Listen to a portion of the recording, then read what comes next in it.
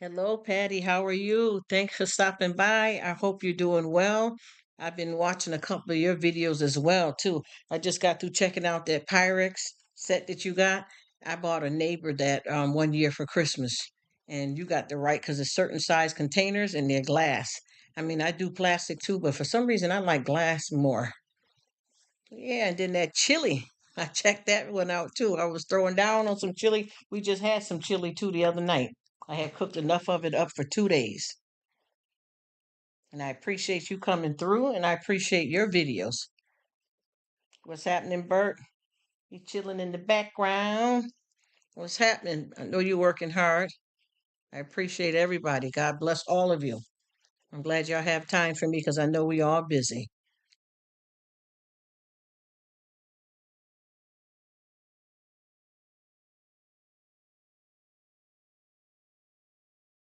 Hello, Kate. Hi, Sydney. I thank you guys so much. I really appreciate it. I had a crowd in here that I was chatting it up with earlier. I mean, we got in on it. We sure did, and I appreciate all of it, y'all, because you guys, we all got complete lives. It's only 24 hours in a day, and there is thousands of YouTube channels and social media, and life is lifing. So for you guys to come by and check me out, man, it's everything. And I thank you guys. I'm gonna get over here too, even though I'm saying hi to all you guys. I'm still gonna type it in. So I'm gonna pop over there, type it in right quick. I appreciate it. Start off with Mr. Burt. He's on the TOP. Yeah, we were talking some good stuff about life, just in general, and we tore it up. It's just amazing how it is for people to come together like this and come from different lives and everybody all care about each other and keeping real friendships and growing, living. There's a lot more to life than just your own family. You like to reach out and meet people around the world and do it, and hope you can make good friends because I know I have. And it's interesting how you can make friends with people sometimes better on here than in your real life at times with us as people. And I mean that, I tell you. But I know one thing that's paid off for me in my life is minding my business and wishing everybody the best and do it moving. 'Cause sometimes, you know, we get out here trying to, do stuff that don't need to be done. And you just got to watch it and you just got to know where it's at. And I think anytime any of us keeps ourselves connected properly with God and just respect one another and people, I think we get pretty far. I know I do. It's just trying to do the right thing. Yes, it is amazing, Katie. Because I mean, I'm gonna be honest with you. This is like a blessing from God in so many ways. It's just up to us how we do it. You know what I mean? And oh boy, I don't even know how to say it because I get excited. I appreciate it. I mean, I have my family and stuff like that, but that's not what I'm talking about. What's up at the Witcher? How you doing? How are you, sir? Thank you so much for coming by. I've been checking out your channel a lot lately too. Thank you. I appreciate it for the thumbs up. Thank you very much. We all got, a lot going on. You know how good though really feels though. Let's be honest, y'all. When you know that people can do just about anything they want, far as watching other people's channels and stuff, and for them to come by and check you out, and I ain't got nothing over here but a little old hangout spot. You know what I'm saying? And for people to be able to come by like that and spend some time, it's amazing. You know what I mean? I'm really forming some connections here, and I feel real about them. I feel that they're true. I'm enjoying it and that's why too, because my schedule's changed too. So I've been able to have these lives and leave them open so you can hear things in the background and cooking and water running. I worked out yesterday on the live. Oh, thank you so much, Witcher. You are a nice guy too. I appreciate that. Oh my gosh, thank you so much. That's so nice to hear. I appreciate it. Wow, I try my best because I tell you. this life or try to give you lemonade sometime. And the thing is, I know that this is not the promised land, but I tell you what, you can make it all right though until we get to where we need to go. It's just how you think about things, how you live, and what you want from life. Because sometimes, we obviously we can't control everything, but we can control how we react to things. And it's hard. And I know a lot of this is better said than done, but at the same time, it's true though. It's true. And that's when you start meditating in the word and trying to have God hold you up so that you can keep your head together the right way. And it's a struggle, but at least you try. When you try, you feel that you're winning. I am from the United States, but I live in and out of the country. I mean, country. I mean, we can get down south to Georgia, Brownstown, Jamaica, Puerto Rico. I am what you call global because I'm able to travel and spend a certain amount of time in different places. And I've been traveling more because I've had some issues in my personal life that had me, turned upside down. So I just call myself global. And it's hard to be keeping up with all that, y'all. It really is. I mean, it's a blessing too, but when you have to move when you don't want to move, you know what I mean? And it seemed like too with this when the C-19 came through, a lot of people didn't take a lot of blessings from it, but I have. And one of them is, being able to have a computer and anywhere you have internet and a certain type of job that you do, you're able to take it with you. That's one thing about that part. Then my out to door job is something that I do that I have to be in a certain place for that. Oh, you are from Honduras? Oh my gosh. Oh wow. Awesome. I have some family over in Guatemala, Puerto Rico. Wow. Stay in your own lane. I love all people. So many like to judge and criticize and yes, bad and claim they love yes. And you know what too? Wow. ¿Cómo está? Honduras. ¿Qué hace? Wow, I don't know if you what language you speak. But yeah, Patty. Man, listen, I'm gonna be honest, I done got tricked by the best. And a lot of that is, blood too.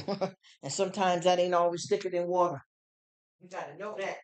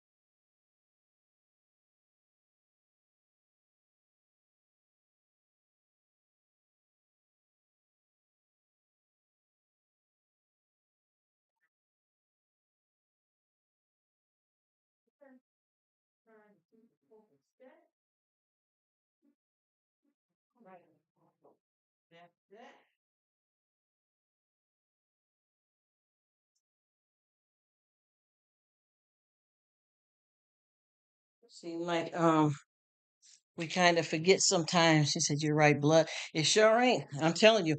And one thing about it too, when we be talking about money, all money ain't good money. I'm telling you, get a hold of something, think you doing something, and that been done had your whole world flipped upside down. Especially when you don't know how it's coming right or not or who. Because I done had plenty of folks that I done been around, and they got so and so talking about they working this little side job, and they handing them a little bit of extra money to support the family and bop bop bop, and come to find out that money wasn't clean money. Okay, that money wasn't clean money. Or you got some people tell you, oh yeah, I got a little something I'm doing, but I don't bring it to the house. Yeah, right, honey. Anytime you getting down in that underworld, That thing there follow you.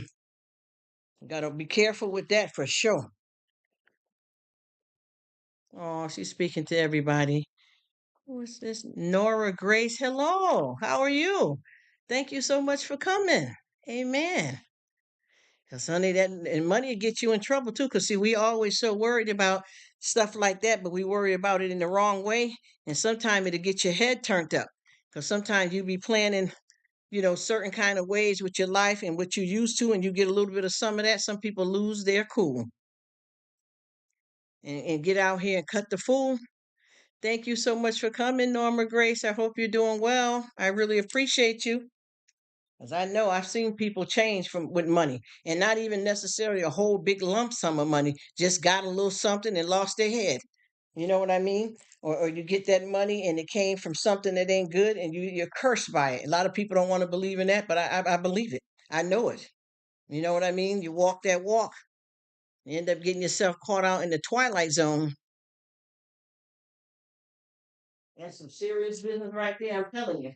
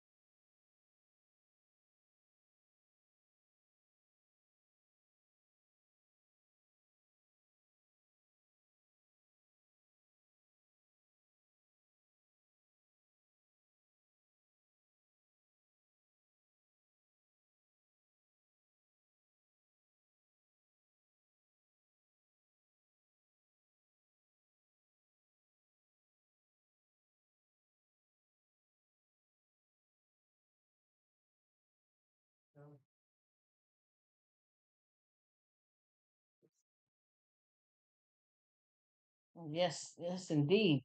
Now I hate to do this, y'all, because I know y'all be like, what is she doing? But see, when you work from home, stuff happens. Just like with me, my schedule switch around, and I thought we had a meeting and all that was straight, and now all this stuff is coming to me that ain't supposed to be coming. So then I got to tend to it. And see, that's why I said to you, work yourself to death, and it's best to have self care. And you know what I mean? And then I get caught up with it because stuff is happening that I ain't supposed to be dealing with, and it's coming through. So I got to pause on here for a minute, just go silent for a minute so that I can just take care. I got some stuff that I got to inspect before I let it come in the house because we got a lot of stuff that we're doing labels, printing labels and things of that. And some of the stuff that we've been getting I want to see it instead of bring. You know how when you bring something in your house or you take something from the store and then you own it now, and then you open it up and it's damaged. So I'm learning that. Let me look it out. I don't care what's going on. Let me peep at it right quick instead of signing my name on the dotted line, and then you get the stuff in the house and something wrong with it, and then you got to argue and fuss with folks and stuff to get it straightened out. Oh no, it was fine when we had it. No, no, no, no.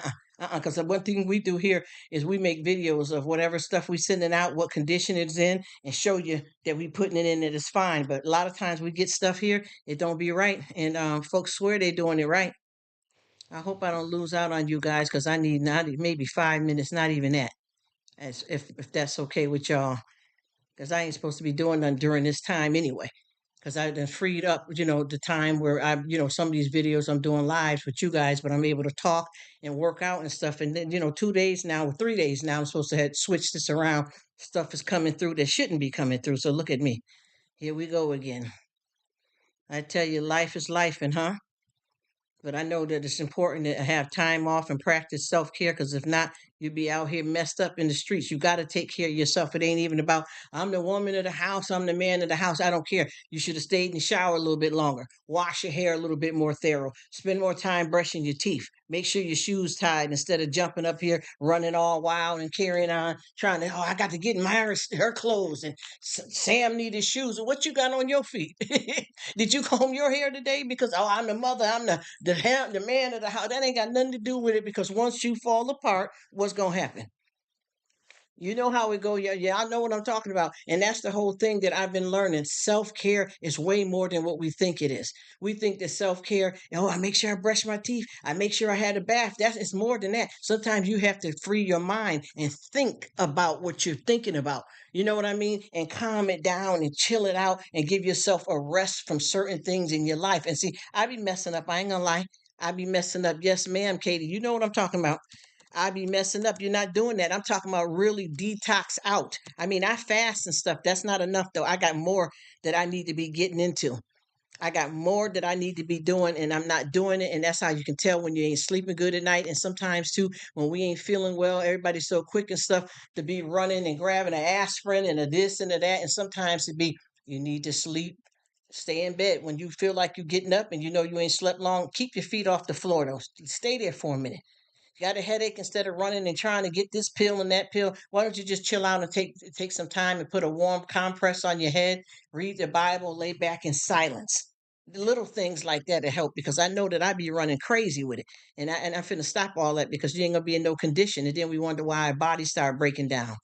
Oh, thank you so much, Katie. I'm doing a few things around here too. I got somebody getting ready to pull up at the door. So I'm gonna step off for a second just because I don't want to, you gotta say names and labels and all this, and I don't want to, be calling nobody business out like that. But I get you because that's how I'm doing. I'm trying to multitask and then also making sure that I'm doing what I'm supposed to be doing because I done got crazy here. I realize you're doing too much. Stop, stop. You worried about that one cup you got down there. I'm not saying you done left a sink full of dishes with flies all around it. Not that, but that one cup, you got to get up out the bed and go. Got to wash that cup. Oh my goodness, I don't know what I be doing here. Sometime, y'all. Give me a minute though. I'll be right back.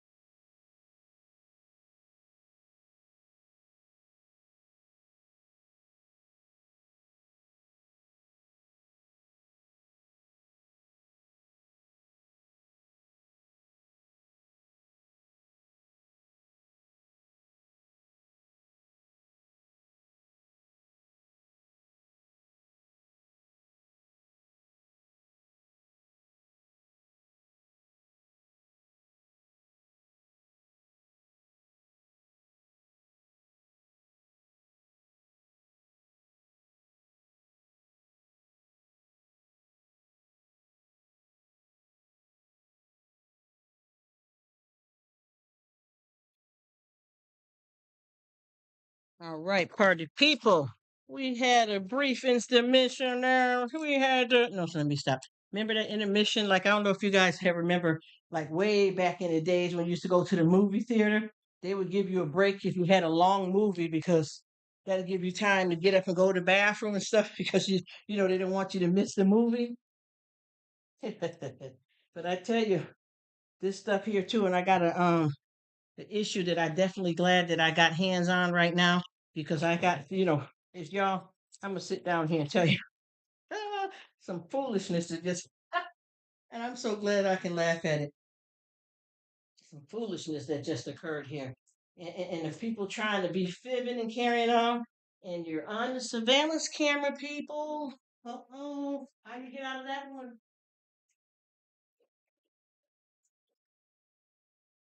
You get out of that one.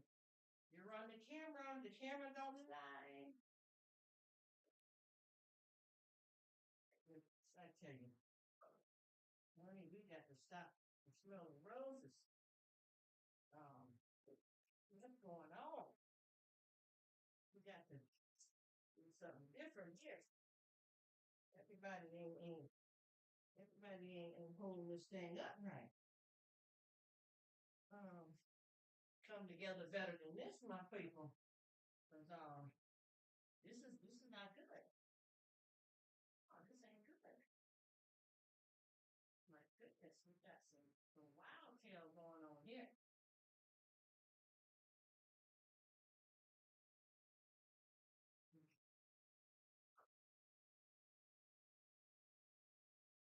Not going on up there. Wash my hands after touching them packages. With Sarah going on with what and what. All right. Let's do it. Got to wash their hands, sis.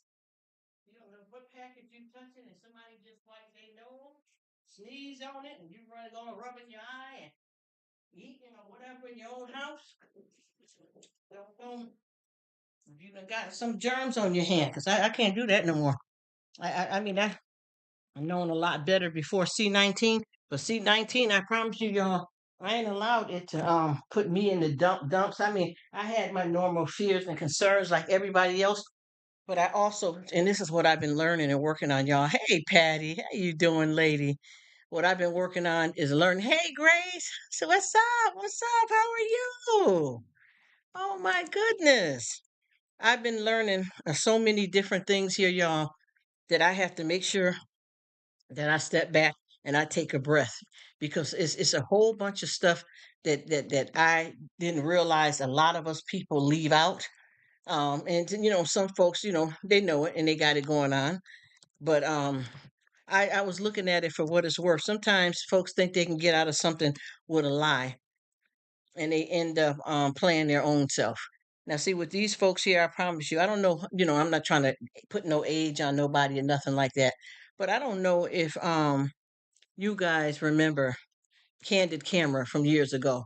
And the candid camera stuff used to be fun and funny. You know what I'm trying to tell you. But this stuff that I'm talking about here, that I'm speaking into, is funny too. But some of it costs a price on it. Got a price on it. It costs because it's damaged products and stuff. Whether you can get a refund or not. But these folks here is throwing packages on the porch, throwing packages where they don't even want to come in the yard. They don't care if it got fragile stickers on it. They don't care what you got. You know what I mean? They just dropping it and running. And then, when you get something broken, the company will say, "Well, we didn't send it like that and are you sure you didn't mishandle it? Bop, bop, bop, bop, bop. And not getting upset. Nope, nope. Yeah, opened it up and I got a video showing me opening it up right on the porch. Right on the porch. Okay, and you see, if you need the video, I'll send it right to you. Okay, and also I will show you the picture if you need to see from the surveillance camera, which the cameras don't lie.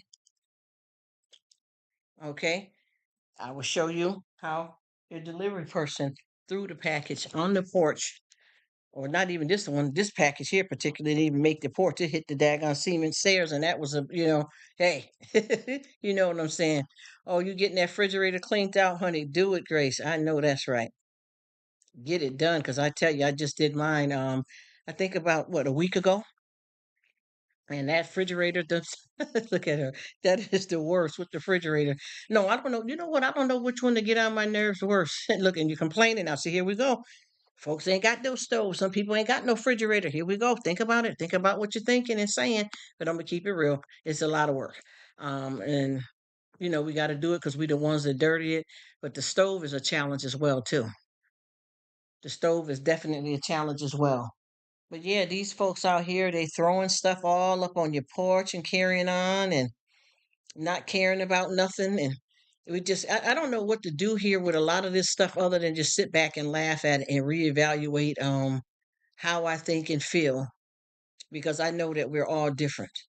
I like what Patty said. You're right. Stay in your own lane. I love all people. So many like to judge and criticize and claim to love you. God is so much. You know what? And that's what the whole thing is. I'm trying to tell you. And that's one thing about the devil. The devil will use people to hurt you. And we all know that that can happen. And it'd be shocking to you who they use, and then you be shocked at the person because you're trying to figure out why would they want to do you that way. But you know what? They ain't steering the car, honey. That Satan is the one steering the car. You get what I'm saying? And that's how he works. Works in them kind of ways that they will it off where you thinking that you're trying to look at this, whether it be a family member or a friend or somebody that you've been knowing for a long time. You looking at what in the world is going on? How did this happen? What happened to them? I don't remember them being like this. What is going on?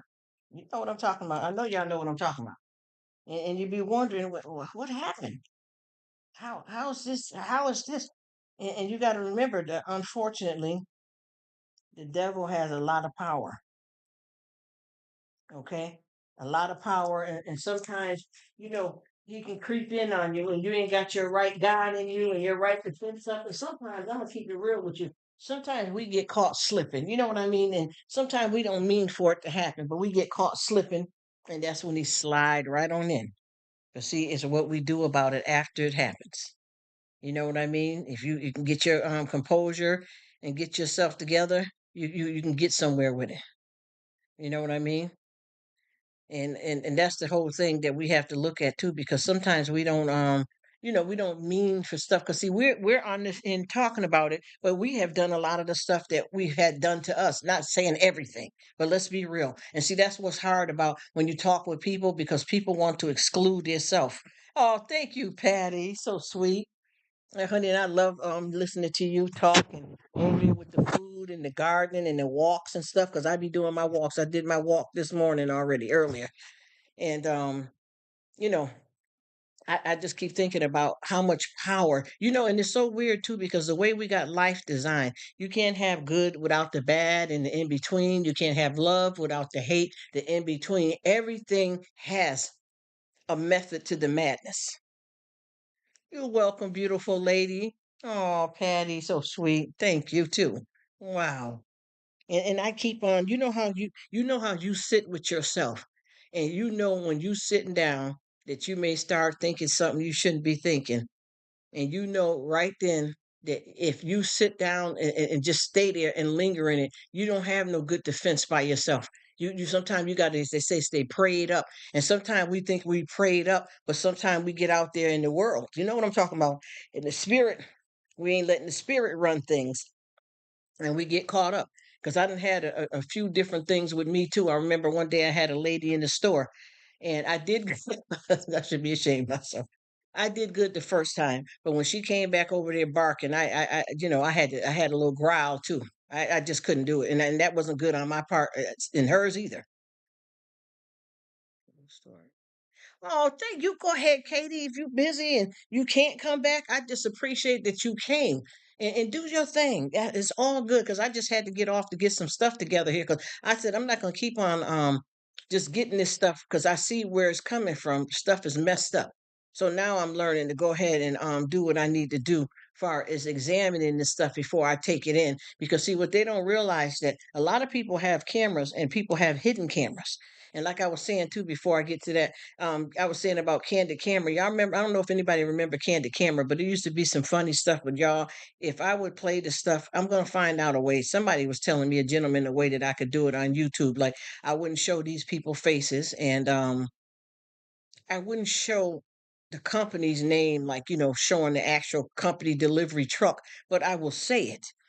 You understand what I mean? And he said that if I could start putting those videos up. So we're looking into it, but I'm talking about some mess at the door. I promise you, y'all. I'm trying to figure out if we got this video still put up in the archives, because this is like when it first started. Oh, you remember Candid Camera? Yes, Patty. All of the stuff that it catch, and it was always, good and funny stuff. Well, I'll tell you, I got some funny ones and I got some messed up ones. I'm not talking about like dangerous or nothing, but people throwing your package all crazy on the porch right from there. They pull up and pull their window down and throw the package, hoping that it get in your gate. If it didn't, it fall on, and they done drove off. And then I got one time. This is when the C-19 was heavy. Boy, y'all wouldn't believe. I want to see if we still got that video. This man had brought our delivery food, and this was from Walmart. I mean, we order from different places, HEBs and all these other stores like that. There's places we go. They got Stop and Shops and Big Y's and all kinds of different stuff. You know, man, oh man, this guy pulls up, right, and I didn't know that it was the person coming, because usually they'll say they hadn't been saying what car or nothing. So they'll show the face. Hank is going to deliver your food. When you're doing this Instacart, and it's a little different at Walmart than it is at Instacart and other places. Anyway, they didn't indicate too much other than the person's name. So when the person pulled up, I didn't know whether they was going to the neighbor's house or who or what, because they were doing some repairs on their house, and it was a pickup truck. I'm not saying that the stuff couldn't have came in the pickup truck, because I think they use anybody that have a vehicle. Boy, listen to me. We looking, right. I look out the window. Actually, no, I heard the ting, because when you get close to our house, the thing rings off. So I peeped out the window first, and then I looked on the camera. And I kept saying, well, wait a minute now. And then at this point, the man that got out the truck, and he pulling the tarp back. So I was like, well, maybe they're doing some repairs. I'm not saying, like I said, they can't, the food can't be on the flatbed or nothing like that. But I'm looking, why y'all, this man is out here. She said, yes, break up things when they throw. Yes, they do break and damage your stuff. What? Oh my goodness. And they don't care if the box say fragile or not. Look at here with this man here, Patty. Y'all, listen. This man had, listen to me, I promise you, a dead deer on the truck with our food in the back. Because what he did was he put the food in on the side, like I'll just say on the right hand inner side of the flatbed. But when he had to flip the tarp back, the tarp flipped over, and you could see that it was a deer. And my goodness, I got on the phone and I called Walmart and I told them, I said, I don't know what's going on here. I said, but the delivery guy that just brought, you got to get into what's your order number? What's your name? What's your email address? All that, no problem. I said, the man got the food out here, and he got the food out here on the truck, and he got a dead deer. It's dead, but it was alive. And they're like, what? I said, yes, a dead deer. And they just couldn't. They had to go and get somebody from this office. They couldn't believe it. And I said, well, if you want to, I'll come up there and meet with somebody, not no manager and supervisor. I want the CEO, so we can understand what this is going to be here.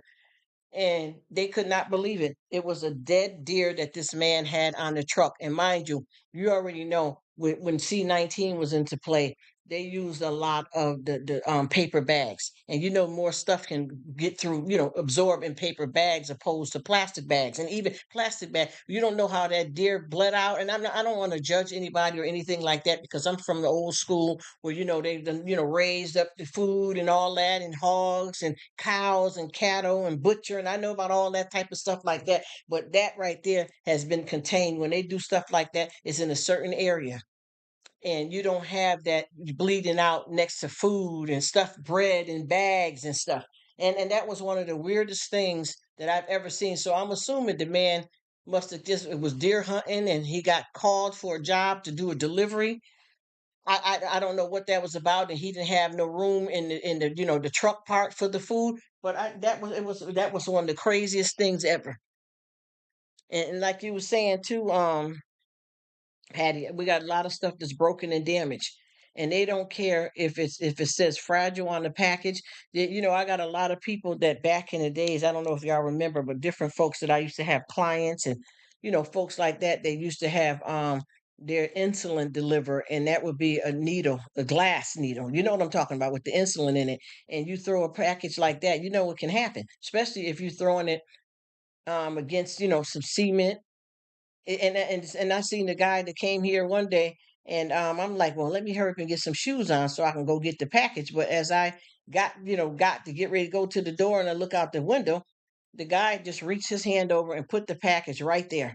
Now it don't matter what neighborhood you live in. Anybody can come by and snatch your stuff up. You know what I mean? It's easy to get got. And I noticed that in a lot of cities, states, town, countries, folks get a little crazy around the holidays. I mean, I got so much stuff to tell y'all. Y'all just and I know a lot of y'all probably know about some of this stuff, but folks sit back. Especially, I'm gonna give y'all an example. We had a time back, y'all. I mean, a couple of years back when the PlayStations came out, some the newest PlayStations that they have. Do you know how many people were laying doormat to see that it might be any UPS man, FedEx, whoever, whatever, carrying any packages that might be that new PlayStation? People have been outside these places that they call the game stores and the GameStop, waiting for new games to come in. Foot Locker for sneakers outside with sleeping bags and stuff. Folks get when they want something, they get turned up with it. I wish a lot of people be thirsty for God like that, though. I'm telling you. But we got, if I can, I'm gonna try to figure out. I'm gonna talk to my family member here and figure out if we can get some of them videos so y'all can see what we got going. And I'm sure y'all experience some of that stuff too. And then I try to have a rapport with any mailman, any delivery person to give them a Christmas gift and a thank you and a cheer and how you doing type of, decent. Even with the C-19, mostly any of them I greet. I always have my mask on and gloves and whatever have you. So it's not that kind of, you know what I'm saying, that kind of contact like that. But it's just like they're giving anybody these jobs. And you end up with the rough end of things because your stuff end up getting damaged. And sometimes people don't understand. It's not like, I'm gonna give you an example. You know how they got all these delivery service for food. You know how it used to be now. It depends on where you live. Once again, city, state, town, country, where wherever you at. Look in the universe, right? They have delivery services, and it depends on how yours work. Now, for the most services that we have dealt with, if there's a problem with your food or anything, you get a refund. But what they don't understand is, just say, for instance, because see, I can cook a potato 5 ways. I could have just rice in here, and we gonna eat. You know what I'm talking about? We know how to make it do what it do. But just say, for instance, if you are in a predicament that you ain't got too much food in the house and you on a tight budget, you got a good sized family, and y'all really, be stressing for some stuff, but finally y'all had enough money to order out, and then you got enough food, about five, pork chops to split between the family of six. This is how we living. You know what I'm talking about. We ain't even playing no games. Folks are struggling for real out here. And you order something because we finally got a little extra money to get a pizza for the family tonight. We ain't gonna eat no soda because we ain't got enough of that, but I can make some sugar water, some Kool-Aid. I'm just joking, but y'all know what I mean. And you get somebody deliver the food and it's the wrong pizza, something wrong with it, and you call, and the first thing they say, well, don't worry, we give a refund. Obviously, anybody would be glad to get their money back, but the refund can take anywhere from 5 to 7 business days, and you ain't had nothing. What if you ain't got nothing else in the house to cook? You get what I'm saying? And no disrespect. I mean, I know how to come up with something, but everybody ain't like that though. Everybody don't know how to make a meal out of a potato and make a potato 7 to 8 different ways. Some folks ain't got no potatoes. People don't understand. People out here are struggling, and a lot of folks that I've been meeting out here that's homeless and stuff. And you wouldn't believe you meeting a person that was a former plastic surgeon, and they sleeping on the park bench now. A lot of this stuff is mental health. A lot of people got destroyed financially, not just from C-19, in life, and fell off and got messed up mentally. If you would watch some of these stories and pay attention to what's going on with these folks, you could see how it could happen easily. I remember 2 years ago, Will Smith, he's, a millionaire or whatever now. MC Hammer, both of them had to file for bankruptcy because when they hit it big, they took it for granted and blew through their money. So I'm not saying, you can't get back on top, but I'm just saying sometimes that don't work out. And in certain cases, some people don't. I don't want a refund. Can you have another driver that's reliable to come back out and bring me the food because it's going to take you 7, 10 days? I mean, 5 to 7 days to give me my money back, and I need that now. I can't order from another restaurant. We don't have the option to go in there and just bake some plain potatoes and have food because people don't know that sometimes less is more. And we get so caught out here with knowing that we got it like that that we realize that we think we can do everything, and everybody don't have it like that. And they always say don't sweat the small stuff, but see, that ain't sweating the small stuff. Well, we're giving you a refund, that should be good enough. Sometimes it's not. That's not what it is, though. And people always say, I know they gotta have. No, they don't. No, they don't. I remember having some different places that was going on as we traveled out, because a lot of times we'll get a when we want to do big donations and stuff for places, we'll get a U-Haul truck and drive out of different towns and stuff, and shop at different stores. And they had a problem in one state where they had issues with water, and they were saying about with the water, you can, until they get the water fixed, you can, and this wasn't everywhere in that state, but quite a few places. If if you can, just take the time and boil the water, and it should be fine to drink and bathe with and bop bop bop.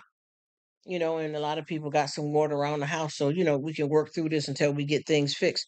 People was in that place going crazy for water, arguing, fighting, running carriages all up on. You know how when somebody runs something on the back of the heel of your foot. I mean, it just, and that's, woo. And folks was worried about their self. You see this old lady struggling, trying to grab her a gallon. Instead of you helping her get it in the cart, you just snatched it from her and said, "That's mine." I remember this one lady. Folks was crazy. This one lady, we went. Oh boy, I was up in I think was it Lowe's one day? This is how we got. Hey, Miss Quinn, how are you? Oh, thank you so much, lady. I hope you're doing well. Oh my goodness. Nice to see you. I really appreciate all of y'all. Wow.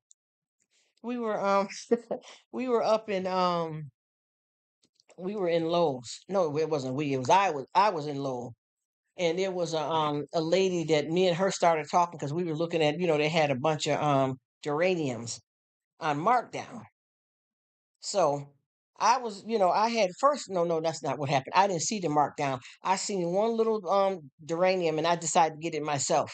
So I had it and I'm pushing my carriage through, and this woman passed by me and she said, "Where did you get that from? Is there any more?" I said, "No, I don't see any more. I just seen this one, but maybe you can ask somebody, in the management or cash register or something. Do they have any more?" You know what I mean? And she said, "Okay." She seemed to be pretty cool, right? Let me tell you, going through the store. All of a sudden, I see a clearance rack with a bunch of plants over there. So then another lady was over there talking. They had the large geraniums. And I mean, they were so big and pretty and green. And they were on clearance, I guess, so that they don't go, they won't go bad. Because everything on clearance and markdown don't mean that it's expiring or that it's no good. It's just sometimes they have overstock and they got too much stuff and they need to get rid of it. And then some stuff is going bad and need to be, you know what I mean? This woman, so I'm over there and I see the stuff. So I grabbed me, I had a little one, but I was going to take that one and put it back. And I grabbed me about four of them. I think they were $2. I'm talking about big old head of geraniums. All of a sudden, and there was another lady that I was talking to while we were getting them. She had put two in her carriage. And then the one lady that asked me first when she said, "Is there any more?" She ended up coming over there. So now it's three of us. Do you know that she called herself, she came over there and she said to me and the other lady, "Don't bother. Don't bother take any more because I'm buying the whole rack." This is what she said. And the other woman is so weird too because one lady, and it's not just to judge the nationality, but it was different race of people. This lady was Haitian, and the other one was Trinidad, and I'm from mixed race. So when she started talking, in her language, which is French, that's one a part of their language that they speak, the Haitian people. She started cussing in her language. And the Trinidad woman was like, she grabbed the Trinidad woman who had already put two in her carriage, and me, I had four. The Trinidad woman went and grabbed two more. And do you know that that lady came over trying to rip the plants out of her hand to where she broke and ripped the plants up and went off and started talking in French and cussing her out and trying to get me to join in. I mean, that was a foolish mess because she decided to come over there. We were already there. She decided to come over there and said, I'm buying the whole rack. And then she got the nerve to leave off and go and try to get it attended for her to buy the whole rack. And he was telling her, we can't just sell you the whole rack only. We have to whoever wants some. Now, if you had them all rung up or all in your possession, but if there's other people coming here and they had to go back because the Trinidad woman said no, she just assaulted me basically, and trying to get me in it too. And I said, well, that wasn't right. What went down? He went and replayed. He played the he went to replay the video camera of what happened over there in that spot. And that the lady, she took off, the Haitian lady, she took off because she knew what she did was an assault over plants on that. And I know y'all done seen them cranes and stuff up in there, how it's set up where they got plants at, like in Lowe's and Home Depot type of places. That right there, what she was trying to get, that probably had a good daggone about what 50 geraniums on there. And just because she came over there and she wanted them all, she was finna fight this woman. It was horrible.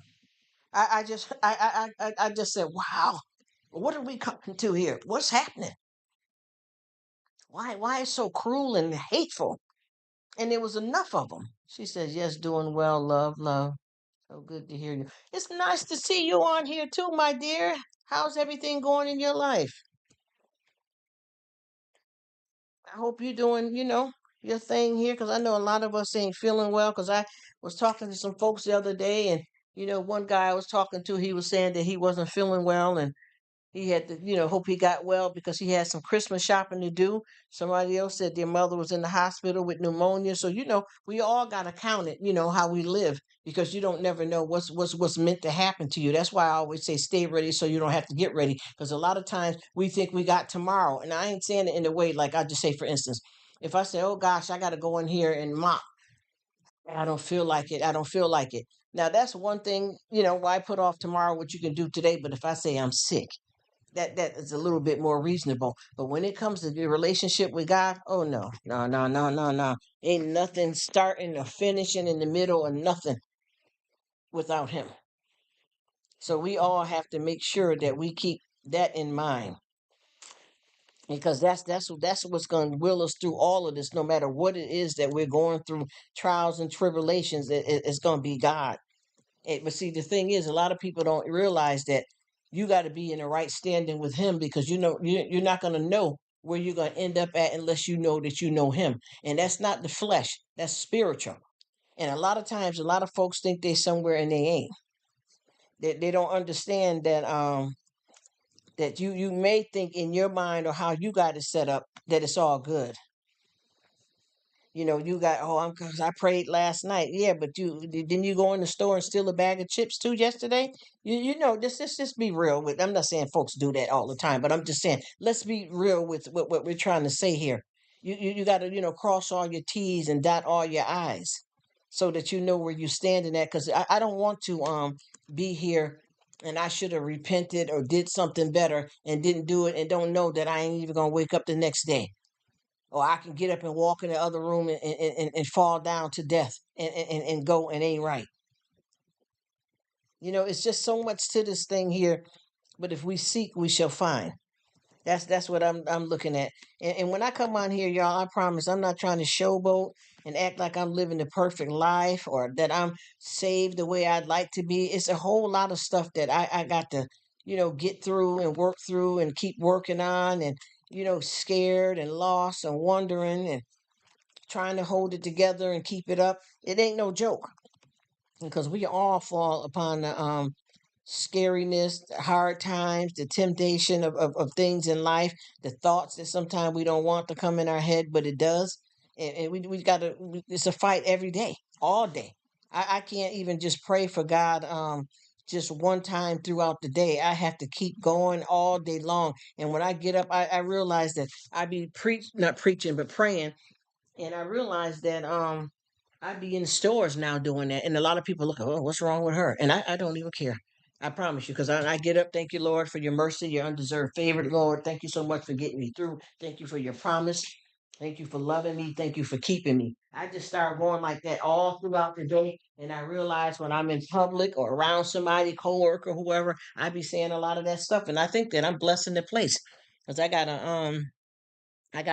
one of my YouTube friends on here. She was in a relationship of a lot of turmoil. I'm not gonna talk bad about nobody or even say her channel or none of their business, but she was in a bad relationship that she didn't know, and she decided to finally get divorced. And she said that she didn't want to stay in the house. She wanted to get rid of like the bed, the marital bed, and all the stuff in her house. And no, no, no. She said she wanted to move. She was gonna move because she didn't feel like the house was right, and then she's gonna get rid of, when she moves, she's gonna get rid of the bed and all the stuff that she shared with this man. And she took that to God. And what happened is God, told her, you go through this house and you pray, get that bad juju and that bad energy up out of here, and don't rush and move and do nothing you don't have to do. And she did that, and she found peace with it, and she's able to stay in the house. I mean, it's a rental house, but still she didn't have to come up with all that money at a time of stressed out in a marriage that was ending, and go out here and tear out trying to find an apartment all around, the holidays and all this stuff. And it worked out good for her. It's just, it's that energy. Sometimes it's that bad juju. That's why I said too, we have to take responsibility for how we let people treat us. Because a lot of times we allow people to rub off on us. And people always think that if you're a certain age that you don't have peer pressure. Like, oh, that's for kids, little kids and teenagers and stuff. No, it's not. I've been peer pressured as an adult like a fool, and made mistakes. I know folks 40, 50 years old, 70, and got played by someone that you thought was a cool friend or a coworker or a family member. So it's not just kids. It's all of us. I know this other crowd of folks here that at this job here, these folks like to go out here and they like to have, a break, whoever smoke or whatever they doing outside talking. And one of them, she like to go to her car and smoke weed or whatever she doing. Ain't my business. I'm just saying. And now the other one that used to be with her, now she's smoking weed, and these women's in their 50s. Cause she just take a little puff and knock the edge off. You'll be all right. And now she's smoking.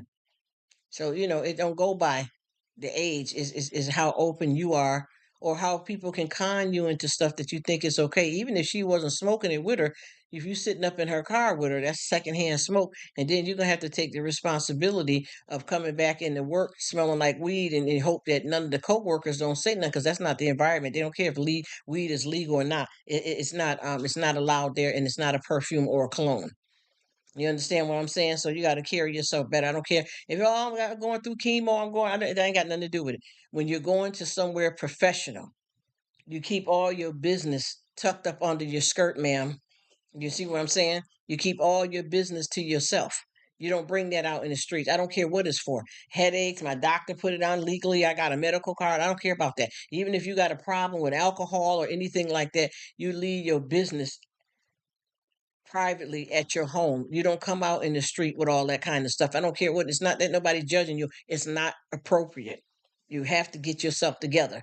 And a lot of people just think they can do what they want. And I feel like everywhere I'm going, since they made the marijuana thing, and it's sad too because that marijuana is helping a lot of people for real, for real. I'm not talking about trying to stay high and all that, because a lot of folks said that it don't work for them unless they smoke it, because they got all kinds of gummies and patches you can put on. And then some people said they can't smoke it because they got lung problems.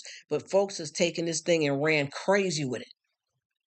They rebranded this thing to where they act like they got on perfume or cologne. They don't care if they're standing in the bank line. These people are all up in school smelling like this stuff. People are up in school wearing bra tops and Daisy Dukes. There is no limit to where people just make new rules and run the world with it. It's scary. Look at her. I know some people who are in their 60s doing the same thing, smoking. Other thing, we gotta talk about that. God delivered me years ago from all of that addiction, and it's crazy. Yes, Miss Quinn, I'm trying to tell you, some of these people don't realize that it's not the young people that's out here turning up with the craziness. It's folks that's well seasoned and want to act raw. to reality and out here cutting the food. And you know that a lot of them, they make their kids and people around them a product of their environment because that's all they ever seen you do. And you 50 and 60 years old, that's all they ever seen you do.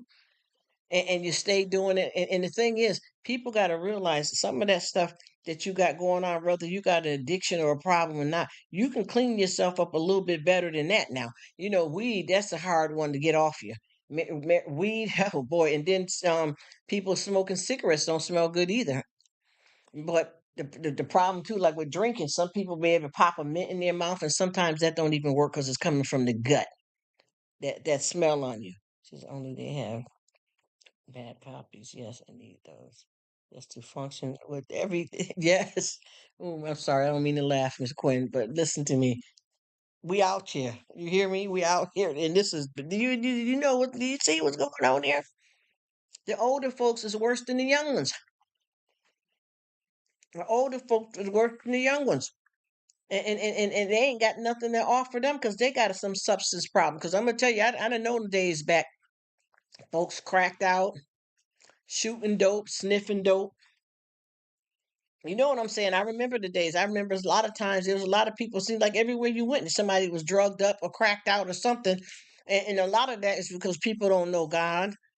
And every time they have a problem in their life, they need some kind of comfort, which should be God, and they don't run to that. I don't experiment with a lot of stuff out here myself too, so I'm not trying to placate, judge nobody, fake the funk or none of that. But I'm just saying, where are we? What are we doing?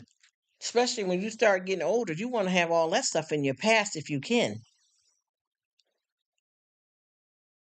Yeah, and see, and that's the thing. But some people, they don't want help because they feel like they don't need help, and a lot of people honestly don't believe in God, and they're not looking to get freed up or get out of the situation. They feel like they running, they rocking, they rolling, they got this. Thanks, Bert. I appreciate it. How you doing today? I just look at that for what it's worth. Just think about it. You know, a lot of stuff that you do interferes with other people's life. Because, you know, one thing we have to do, I know, is, you know, you mind your business. But at the same time, a lot of times when you mind your business, somebody else's problem comes to you and you minding your business. And it's hard to do that. And what I use, for example, I remember one day we decided, you know, instead of driving all out, trying to drive to places, the malls and all that, take a, oh, let me see what she's saying here.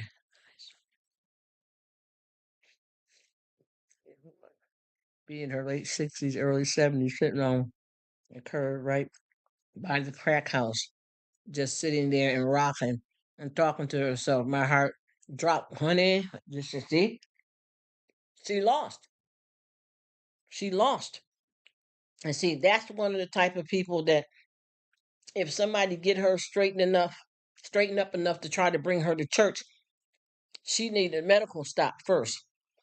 You know what I'm saying? Because you got a lot of that stuff that you start doing, like with them type of drugs, become internal, psychological, and emotional.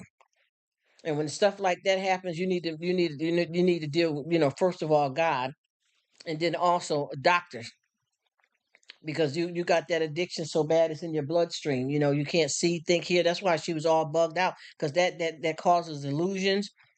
It also makes you feel bad. Let me see what she said. You know what I mean? And I know you felt bad. And see, if she ain't ready, there's nothing you can do, because you know how many people they got this thing called the 5051A in different states and places. That's probably named something different. Somebody in her family could take the power of attorney over her and get her put in the program. But the problem is, the program is only allowed to keep them a certain amount of time. And when they become lucid enough to understand what's going on, if they don't want to stay, they can leave. Or some people do that 30-day thing to get free benefits, whether it's a Section 8 program, some food stamps. And I'm not judging nobody. I'm just saying to get that stuff back started, like they're ready to get on a straight and narrow. And they do that. And they, you know, they've been in the rehab for 30 days, and then they got an apartment or whatever, start doing another 30 days, and then they fall apart because it's a sickness. And a lot of times the stuff that we're looking for help with, you ain't asking God to, you know, to help you. He said, right, I had a monkey on my back. It was easy. It was needing it all. Yep, many times. That's what it is. Do you know when I was coming? Oh my goodness, listen here. Back when I was in my teenage 20s and early 30s, I had so many females that I knew and didn't know that was cracked out and lost custody of their kids and everything. I mean, done. Rock bottom to, like you said, the lady on the curb. Homeless, prostitution, stealing from people, robbing people, lost their self worth, soul, and even in their body at the time. They have no spirit, and they got out here and died to the drug. And a lot of them are still like that 20 years later, 30 years later, and never got their kids back. Their kids was raised by the system. I mean, I didn't watch it go down. I mean, horribly wrong. And I got introduced to a lot of stuff too, but it just didn't work for me. A lot of different stuff coming up out here in these streets. But I know that these women and men too hit rock bottom. I remember this one girl, I think she had, I'm trying to think, I think about 9 to 10 kids. And the last baby, I'm eating a peppermint stick. They got some of them on the tree. Mm. The last baby she had, they took from her right in the hospital. She didn't even get a chance to bring the baby home. Hey, Sydney, thank you, sweetie pie. I appreciate it. She never, never got a chance to bring that baby home at all. That baby got taken from her right out the gate. And all the other 9 kids are grown except for that one. That one's probably, I don't even know, anywhere a teenager, at least 14 or a little bit older. She never got a chance to get none of them back. And as far as I know, she's still doing the same thing now. And I think she's in her what 50s to 60 now, 60s, and she's still out here turning, And I've been watching too. I'm not trying to be rude or nothing, but I've been watching a lot of these women that's out here when you go to certain areas and places. And these guys and see these women that look like they're very ill, and they'll pick them up in their car in a heartbeat. hmm I remember one lady that used to live next door to me, and I don't know what her disability was. I don't know if she had cerebral palsy or what it was, but she had a very horrible time walking. But she was from the streets though, prostituting and drinking, and her grandmother lived. It was her grandmother's house, no, her mother's house. And if you would see men pulling up to pick this woman up driving Mercedes, men that got women, I mean, got women and wives at home, got job, a career, family, and they was picking her up left and right, left and right. Men coming, don't know if she HIV positive, herpes, you know what I mean, hepatitis. They didn't care.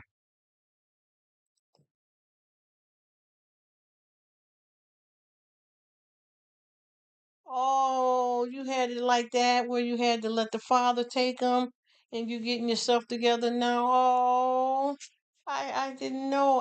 Oh my goodness, I didn't know. You see, you have been delivered and blessed. Oh wow, I didn't know that, honey. You had one of them hard rides too, and I'm just talking on. I'm just keeping it real though, no discrimination or disrespect to nobody. But wow, I didn't, honey, baby. I keep you in my prayers to hope that never bothers you again. Because I know that had to be hard to separate from your kids. Not saying their father ain't good enough. I'm just saying you and their mama, you want to be there too. So for something to take you away from your kids, it had to be horrible. You know what I mean? Oh my goodness, I'm so sorry to hear that. And I got so many of them out here, that I knew from back when we was younger, and they just could never recover, or they went in and out of rehabs and stuff and got right back out with the same thing again. They just couldn't get it yet.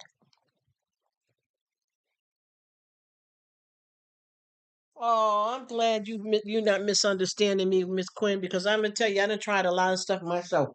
I'm gonna keep a buck 50, and I'm gonna tell you, I had some times in my life that I was so down and out that I wanted to try to get messed up like them out in the street. I didn't have no kids or nothing during this time for myself, but I just couldn't feel what they were feeling with the high. I couldn't do it. I couldn't be high. I couldn't. I mean, I done tried to drink it away, this away. I remember we were teenagers. I didn't want this though, but when we was teenagers, we was babysitting. You know, when you have the right parents, they want to make sure they go down and make sure who you babysitting for, who these people are. We didn't have none of that anyway. I ain't gonna start trying to throw nobody under the bus, but those stories are definitely coming. Not stories, reality, not reality TV, real life. My life, my life for real. And the people we were babysitting for were professional shoplifters, and we was babysitting for them, and they had us sniffing dope. I didn't know what it was. I didn't get no effect off of it. I don't know what I was supposed to feel, but me and a friend of mine that was babysitting for them, we didn't get I didn't get high. I didn't know what it was, and I don't know if they gave us enough or not, but we tried that there. We didn't try it. We was introduced to it because we were teenage girls, young girls, dumb girls. And it didn't work for me, but I know with that family right there, it ended up being a whole bunch of them, and they was sniffers and professional shoplifters, and they also were IV users too. I We didn't know none of that when we was doing that back then. Says this is so healing and freeing to me. Being able to speak on it, that's good. A part of my story. That's why trying to get the podcast together. Yeah, to speak out. If not, you can just do. If you don't do it, the podcast don't work out. I'm not saying that it won't. I'm not claiming nothing negative. I'm just saying you can just get on your channel because I got a lot of stuff about me like this. What you talking about that I'm going to be speaking of. But see, my thing is, I tried to do the same thing everybody else was doing, and I'm telling you, there's nobody but God. It didn't work for me, and just about everybody except for me and one other girl. We didn't get into the crack all like that, but we were selling. Let me see, let me share, girl. Let me start writing the book. Here we go. Oh yeah, we were hustler. Oh yeah. She says I got with the wrong people and I fell on it. Yeah, and it's taken years. I mean years. Yeah, and you know that it had to have done something to you when you lose your kids. I mean that's something greater than yourself.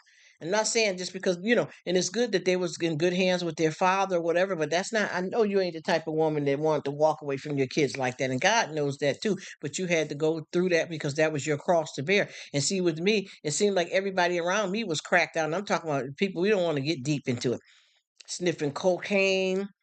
And see, it started off. You know how they try to say weed is the gateway, that type of thing. I know some people that went straight from, nothing to getting high. But I remember people, falling, passed out on the curb with syringes in their arms, seeing that, I remember just about everybody around us except for two of us that we tried to, coolies and thinking we was doing something because the rest of the folks, and for some reason it didn't work for me and her. And we tried to hang with this crowd and do these things for many a years, with your own money, keeping a job and living your life, trying. Just that you wanted to fall apart. You didn't want to be here no more. You hated life. You hated the world. You hated yourself. I'm going to tell you, I can write the book. It just wouldn't work. It wouldn't work for us. But everybody else was hook, line, and sinker. And they went all the way out where oh my gosh, it was horrible. Yes, I gave to him because I was not ready to stop, but I knew exactly where. Yes, and that's and what I'm speaking to you about is these was not just anybody. These was like cousins and close friends that got into, after they done used up all of their, their resources where, they was getting food stamps because they had kids, welfare and all these kind of things like this, lost their apartments, Section 8 or whatever they had, all that went all the way out. And they ended up deep down into prostitute. I can tell you some stories, prostituting and stuff, oral, different things. And I don't want to disrespect anybody on here that's into church and stuff that can't take this rough cut because I got to bring it. You understand what I'm saying? This bag of groceries got some steak in it. It ain't all snacks. You know what I mean? Real talk. I'm gonna keep it. I'm 100. You get me? Should have a podcast conversation. You know what? I need to do something because if I tell you what I end up doing instead of being one of the persons that was out here trying to, they got caught up getting high and all that. The other end of it, where they get it from, when they 357, locked and loaded with the lead. Let me tell you, I got some stuff here. I'm telling you, I got some stuff here. And like I said, with these friends, they started becoming prostitutes out here because of that problem. Yeah, you know what I'm talking about. We got on the other end of it. I got somebody that put, I opened up back then is what they call a gate. One side was for the ones that had it for the arm, and one side was for the clouds that come in that pipe. You know what I'm saying? I charged them on this side for this. I charged them on that side for that. I had a spot that was designated. They paid me to use, and I was the person that they was the big dog. You know what I'm trying to tell you, which was just as bad as if you was using in a certain extent. You just evil, just as evil. You're just making the money and living off the riches, while other people are addicted to the stuff. You know what I'm trying to tell you? And I promise you, the friends that we had and family members that got on that stuff, the girls have dogged themselves out. Some people have became HIV positive, hepatitis.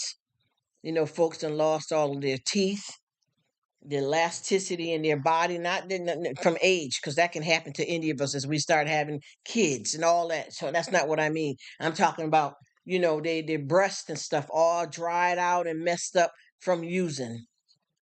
You know what I'm trying to tell you? Because I know I seen that. And see, the thing is, I wanted to lose reality, get out of reality, lose myself to not being in reality and not caring, wanting to die. I already, listen, oh my gosh.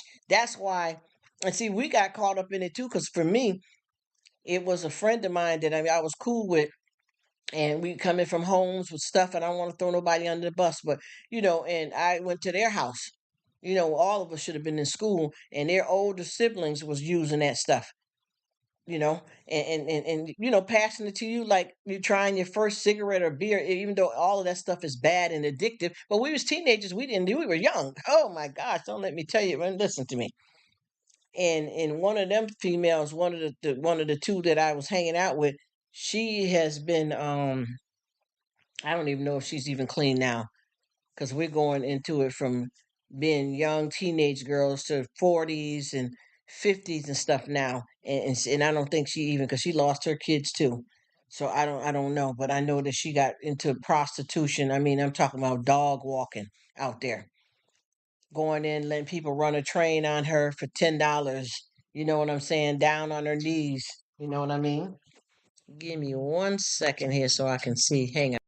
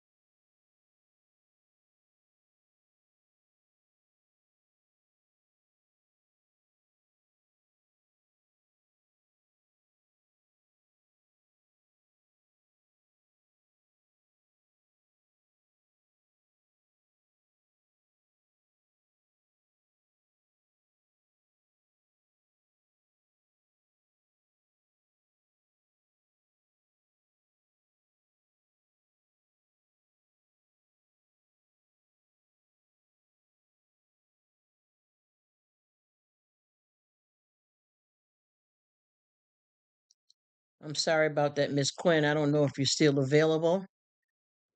Thanks, Bert. I don't know if you're still available or not, but I am. Oh boy, I'm trying to get this thing at the house organized where I have some time off, but I think it might be because of the holidays. Everything is fumbled up. All these calls. I just had to have two Zoom meetings. Was it yesterday? Then I had some packages coming that some problems with just and then some packages stuff that was supposed to be picked up that didn't get picked up, and I'm trying to chill and do this little bit of YouTube thing and have a little bit of fun and free time because since I first started doing this, it was more silent, but since I got my schedule changed around, I'm able to get on here more. But I keep having all these interruptions. I had just got interrupted earlier here before you joined in to straighten out something, and I got that straightened out. Then here comes the phone calls of somebody that you should. I mean, stuff happens, so I'm not complaining. I don't want you guys to think I'm over here bugging out and not taking it seriously. Yes, it is. It is the season, and I thank you for that, Miss Quinn. But yeah, I forgot what I was talking about because I'd be getting it in. You know how that go. But I've had so many things where I had somebody that oh, thank you, beautiful lady. Thank you, Miss Quinn. Oh, oh my gosh, I feel. Oh boy. I had oh my, you got me feeling so oh man. Oh my gosh, you got me thinking here. Anyways, I was saying too, I had some friends that got on that bad like that they done went and slept with a ex of mine. You get what I mean? Because they was out in the streets. You know what I'm trying to explain to you. And I didn't feel no way about that because that was somebody from my past, and then I knew where the girl that I used to be friends with, where she was at, and she went into. I promise you, I can name about at least about a good 15 girls that I knew pretty decently, not hung with all of them, but I can tell you about a good five of them that we were friends, and that took them from our friendship. The street stuff took them from our friendship and their own kids and jobs and apartments and everything. You get what I'm saying? So it went down. It went down. I mean, bad out there. I mean, prostituting in and out of cars. Their health failed because they graduated from one drug to something that's even worse. A lot of them have lost their teeth and stuff, just different. I mean, you can lose your teeth, period, anyway in life with stuff happening. So I ain't even gonna say that. I'm just saying the stuff that was targeted around them with the drug use. And I mean, they went all the way out, like getting a stout. I mean, and I'm not making a joke about that. I'm talking about to the depths of Dons. And I'm gonna be honest with you. There's a few of them that still they never got straightened out. They never got straightened out. They ran all up out here with HIV, and I've had a few of them that I ran into that's asking me to stay. They want to service me, knowing neither one of us. We both straight women, and you knew me from back to when we was younger. You know better than that. But that drug. So I never even got mad about it. You get what I'm saying? And I have a lot of guys that I know too coming up that was gay for pay on the real tip. Just got so bad out here on the drugs that they're willing to be what they're not for real. Not no pan and buy, none of that. They just lost their mind out here in the streets. That where they anything to get that next hit, or that rock, that crack, the dope, whatever it is. Then I know a lot of people started going on the other side of town, deep areas, certain areas where they started with that crystal meth and stuff, but that came down. Look, not too many years ago, I've been seeing that happening because that wasn't hitting in certain areas. Depends on where you at, and then some things was in certain area of a certain community of race and things of that. And I'm not trying to sound racist. I'm just keeping it real. You get people that coming from suburbs down to the hood street in New York to get something. You get what I'm trying to tell you? A housewife was doing good.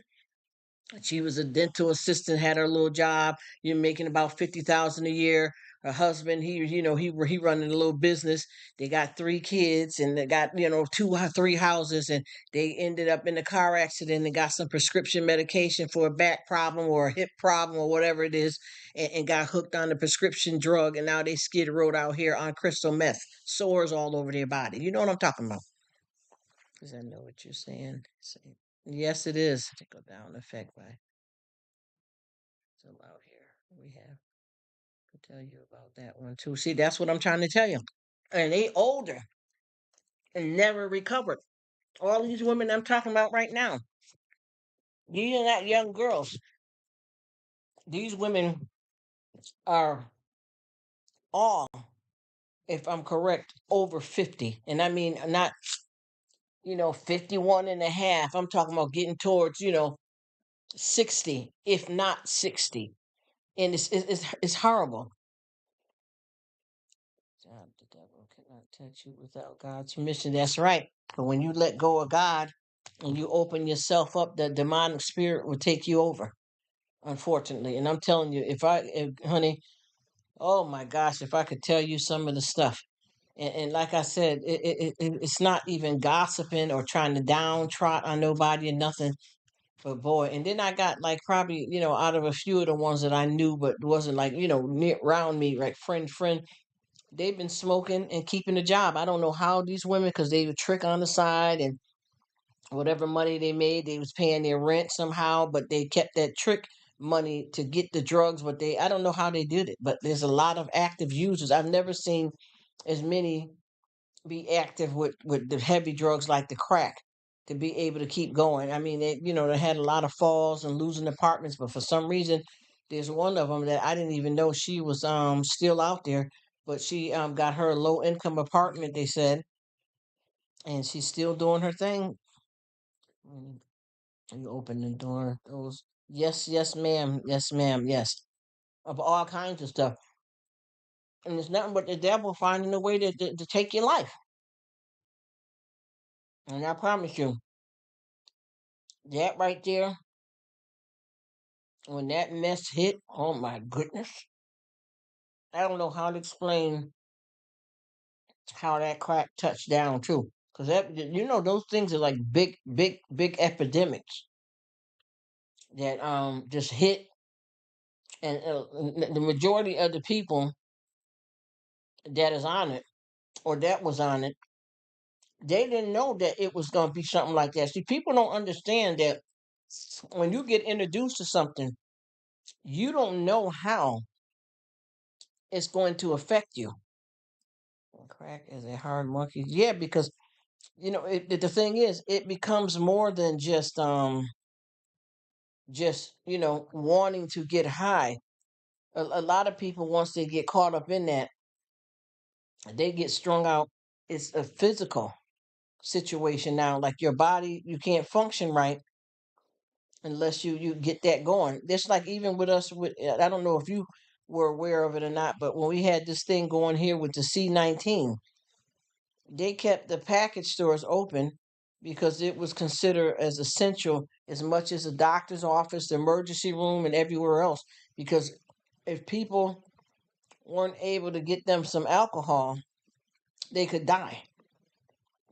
And heavier drugs, like especially with crack has a different effect on people than coke, than weed, than crystal meth. See, when you start them IV too, that's a different badness. And a lot of times this stuff is a lot of downers and uppers. Certain things do different stuff for you, but once you get that dope, and just like alcohol, that becomes your bloodline, your whole system. Yep, and that was for the reason why. Because people don't realize that if you don't get the alcohol or if you don't detox, just like they got methadone clinics and stuff, if you don't detox properly, you can die because your body cannot deal with the certain lack of that stuff becomes as reliable. I mean, your body becomes as reliable on that stuff the same way it does food and nutritions. You understand what I mean? It has to have it to survive. And I'm telling you that, and that's why people addictions are so hard, is because your body have to have it, because now it becomes a part of you. It's in you like your DNA. And even with the crack have you where you can't feel right unless you get it to straighten you out. And then when you do get it, I've seen people, they're fool with it. But that's their normal though. But with the dope stuff, them people like that, they literally die. Like crack have people fiending for it. But dope, you can't even, you start throwing up and getting all kinds of sick. Dope sick and all that is different from needing to get, to get high with some crack. It's a whole different thing. Plan to kill and steal and destroy. Yes, it was.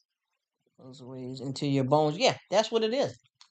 And see, people don't understand that these plagues and stuff out here are coming from an evil source to kill the people.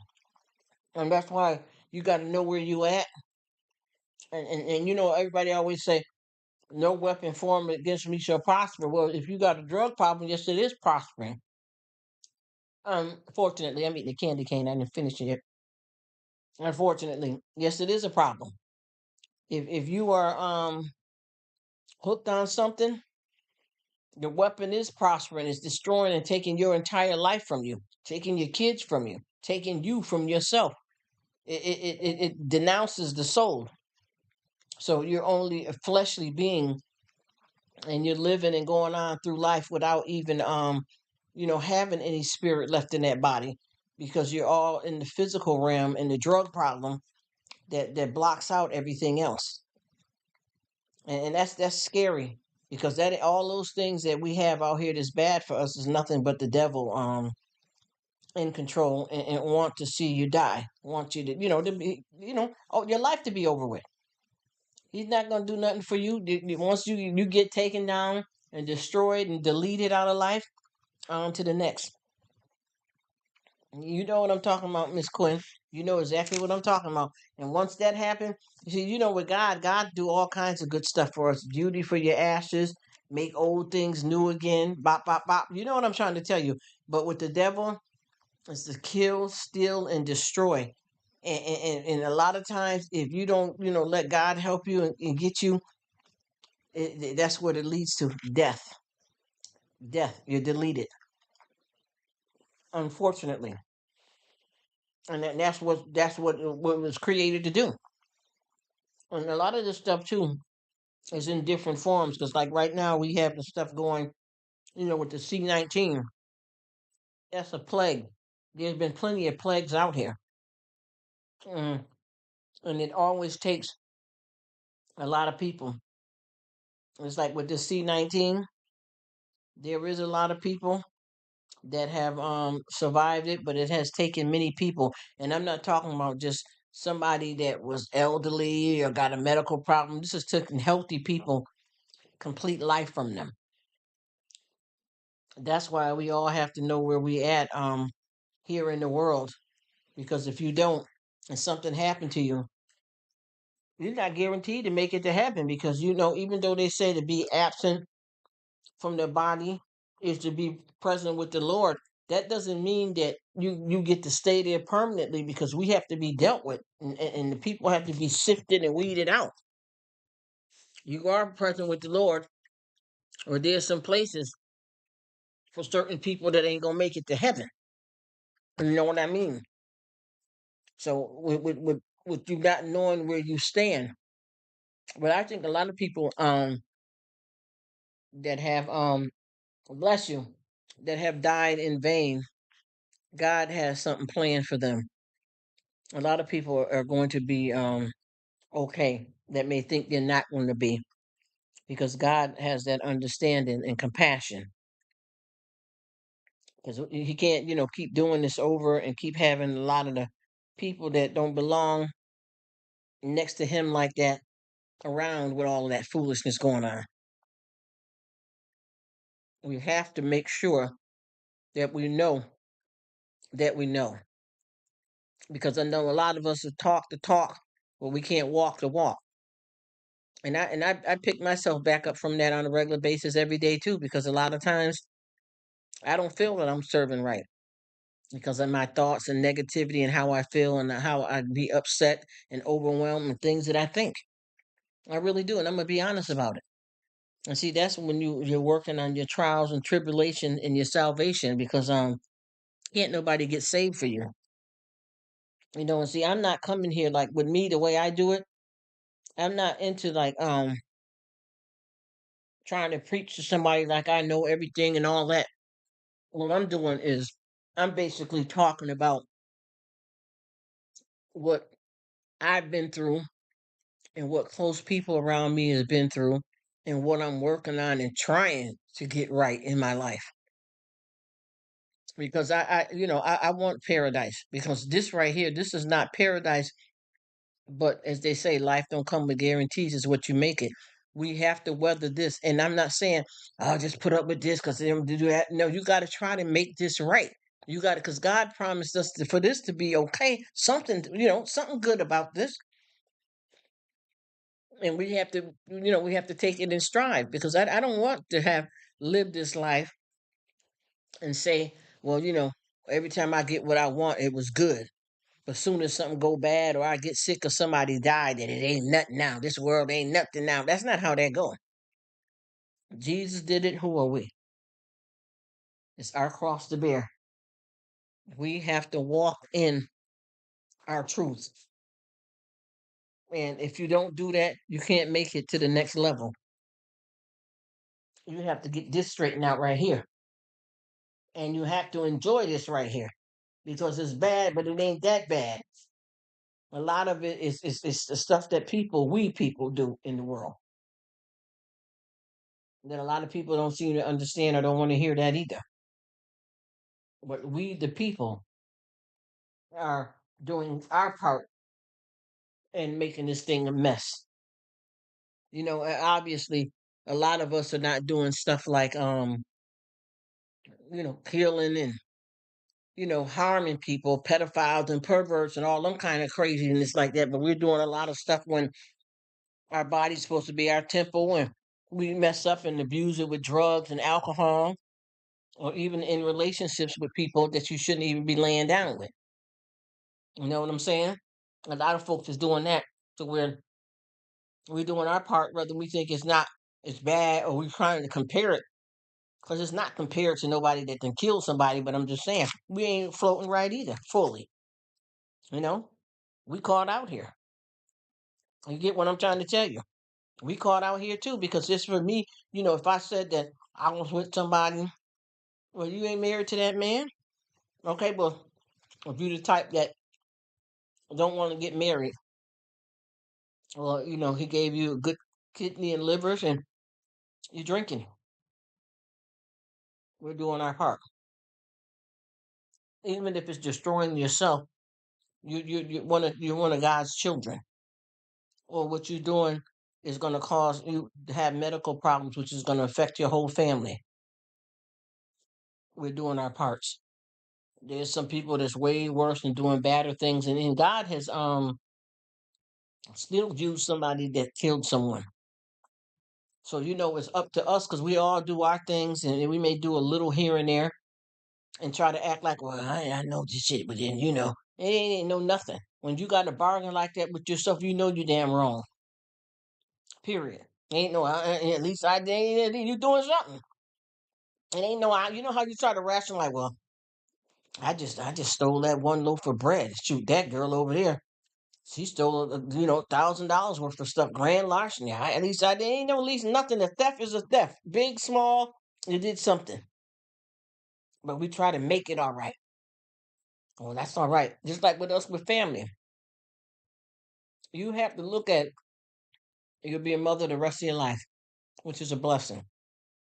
But a lot of times people don't take being family to the level that it's supposed to be taken to. They don't take being best friends. You my kid's godmother. People use that title so loosely, those titles so loosely. Because if you sitting here and you saying that, okay, me and my friend, we got kids.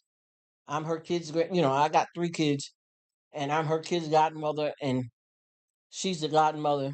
I mean, she's the godmother of my 3 kids and I'm the godmother of her too. Okay. What godmother mean? I mean, just don't use God's name and you only gonna do the God parenting in the hood style or the way you make it. What does it mean to be someone's God parent? Do you hear that word? God parent. Who is God and what is the parent?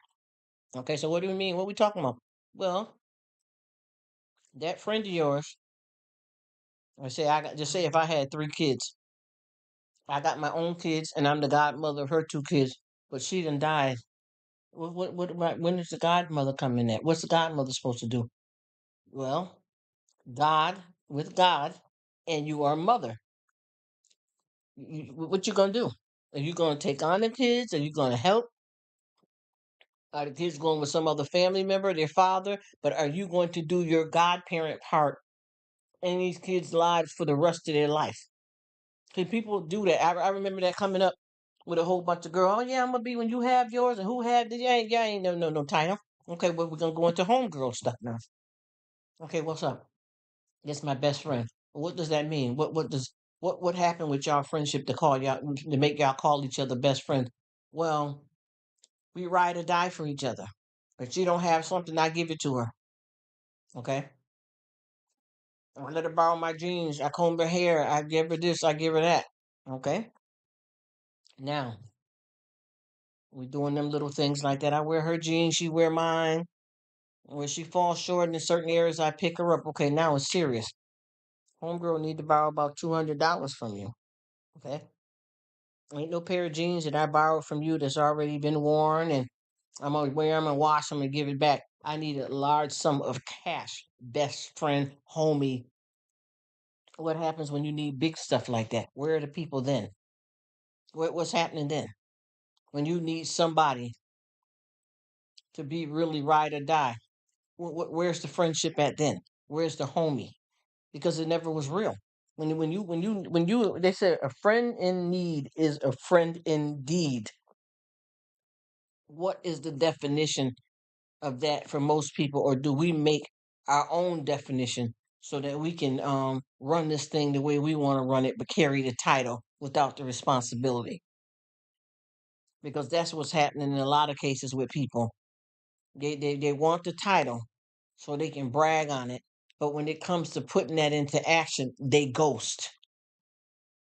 The same thing when it comes to parenting. I don't know why it always seems like this stuff falls the majority. You know what I'm talking about, don't you, Miss Lady? You know what I'm talking about, Miss Quinn. You know exactly what I'm talking about. What are we going to do? How do you get to in a relationship? And I say it's women, a lot of women. How do you say that you're in a relationship enough to lay down with this man?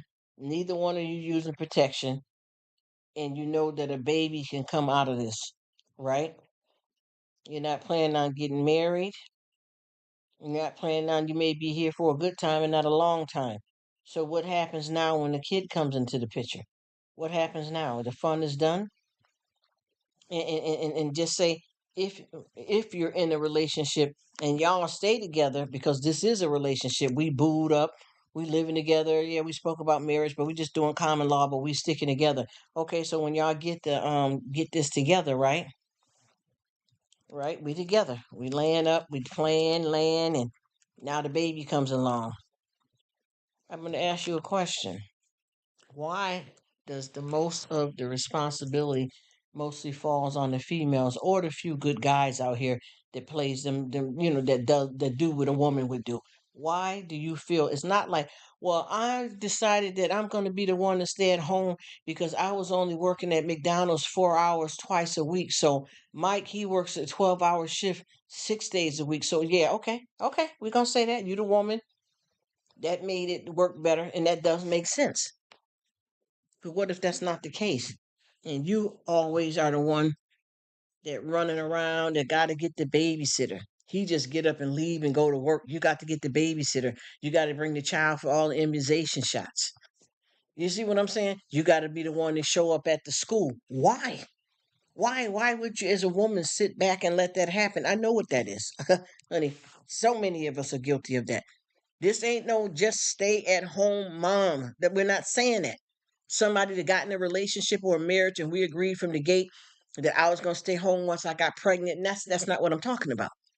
I am saying why does that in fall short on the women? And I'm gonna keep it real now.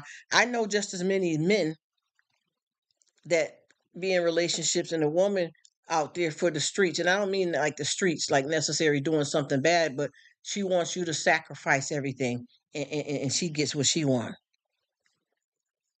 Do you understand what I'm saying?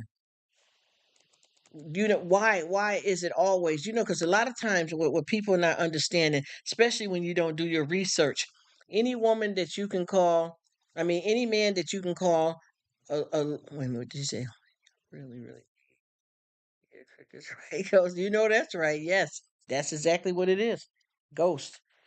And I promise you, I'm going to be real raw and transparent and truthful about this stuff here. One thing I notice about what's going on here is that a lot of people don't understand that they feel like they always putting men down. He ain't there for his kids. He ain't paying child support. Well, I'm gonna be 100% honest with you. After I got my mind right and start understanding stuff for myself and doing my research, any man, if you say this man, you can say five men that's no good, ain't no good fathers, don't have nothing to do with their kids. I can match 10 women with that. They're doing the same exact thing where they try to give men a bad rap, and I promise you, it's not just mama's baby and daddy babies. It reverses, because I know so many women out here that's doing the exact same thing as these men. And I'm not talking about in the drug world. I'm talking about they want him to be the one to take the kids to the doctor while they work, and they don't want to take the responsibility of parenting. You understand what I'm saying? Hello. Yes, they should do their research. That's Nora Grace. How you doing, Nora? Thanks for coming. You know what I mean? Because I know that there's no way you can blame all of that on men. Maybe the few that you know in your small circle, but I don't believe that. I know that there's just as many women out here jacked up and acting a fool and absent from their kids. And it's not all, well, you got caught on drugs, I lost custody. I'm not saying that. I'm talking about a woman that's working and she don't want to take responsibility. And the man, she got a good man, and he's the one that's going to the dentist appointment, immunization, up to the school, bringing the kids to the basketball game and all that.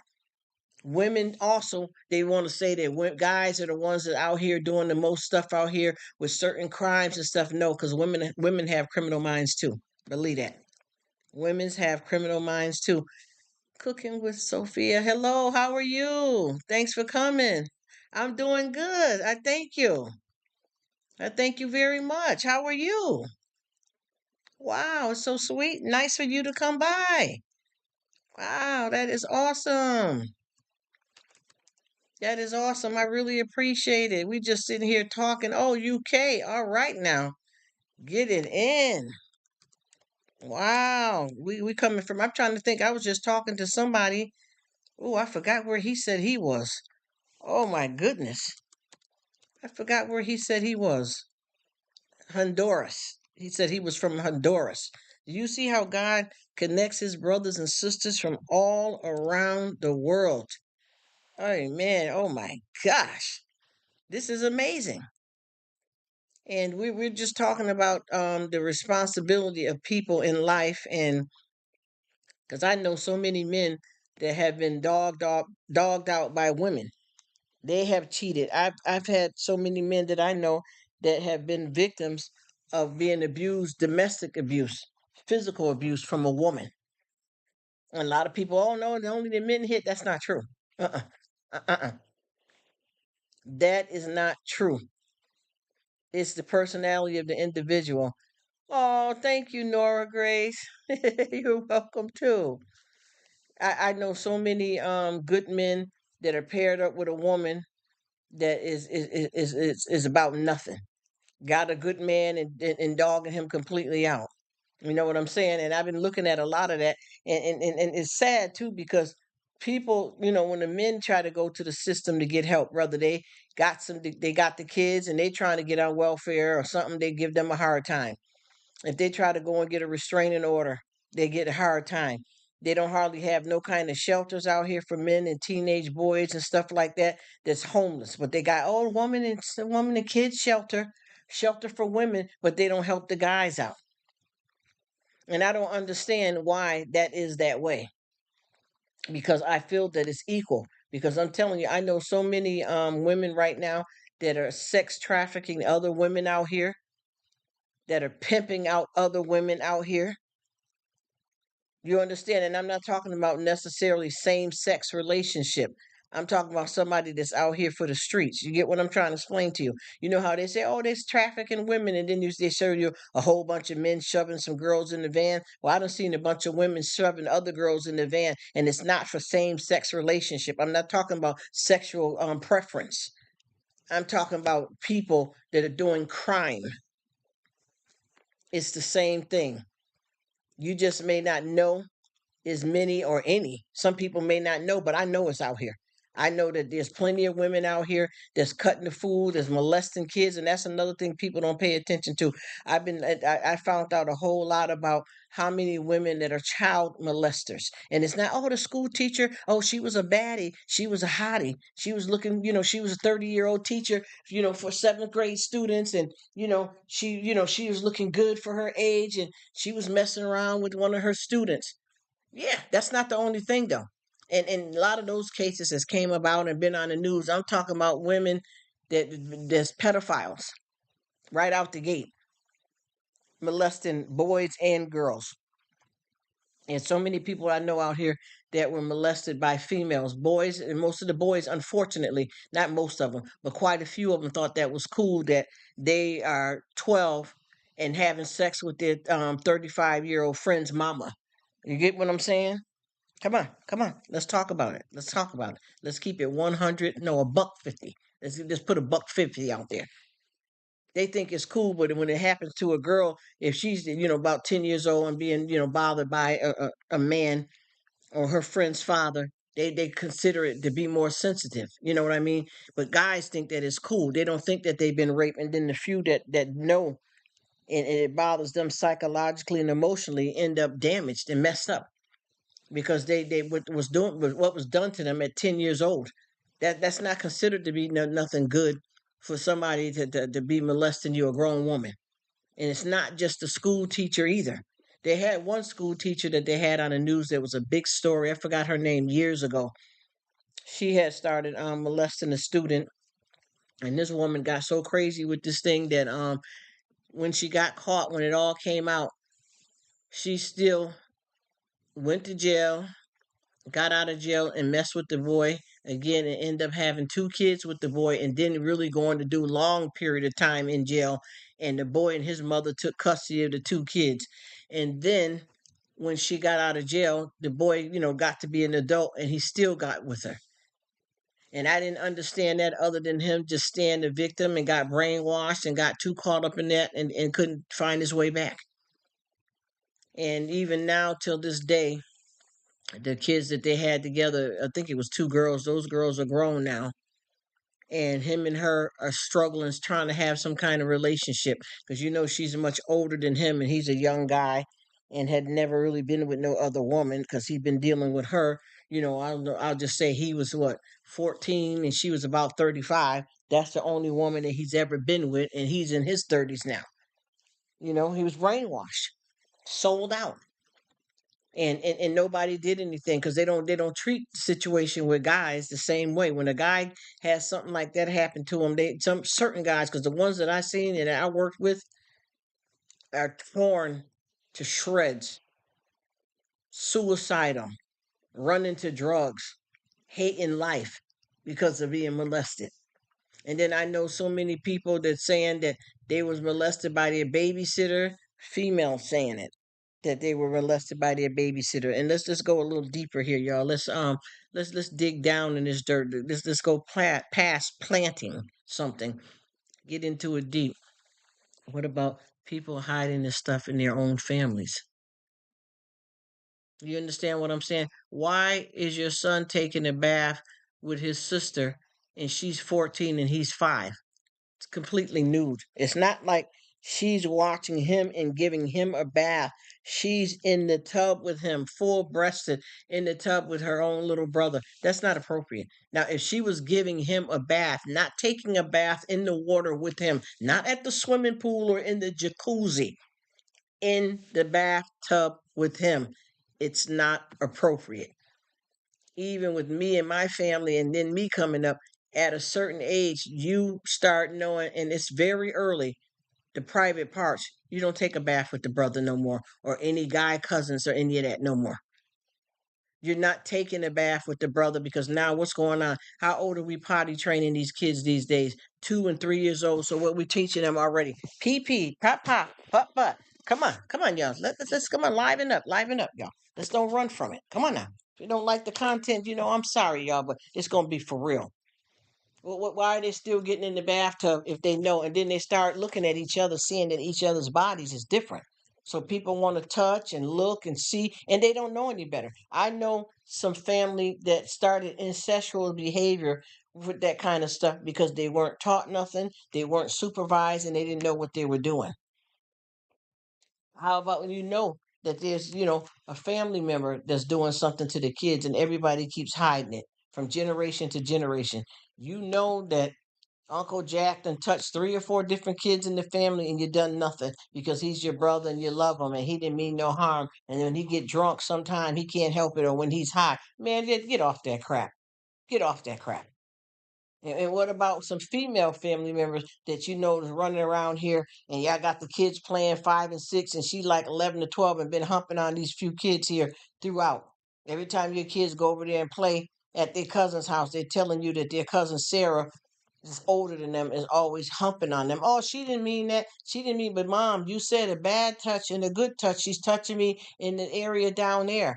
Oh, that didn't mean that. You ain't got that right. You misunderstanding that. Come on now, y'all. Yeah, we got to do better than this. Everybody likes to keep the secrets until somebody else's life is ruined or these people finally get caught and go to jail. Then you sit there looking like a fool because you didn't give a damn. You didn't care. You didn't try to help. You brushed it under the rug for whatever reason, the scandal, the family, the who, the this, to that. You didn't do right. You didn't protect that child because you could have did a lot better than that. I don't give a damn. I'd rather be outside in the streets homeless with my kid than live up somewhere and somebody's abusing them like that. Oh, well, we was staying at my sister's house and, I would have been out on the streets. So I had no choice but to let it happen. Wait. Wait. Okay, okay. We're gonna get serious. We're gonna get serious. What do you mean by that? Well, you know, I lost my job and I had to go on the government to get assistance, and that money wasn't enough to pay the rent that I was paying for my 3 bedroom. So I couldn't find a cheaper apartment that I could afford because I'm out of work now and I'm getting government assistance. So I moved in with my sister. Okay. So right now you're collecting government money, food stamps, and all of that, right? And you moved in your sister's house with 2 kids, right? And you're staying with her until you get, up on the waiting list for these apartments that you can afford, right? Okay, yeah. So what's happening? Well, your daughter is 5 years old and she's telling you that her cousin 13 keeps touching her. And the reason why you don't say anything about it is because when you told your sister that was happening, your sister told you that that ain't right. Her son wouldn't do nothing like that. And if you don't like it, get out. But you know that you can't get out because you went and tried to get into a shelter and they don't got no openings and you're only on the waiting list and you don't want to be outside on the street outside with 2 kids, right? By this one being molested. So if you are a stay-at-home mom right now because you're on the government assistance and you don't work and you have to be in that house, you mean to tell me that you home all day other than your kid probably leaving out physically going to school or kids that you can't protect that child while you in the house? You know, no, no. That's just those are the hidden secrets and the stuff that people sweep under the rug. And you know one thing that's so sad too, a lot of times the person that is the victim, whether it be a child, a teenager, a grown woman that's being raped by her sister's husband because she's staying in the house with her sister and she's afraid to say something. They're all victims. And a lot of times too, the victim feels the blame. Like they're to blame for this kind of stuff that's happening to them, and therefore they don't say anything. So by them not saying anything, you can't blame them because if they're so damaged psychologically and emotionally, and they're afraid to speak out, they can't say it, so they can't stop it from happening to someone else down the line. They had this one lady, she got to keep a warm body in her bed. That's how it was from what her daughters described. She always got to keep a man, so she got this man here, and if I remember correctly, Her daughters were like young in their young teens. So you know what preteen is when you're 12, and then you know when once you reach 13, you go through all the way up till 19. Then you're never a teen again. We all know this, right?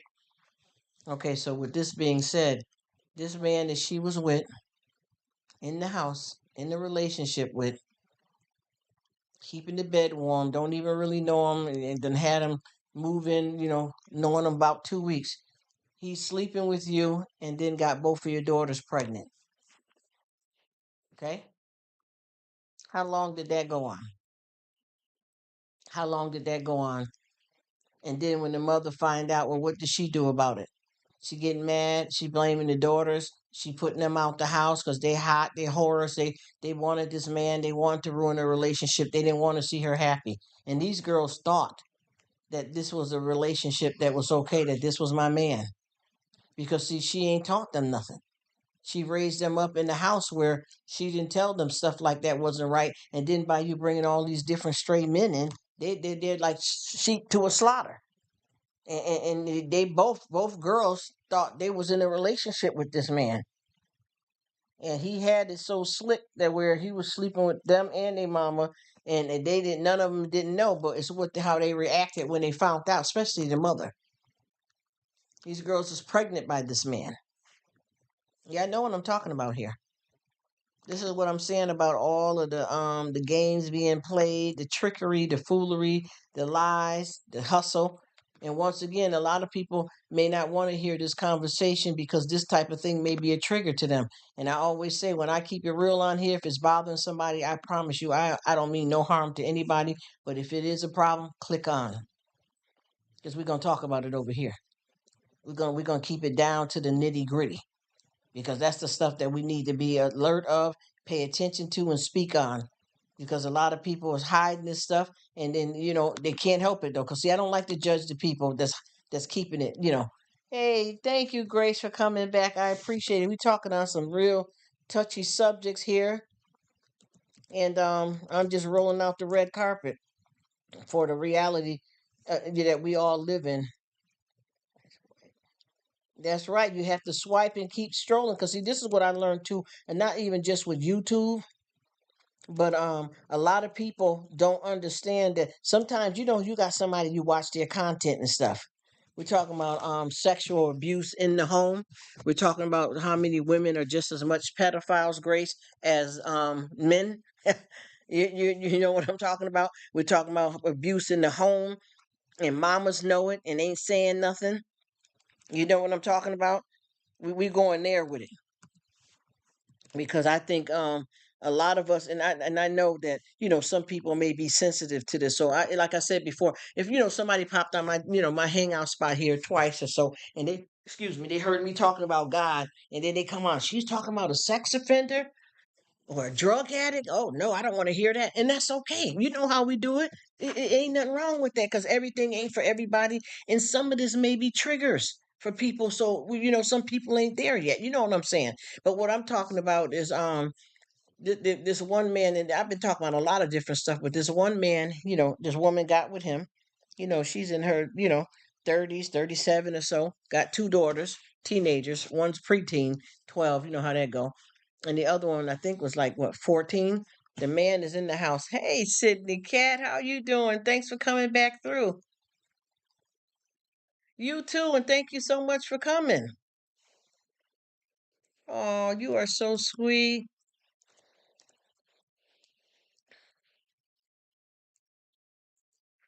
Let me say bye to her right quick. You take care and have a good one, whatever you get into, Sydney. Bless you.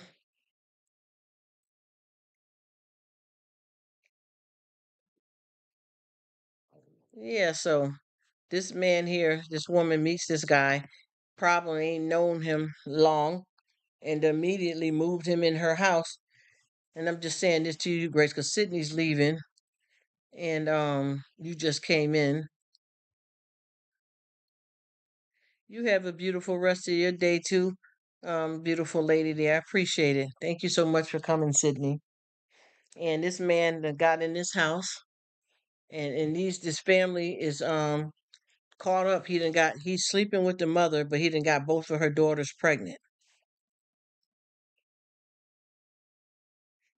Okay.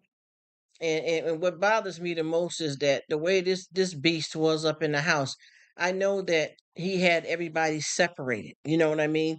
The mother didn't know what he was doing to the daughters. The daughters didn't know that what he was doing to each other. You know what I'm saying? They just that's how he had this manipulated this family. But why would you when you know when it does come out? Why? Well, who's blaming their daughters? Huh? Who's blaming their daughters? I told y'all about rocking around here twerking and having y'all butts out trying to take my man from me. He here for me. Y'all need to be getting with some guys y'all age. I ain't leaving no man for y'all. And see, now he's going to stick with the mother because she's the one that got the apartment and stuff. But now he's threatening these girls not to tell no authority because they getting put out the house because of him, and he's telling them not to say anything because he can go to jail for statutory rape. Got both of this woman kids pregnant. She's putting this man out, putting this man over her kids and putting her kids out, and he trying to keep some kind of relationship with them because if they find out, the law that he's got both of these kids pregnant, he's going to jail. So now the mother, she trying to find a way to get them back in the house because she know once they get into the system, they trying to sign up for welfare or whatever benefits or help or whatever state they live in, and they want to know we need to go for these filers for child support. So then if they're gonna say that the man at the house, which is the mother boyfriend, is the father of the kids, he going to jail for rape, and then mama gonna lose her man. So she decides to bring her daughters back home. So what's happening? He's still gonna continue to lay with all three of them. That's what's happening. Period. Big dot. You understand what I'm saying? This is what this is the thing that I'm talking about. This is the stuff that we're hiding. You already know that this man ain't no good. How is a man how is your daughters taking this man from you? And I want to say this to us as ladies and gentlemen out here in the world. Same sex marriages, whatever you want to call it, because I don't judge nobody. None of that don't bother me. That's folks' business. Doesn't matter what it say in the Bible. I don't get in that. I let God do what He want to do with any of that. These people do what they want in this world. You get what I'm saying? I just don't understand why people always say she trying to take my man. He's trying to take my man. How can you take somebody that wants to go? That got me thinking. How can you take somebody that wants to go? And I'm gonna tell you something, you guys too. And I don't mean to be disrespectful, and I don't want nobody to misunderstand me. I am not throwing a rock and hiding my hands, but I want to say this to you guys. There's excuse me. There is a YouTuber, right? And everybody kept saying, go follow and support this YouTuber. So soon as let me see what he's in. Still here, Rruk. Thank you so much. Thank you, Bert. Okay. Now, they said go over and check this YouTuber, and it's a man. And he's doing whatever. Like I said, I don't like to throw a rock and hide my hand, but see, with some of these people, you can't do nothing but tiptoe through the tulips because if you say something, oh, you need to email them. Oh, you shouldn't have said that. Yeah, yeah, yeah, yeah. That's so we're gonna leave it like this. And this ain't no alleged stuff that I gotta see you saying allegedly. This has happened because I experienced it, and several other women on here experienced it, and a few men that the same sex that been on here with this person comment. This person, I guess they got a girlfriend, but they trying to build this YouTube channel and they want support from men and women both. But every time you go on their page to support their video, I'm not trying to like this man. None of these people are that I'm talking about. Is trying to like this man. The only thing we say to whatever he's doing that I know I've said and I've seen the other comments. Oh, you're doing a good job. Keep up the good work. Oh, this was a nice video. Oh man, that was cool. There's some nice sneakers. That's all any of these women that I'm seeing in the comment section. In every one of our comments that we leave, you got some kind of girlfriend here that seems to be disturbed about this. So I just make it. I left a comment saying, you can do this. You got it, man. Keep going. That's it. That's all I said. It wasn't, damn, look at your muscles. Ooh, baby. Hey, ooh, you looking good. Nothing like that under your comment. Like I said, you're doing good. Keep up the good work. Under comment. Yeah, baby, it's me. I can't wait for you to get home. Don't let none of these women say anything that's going to take our relationship down. What? Under everybody's comment, this woman is making a comment to everybody in the entire chat thing there. What's wrong with this? What's wrong with this picture, y'all? So what I decided to do, I'm not gonna go to the. I'm done with that channel. Unsubscribe. I won't go. He need to get her together. We're talking about Oh, what did Grace? Oh, okay, I see it. So with that being said, I realize. Yes, you know what I'm talking about, Grace. Let's see what police say. You see where I'm coming from? What's going on here though? How are you going to be doing a YouTube channel? You know what I'm saying? And you got women supporters. If you say up there clear on your banner, I don't want nobody to support me but the fellas, my homies. He's not a gay male, and I'm not saying there's anything wrong with that. Let's just be clear on that. He's just a regular heterosexual man with a bugged out girlfriend, fiance at the house. But I know that that gets to be dangerous if you were running a YouTube channel and you want supporters and you got somebody that's women. Nobody's coming on to this man. Any of the comments that I seen, because I was wondering when I was commenting, because when I first started commenting, it was me and two other guys on this particular video that this man made. And I noticed every time I made a comment, this woman was up underneath that saying something, right? So I decided to go and look at some of his older videos, and I realized she's on everything somebody say that's a woman, not the men. That's a woman. She comes and says something. So I'm looking at the comments. You had another woman that said, you're really working hard, and hard work pays off. Keep up the good work, man. That's it. That's all the woman said. Her under the bottom. Yes, baby, I love you. And when you get home, you're gonna work on this, baby, because they need to know you got a woman. Like, are you that serious? And then somebody else comment. I know one thing. It's good to have supporters, but ain't none of these women gonna take my man. Well, first of all, nobody on here don't seem like they were interested in this guy at all. Secondly, how can you take a man that wants to go? How can you take a man that wants to go? I don't know how women, if you got a no good cheating man that you dealing with, husband, boyfriend, fiance, then that's the problem that you have. But a person can't be taken that wants to leave willingly. Ain't nobody handcuffed them, drugged them, pulled them out. He walking on his own 2 feet, and that man ain't even responding. That's another thing that I noticed about him too, with his channel, because it ain't that big. He don't never respond to none of his comments either, and I think it's because he can't because of her. But I know one thing, I won't be back on that no more. Because I don't need them kind of problems and weird crap going on in my life. Because I don't want nobody to start stalking and bugging out on me over some man that ain't even trying to get fresh with none of these women. What do you think happens when you come on social media? It's doing too much, Grace. Yes, and yes, Miss Lee. It's 100% the truth. What are you doing? And I said, I ignored it when it first happened, but then I started seeing it. Then this person came, and they were in somebody else's live, and boy, did this woman get turned up in the live. I don't know how she sat back and took her time to make sure every woman on there knew he had a woman. Just kept making comments. Yeah, baby, when you get home. Yeah, I got dinner for you. Yeah, my love. Yeah, poo poo. Yeah, baby. It's all about me because can't nobody drop it like I drop it for you, baby. And I'm like, yeah. Oh, shoot, takes anyone from any. That's right, nobody can take anybody great. And the thing is, they have to want to go. This is not like somebody being raped at gunpoint, taken against their will. And the thing is, with this man is not even being frisky or nothing with anybody or anything either. He don't even respond to his comments at all, and I think it's because of her. Because if he said thank you, that was giving his phone number out. You know what I mean? In the eyes of the type of woman that he's with. That's a hot mess, just Grace, a hot mess. Yep, and they go because they want to go, Grace, and that's what the whole thing. But you know what's going to happen here? Either he gonna stay in that type of relationship, or either he gonna leave her because of it, and she just don't know what she got coming. You get what I'm trying to tell you? She gonna end up pushing the man out the door because she bugging out. She's showing her insecurities and issues, and you know what? And see, I'm gonna be honest with you, no judgment. I ain't trying to hurt nobody or comfort nobody, but if you got that kind of insecurities, the worst thing you need to be in is a relationship. You understand what I'm saying? You ain't got no business trying to be in no relationship if you are that insecure. And I want to know, what's your problem?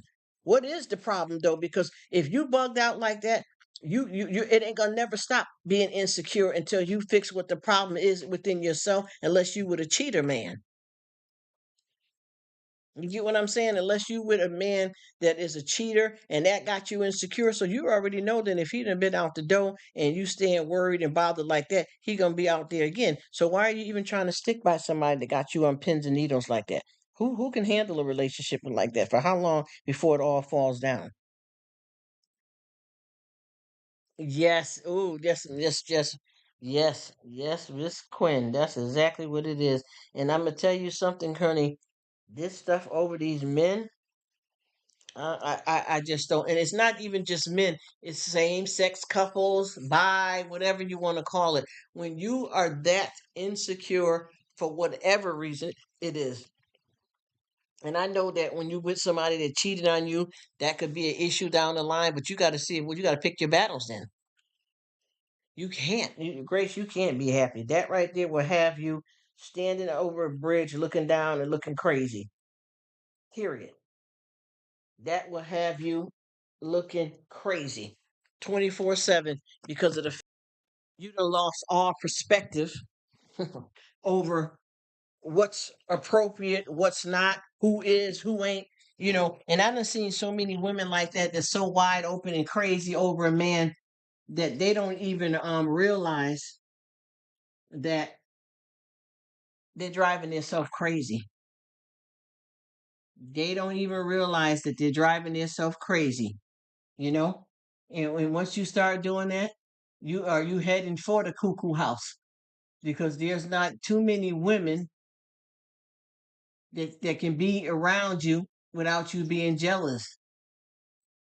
And you're gonna end up burning all the bridges to good positive relationships with females in your life because you're too insecure.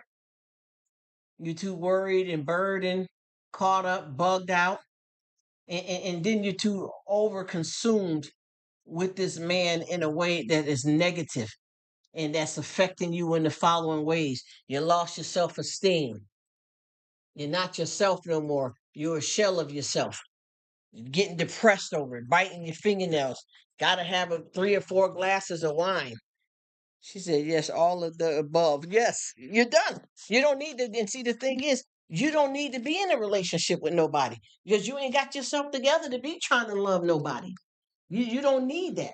And then that right there, I'm telling you, when you get crazy like that, especially if you got a man or a woman that you decide to forgive for cheating on you, listen, if you thought you could handle it and you can't, get out. Get out. Get out. You're no good for yourself. You can't do that. You have nothing. You have nothing left to offer when you're that done in like that. It's done. You know what? I don't see how you can enjoy any relationship if you got to be that worried and terrified over every move that this person makes. And I'm telling you, that's another thing people don't realize. When we talk about, and I'm just letting you guys know that I am at home and I got the live opened up so you can hear whatever I'm doing in the background. Because I usually do a fast, and I just had me a peppermint candy cane from the tree, but I haven't eaten, and it's time for me to break this fast because it's been way over 12 hours, y'all. But yeah, you got to realize this is what we're going to talk about too. When we say trust, see, people think, with the trust, that's just trust in certain things, but in a relationship or the jealousy is going to take you out. You understand what I'm saying? The jealousy is about to take you on a ride of your life.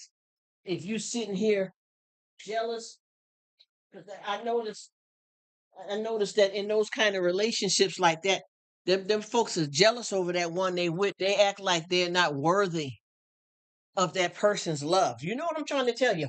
And once again, even if it was a cheater situation that caused you to be insecure, why don't you want to do this? Do you know what that do to people? I've been with so many folks that let that thing rob their life. I mean, I'm talking about taken out, flatline, literally dead, dead walking because they so worried and knotted up, or they never even been cheated on. They just got that desperate and crazy personality and problematic. Don't know how to conform to nothing normal. Yes, those are two different demons. Yes, and when they get together, honey, you don't know what you'll be capable of. When you let that right there get on you, you might as well forget it. There's nothing to be said or done. If somebody like that, when it gets that crazy, oh man, you in trouble. You might as well forget it. You ain't no good for nobody, and not even yourself. And you know what they don't realize too? When you allow that to happen, that thing there changes you. That changes your boundaries, your self respect, how you get down in life, what you're trying to do for your future. It blinds you, it enables you to think properly, to have normal, healthy relationships with people because you're so afraid.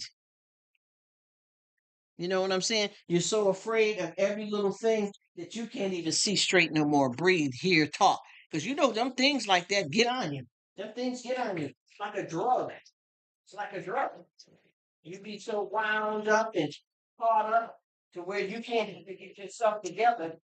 And you know what people too, one thing I notice about people too, is I don't know if people understand clearly what love is, you know, because a lot of times people seem to be very combative with love. People, the comprehension of love I don't think they understand that.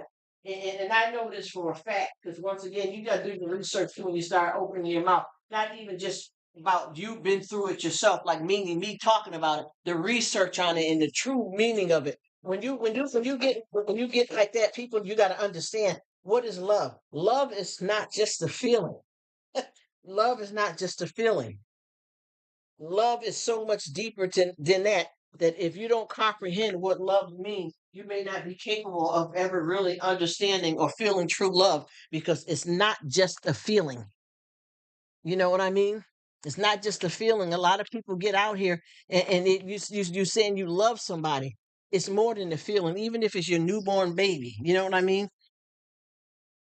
It's not just a feeling. Love is more facets to love than that. And if you don't try to do your research and get the right comprehension, you might as well forget it because you're gonna have yourself out in the twilight zone. Love is not just a feeling. And I'm gonna keep elaborating on that more and more so people can understand what I'm talking about. And what I did was I'm not saying that to try to act like you know how people think because they research something or they're a psychologist that they know all of the answers. And it's not that. I got some stuff that I learned from my own emotions, learn from other people, situations, and circumstances, and evaluating it to get it to get it the best to my ability to get the right comprehension from it. And once I sat down and thought about it, at least for me, and not telling nobody else what to do. Love is not just a feeling. That takes more than that because you know that there's a thin line between love and hate. So love is not just a feeling. Come on, y'all. Let's get with this. Let's do this. Yes, it is 5 or 10 minutes, or yes, if that long. That's what I'm saying. It ain't just a feeling. You gotta really put something to that because it's way more than that. And sometimes people don't get it because they base. If you ask somebody, you know what I mean. If you ask a person, well, what's going on? Bop bop bop. Oh, well, I love him. Well, who is that? Love who? Oh, my husband, my boyfriend. Well, what makes you love him? You ask that. What makes you love him? Oh, the way he, and that headboard. Oh, that's it? Oh, okay. That headboard. Yeah, I know what I'm talking about. I'm trying to not be too, X-rated here. Even though we're all adults talking. I'm just saying. That's it? Okay. Oh, and then you ask another one. So what does love mean to you? Um, well, he provides financially. Oh, that's it, huh? You see what I mean? All these different clarifications. And you ask another one. And this is not just women. I'm just saying that probably because I'm a female, the way I'm using point of view. Okay, so well, what else is it? Well, we got kids. Okay, all right. We get to the real point of what we're talking about. We never get the real answer because half the time the folks don't even know themselves. So they can't really give you a definitive answer because they don't even know what they're in themselves. You know what I mean? That's why I can't nobody give the real answer to the stuff that they don't know. Because they ain't got nothing going with that. They don't understand that they never asked themselves that question too. Well, what is it? What do I feel? What's going on? They don't know because they equate it from, a lot of just physicality opposed to the real reality of what that really means to love somebody. And see, for me, and I'm just gonna say a few things right quick, and I ain't trying to act like I'm the master or the founder of the program and I created the word and all that. But for me, love runs in a way that sometimes there ain't enough words to describe it. I say for me, love, I'm gonna give you one example. If we talk about our love language, like when it comes to relationships with our partner, not our kids, not look, not being in love with an object, a car, a house, not that kind of love. But for me to be in love, just for example, since I'm a female and I'm a heterosexual female, to be in love with a man is be in a way that if we're in a marriage or a relationship, common law, whoever want to do, what they love. Okay? If this man here, we've been having a nice relationship, enjoying all of the things that men and women do, in and out of bed. In and out of bed. All right? But what happens if homeboy, now this is what I call love, homeboy gets into a car accident or accident that causes him to be disabled, right? This is the love I'm talking about. This is how I live. Maybe I'm wrong. Y'all tell me, school me if I'm coming off wrong. But if this man ends up in a terrible accident, right? Okay. Now we didn't join each other. Everything in and out of bed. We doing it all, the parenting and everything together, right? So what happens? This man gets in this bad accident, right? So what happened? Look at her. She said, "Me and Mrs. Jones got a thing going on." Yes, ma'am. We got a thing going on, Miss Felicia. Yes, we do. So what happens now? Since this man and you got this relationship, and y'all been doing everything in and out of bed and all that, okay? In and out, in love for real, the real deal, the real marriage, the dot dot dot. What do you do?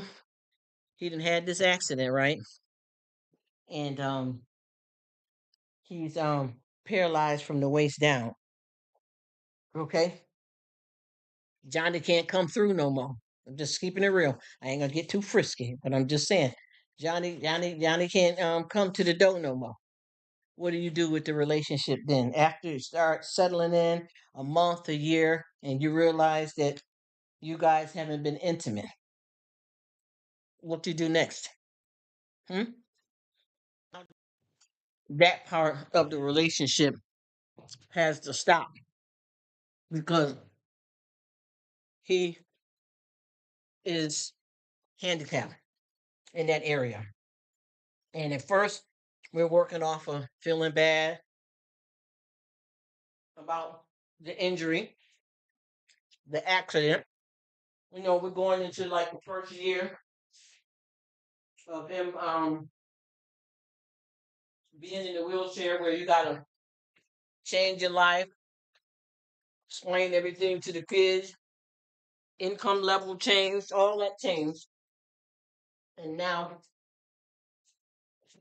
you got that feeling that you guys used to have between y'all, which was a healthy, strong relationship. But he can't do that no more in that way. What do you do? I want to talk about love. What's love? What's love got to do with it, right? Tina Turner. What do you do? How do you feel about him now that it's been, finances? We lost the house. We down to one vehicle. And that got to get turned into a handicap van because what he got is permanent. Ain't no surgeon's going to fix that. He'll never walk again. He'll never be able to perform in the bedroom again. Ha, ha, ha. Okay? What are we doing? Come on now. Come on. I want somebody that's coming with me and walk out here and kick rocks with open-toed shoes right now, y'all ladies. Walk with me and let's all walk over this hot coal together. Okay? She said, if that's all the relationship was based on, some that is real true. They have any tools on the market to keep it going. Thank you. See? And that's how you know if you were in a real relationship or not. That's one of the ways. That's what I'm talking about. I'm gonna bring this subject up again, so y'all may hear me repeat it because y'all this is here, but there's a few women that I had in here earlier and different days that we need to have conversations. And with men too, because what I'm saying for the women, I'm gonna say to the fellas, what if that happened with your wife and why you can't even wait that week or them 7 days? What do you do? Were you that kind of a man? If you ain't one of them good ones, what do you do when there's a time in the month for her, or you got to go to 6 weeks when she had a baby? What do you do, daddy fella, with your wife? Got to take another one? Got to be with somebody else until she can get back on? What is it? Said life happens.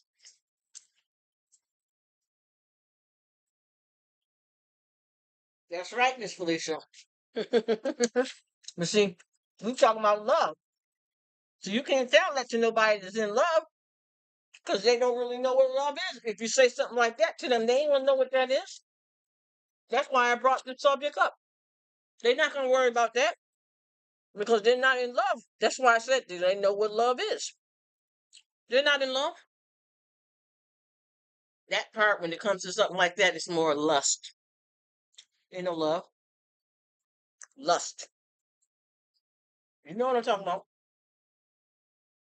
You know that people they don't want to hear that because they ain't never really been in it to win it. And like you said,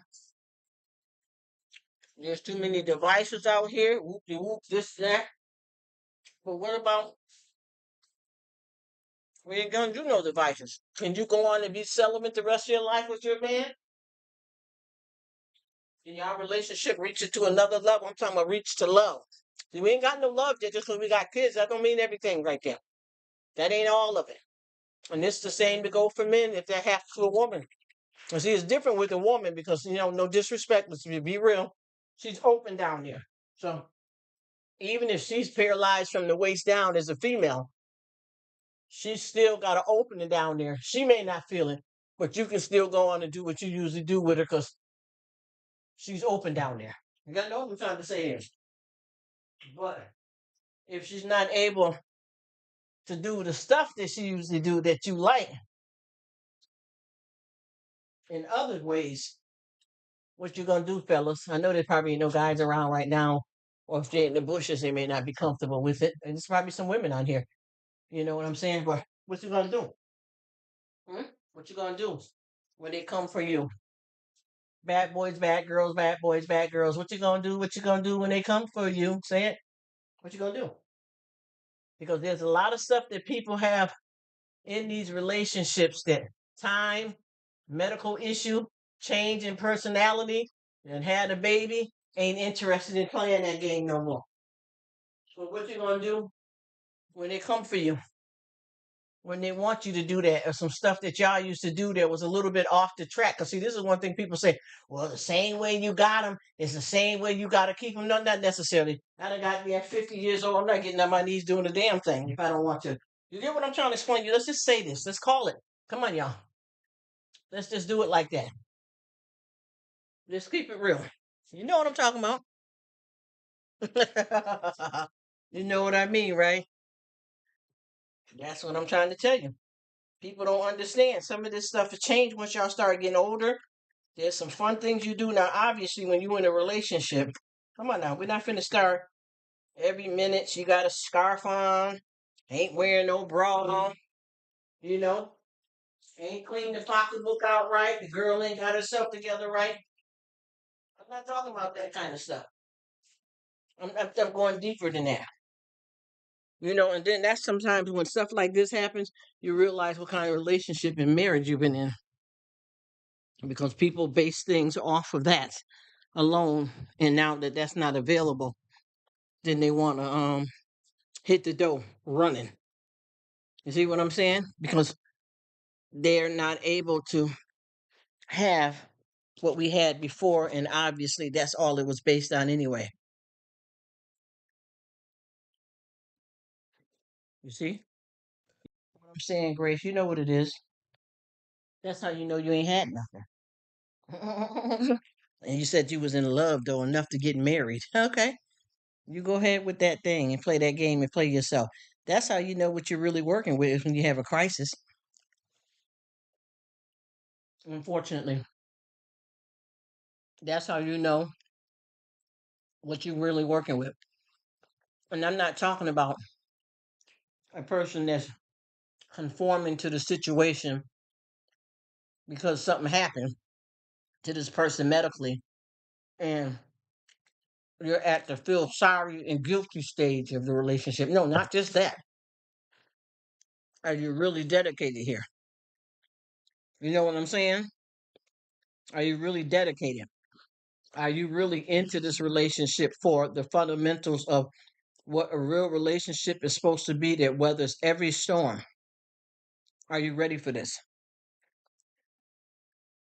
Did you know what real love was all the while? And now that this happened, you realize you were in love with maybe just a sexual part of your relationship.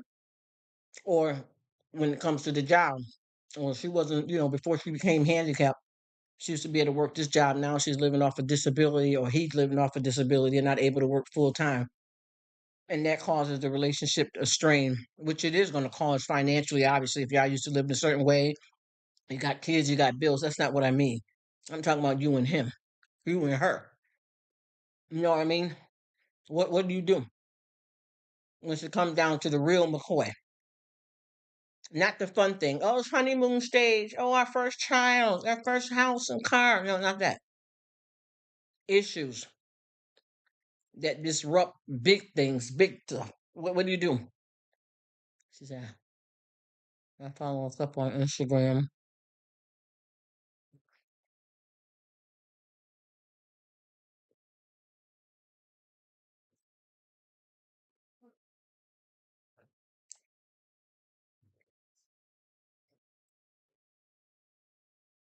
See what I'm saying? I'm wondering if that couple, because I know one woman, she just did a video and she showed how she gets her handicapped husband up the stairs, but I don't know what the name of the channel was.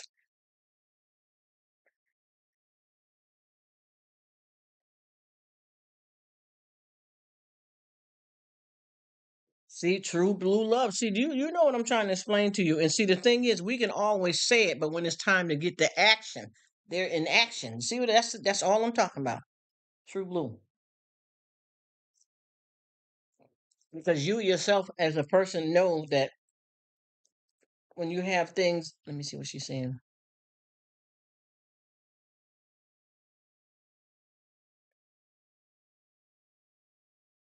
Yep, a true testament. That's what I'm saying. That's why they said a friend in need. Saying, I really do. Because I noticed that a lot of people don't think that it could happen to them, but they think that they have a plan if it did, but not necessarily. Because I done seen so many couples the relationship ended because of that. And I'm gonna tell you, what's this?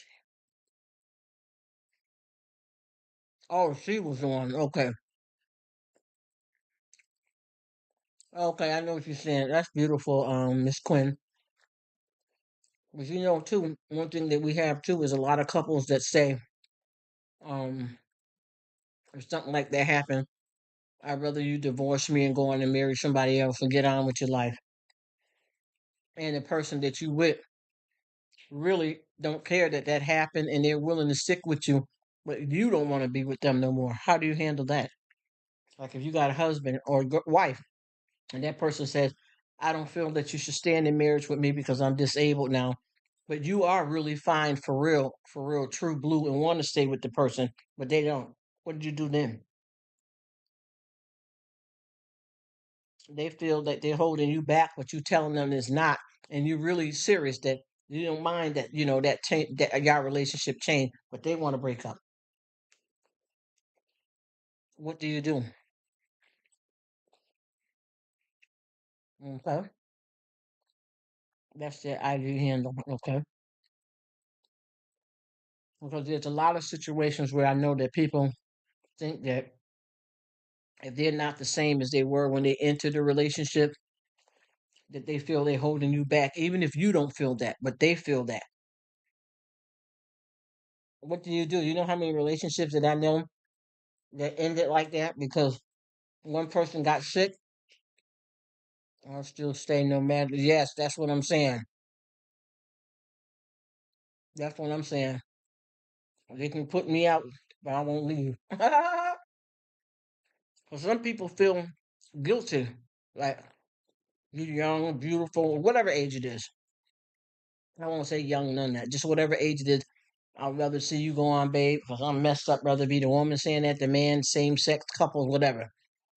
What do you do? Because I know somebody that well, not just somebody, a few people that have been in relationships like that. That will stay no matter.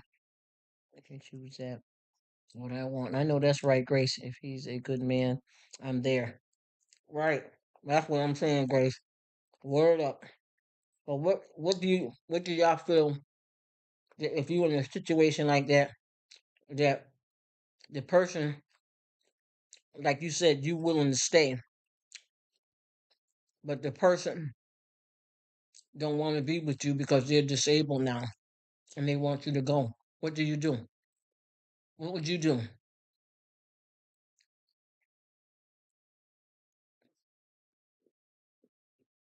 What would you do?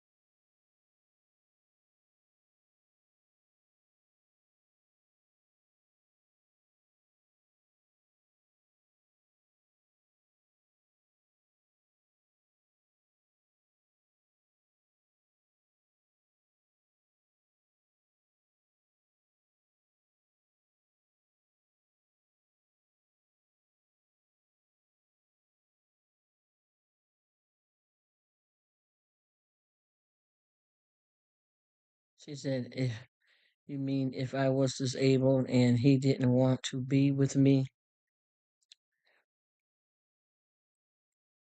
No. Well, I that's what the first question was, and y'all answered that very well. Hey, what's up, Bert? Y'all answered that very well that I'll stay if he's a good man or a woman, no matter what. But what about the person if the person became disabled and they say that they don't want you to stay with them, but you want to be with them and they're telling you, no, babe, I want you to go on with your life. I'm not the man that you married. And they want to end the marriage because they feel uncomfortable about being disabled. What do you do with a case like that? Because I'm going to tell you how deep another person went to make sure that the person had to go. What would y'all do? What would you do if you say, listen, babe, I know you're not yourself no more. I know you had an accident, but it doesn't matter. That's not the reason why I fell in love with you. I want to stay with you, honey, honey. I want to be with you.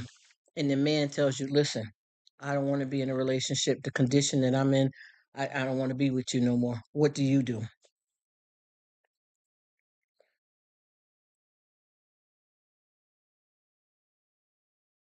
He says, prosper where you are. You see what I'm saying? Because and I hope Grace is understanding the question. If she's not, I can explain it in a different way because I know this can get kind of confusing. But we did already say it in a way about you won't leave your man just because he's disabled. But what if you got the man that wants you to leave? What's she saying? That could be hard. Yes, yes, Grace. There we go. That could be hard, but I would say, but if he makes it hard for me mentally on purpose, I will leave. Yes, yes. Yes, Grace. Yes, Grace. I'm gonna tell you a story about that too. We would have to work through and past that. Yep, I understand what you're saying, Miss Quinn. But I'm gonna tell you, just like what Grace said, if it becomes too crazy and out of control, I mean, because it can get turned up. I'm gonna tell you how turned up it has gotten for some people. If they make it like that, and you got to step on. Because I know a man that was in a situation like that.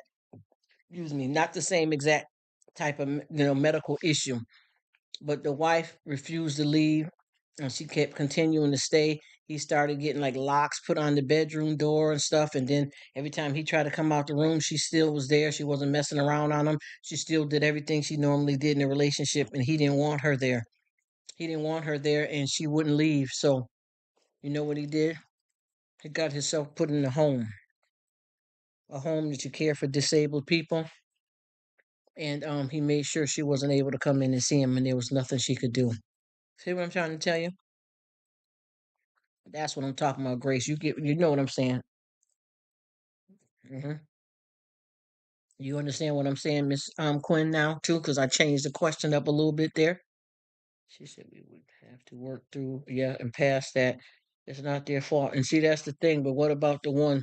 And see, you said, and I feel exactly the same way both of you guys responded. But you see what I mean, Grace? Yes, yes. And that's what I'm asking you too, Miss Quinn. What if you willing to stay no matter what happened? But that person, I'm just saying it because I'm not telling y'all what to do or judge anybody, but I'm looking at us being women, so I would say husband, unless somebody's in the same sex relationship, which is nothing wrong with that. I'm just saying, I'm assuming because we all be him, him, him. So I'm assuming we're on the same page with that. Or if it's a lover, if it's a female with a female, I'm just saying, what if that person decides? Because Grace got it too. She know what I'm talking about too. Now, Miss Quinn, what would you do though if that happened to your partner? Wait a minute, Ray says the conversation is deep. Yes, yes, ma'am. You see, this is how I get down. But a lot of people that come on here, and I was talking about the church only, when they hear this part, they want to run from me, and I don't mind it. But we getting this. See, let's go. Let's go. This is the kind of content that I like to have and interact with. I wish I was on camera so y'all could see how how I'm looking in my face and stuff. But yeah, yes, yes, this is what I'm talking about, Miss Grace. Real life, yes, Miss Grace, yes. Amen. Yes. Which one? Which one? Oh, yep, you gotta clean it out. Yeah, just a quick wash. You finna do the thing, the dessert? Oh, I'm finna say, because if you do, okay, okay. I'm sorry, y'all. And Miss Quinn says, yes, that would be the best for him if that is the case. That is a mental abuse, and I'm pretty touched. Okay. She said, but yeah, it's time to go separate. See, that's what I'm trying to tell you now. I'm gonna keep it real with you. I feel like if I was the woman, that thought would cross my mind. If I was the woman that was the handicapped person, that I would rather see Mike go on and find him another woman. You know what I'm saying? You know what I'm talking about. That's what I'm trying to tell you. That's why I said with that kind of situation, you can't do nothing about it. If that person wants out, it's a wrap. It's a wrap. What they got? What's her name back on here? It's a wrap. That's what I'm telling you. Once them people want out like that, because it's going to get bad because they're angry at themselves and they're in turmoil with themselves, whoever the person is, whether it's the woman that's disabled now or the man. And if they don't want to be with you because they feel the guilt, not that you're putting it on them, because they feel bad themselves and they don't want to continue in the relationship for whatever reason, and they make it a problem and abusive, it's time you got to go. And I always say, when is it time to go? When is it time to go? I feel that when it's impossible to stay, that's when it's time to go. You get what I'm saying? And in situations like that, it's a wrap. You know what I mean? It's a wrap. You got to let them go. And a lot of times people do that and they try to make it seem like they don't want to be with you no more.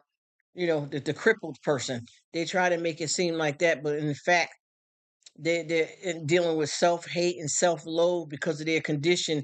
And even though you're willing to stick with them, they're feeling sorry for themselves and then they start destroying the relationship.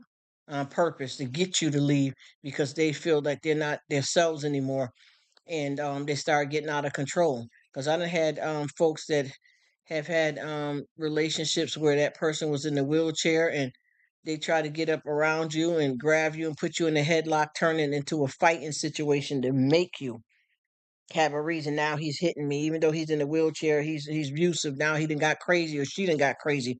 It's over. And sometimes that's all you can do is leave. That's all you can do is leave.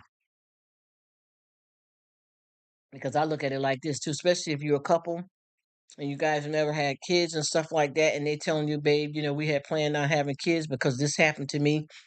We can't have kids no more. And a lot of people, first thing they would say is, well, he can still, they can go in and take fluids from him and inseminate me, even though he can't do the way he used to.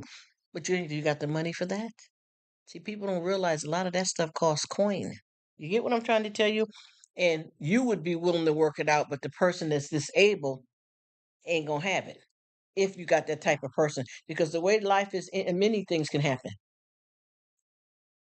There's always options, but when it comes to that too, you know how a lot of women that their husbands is fertile, but they're infertile, and they can't afford to get in vitro. If that could help, they can't afford it, and they have no way of giving this man a child, and they know that they've been married 5 years, and now it came upon the time that they want to have a baby, and now the woman's finding out that she can't have kids, fibroids, whatever the problem is, cancer, whatever could happen, she can't have kids. So what's going to happen when she can't do anything? Like, they don't have the money, their insurance won't cover for them to get a surrogate or any of that. What happens then with these women? You don't have the money, so what you gonna go get? Sally from the block, and her and your husband do the thing for real. You get what I'm saying? Because you can't carry a baby. Bless you. You can't carry a baby. So what you gonna do now? See, that's when that's a story. I gotta remember the names. I don't want to. I hate to say anything about the Bible and not have my stuff backed up, but I will say this: they got a story in the Bible, and this couple had wanted a child, and they didn't.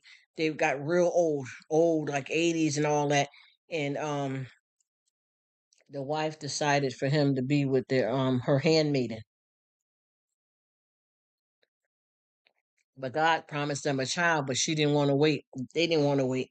They didn't listen to when God said He was going to do it, and she gave her handmaiden, to be, I call it the bed wench to her husband, and they end up having a son. And then it started becoming a problem. Like, the handmaiden was making fun and thought she had something over her, so it became a problem. And the wife, sent her away.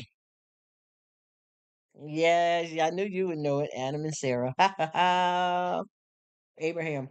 Sorry, oh, I'm drinking this tea. Abraham and Sarah. Yes, that's what I'm talking about. Yeah. hmm I knew you would know. I just couldn't think of the names because I had been saying something about some other Bible stuff that came into play with a lot of stuff like that, and the wife name was Sarah too. But yeah, and she did the wrong thing. See, that's the acts of the flesh, and us doing what only God says. I mean, not listen to what God tells us to do, because she did end up getting the baby that He promised her. But look at all the infidelity and the other issues that occurred in between. Abraham and Sarah.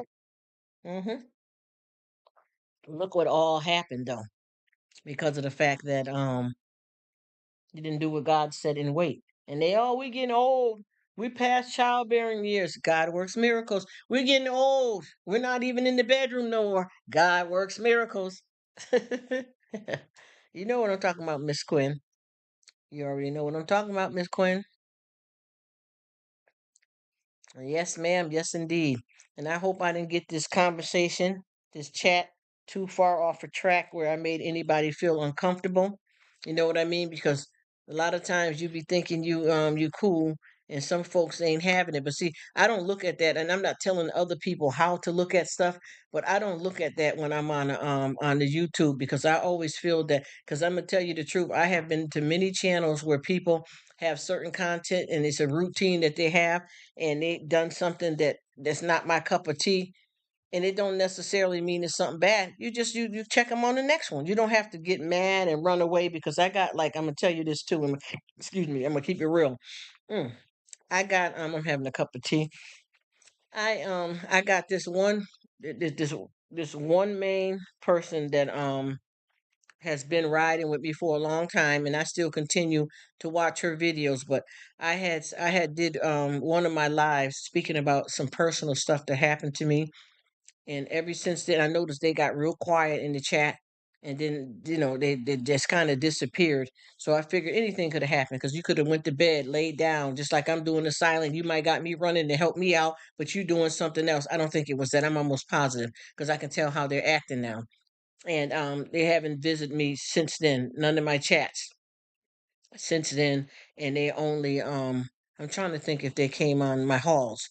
I think they came up on my halls, but not on the chats anymore. And you know how I feel about that. I'm gonna keep it real with you. Everything ain't for everybody. That might have been a trigger spot for that person, and I'm perfectly fine. Even if they never, of course, you want people to come and you want to make friends, but even if that soiled them with me because I'm telling you that I had to do something to save my life, and you can't handle it, that's perfectly fine.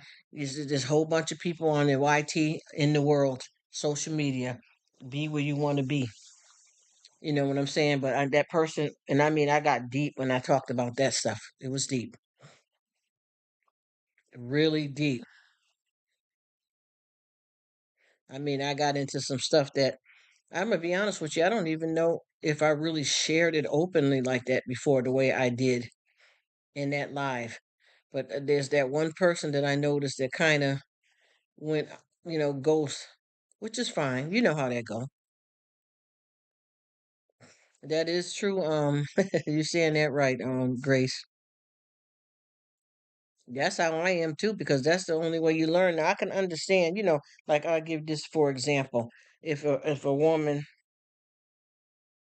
just buried a child or something, and she don't want to go because she hasn't progressed into the area that another woman that's finally able to talk about it. I get it, but I don't know how, because I know the way I said it. I didn't get gory and bad about it, and I was a teenager when this happened to me. You know what I mean? You're right about that, Grace. And I just, I hope that I didn't trigger nothing in her, but I just kind of feel something different about this, a vibe that I'm getting. You right about that, Flea. You and Grace both are right. I just feel like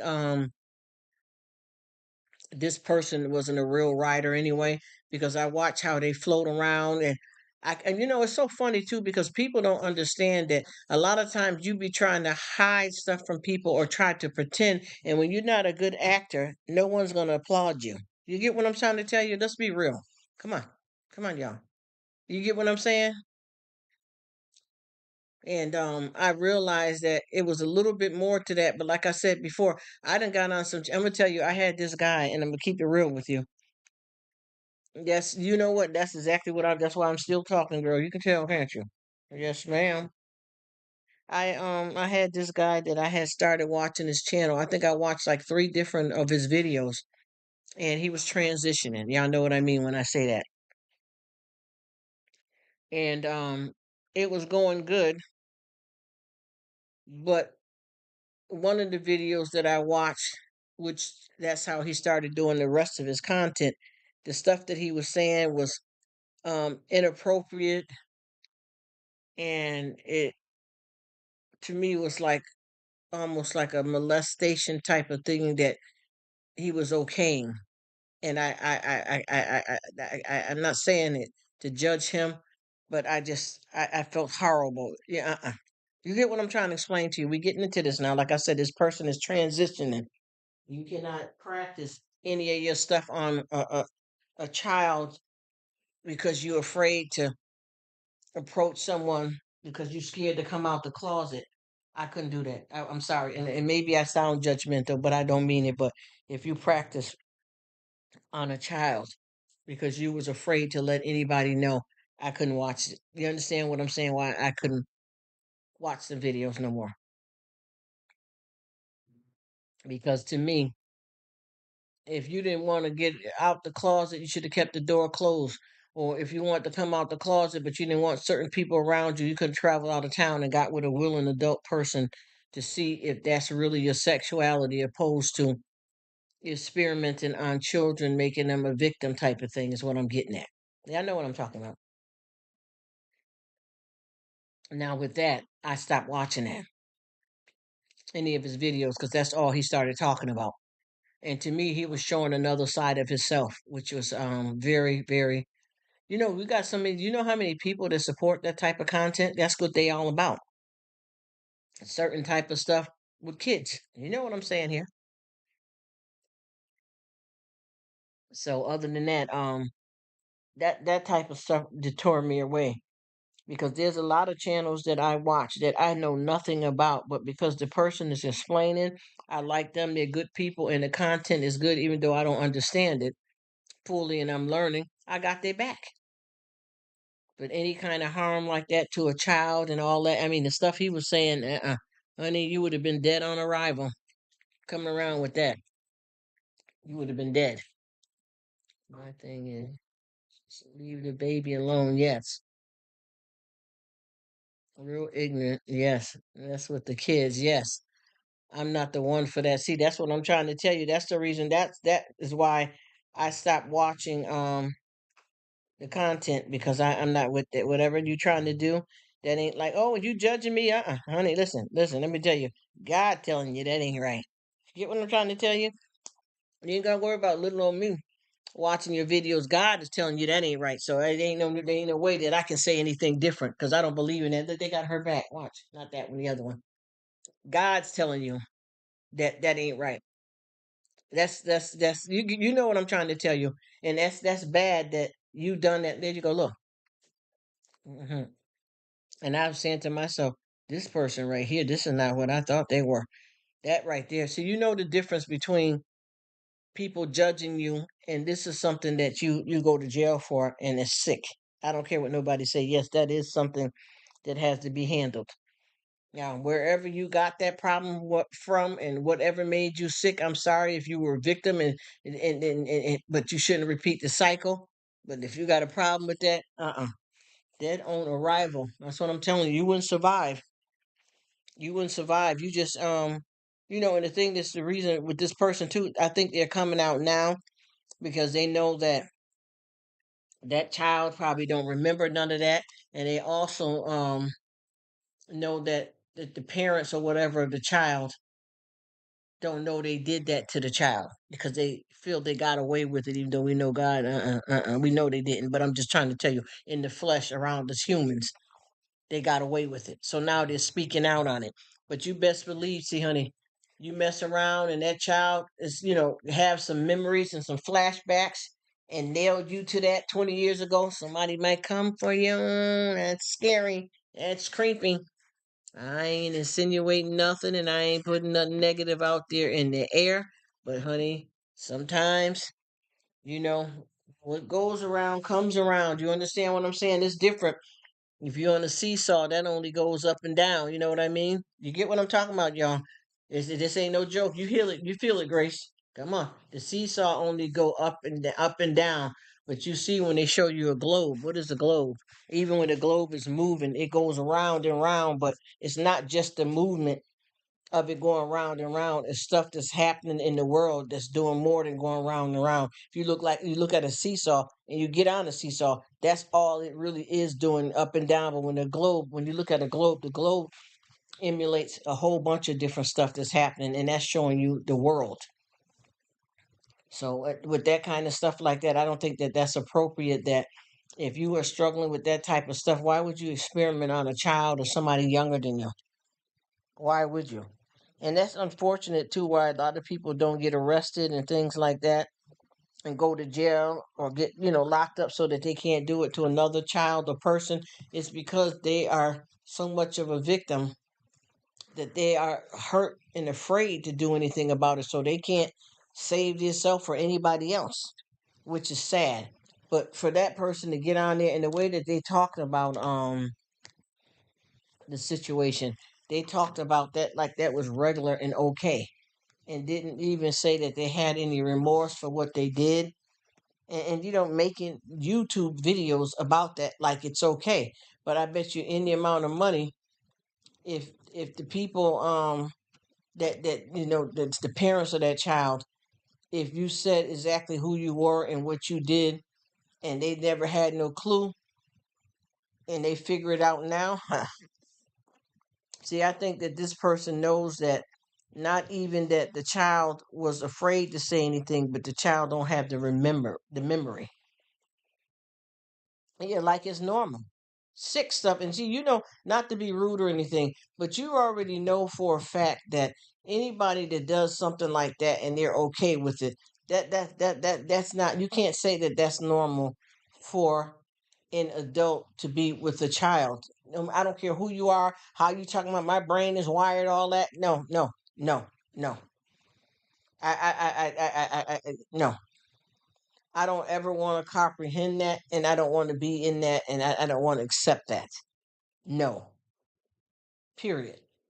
And you know the thing that's so sad about that too is that when folks do that type of stuff like that to kids, you got stuff that's long term damages and permanent damages throughout these kids' lives, and it's not even just necessarily about which is everything is a problem. It's all wrong, but it's not just that the child has those memories and that abuse only. Sometimes they can't have kids when they grow up because of what you did to them.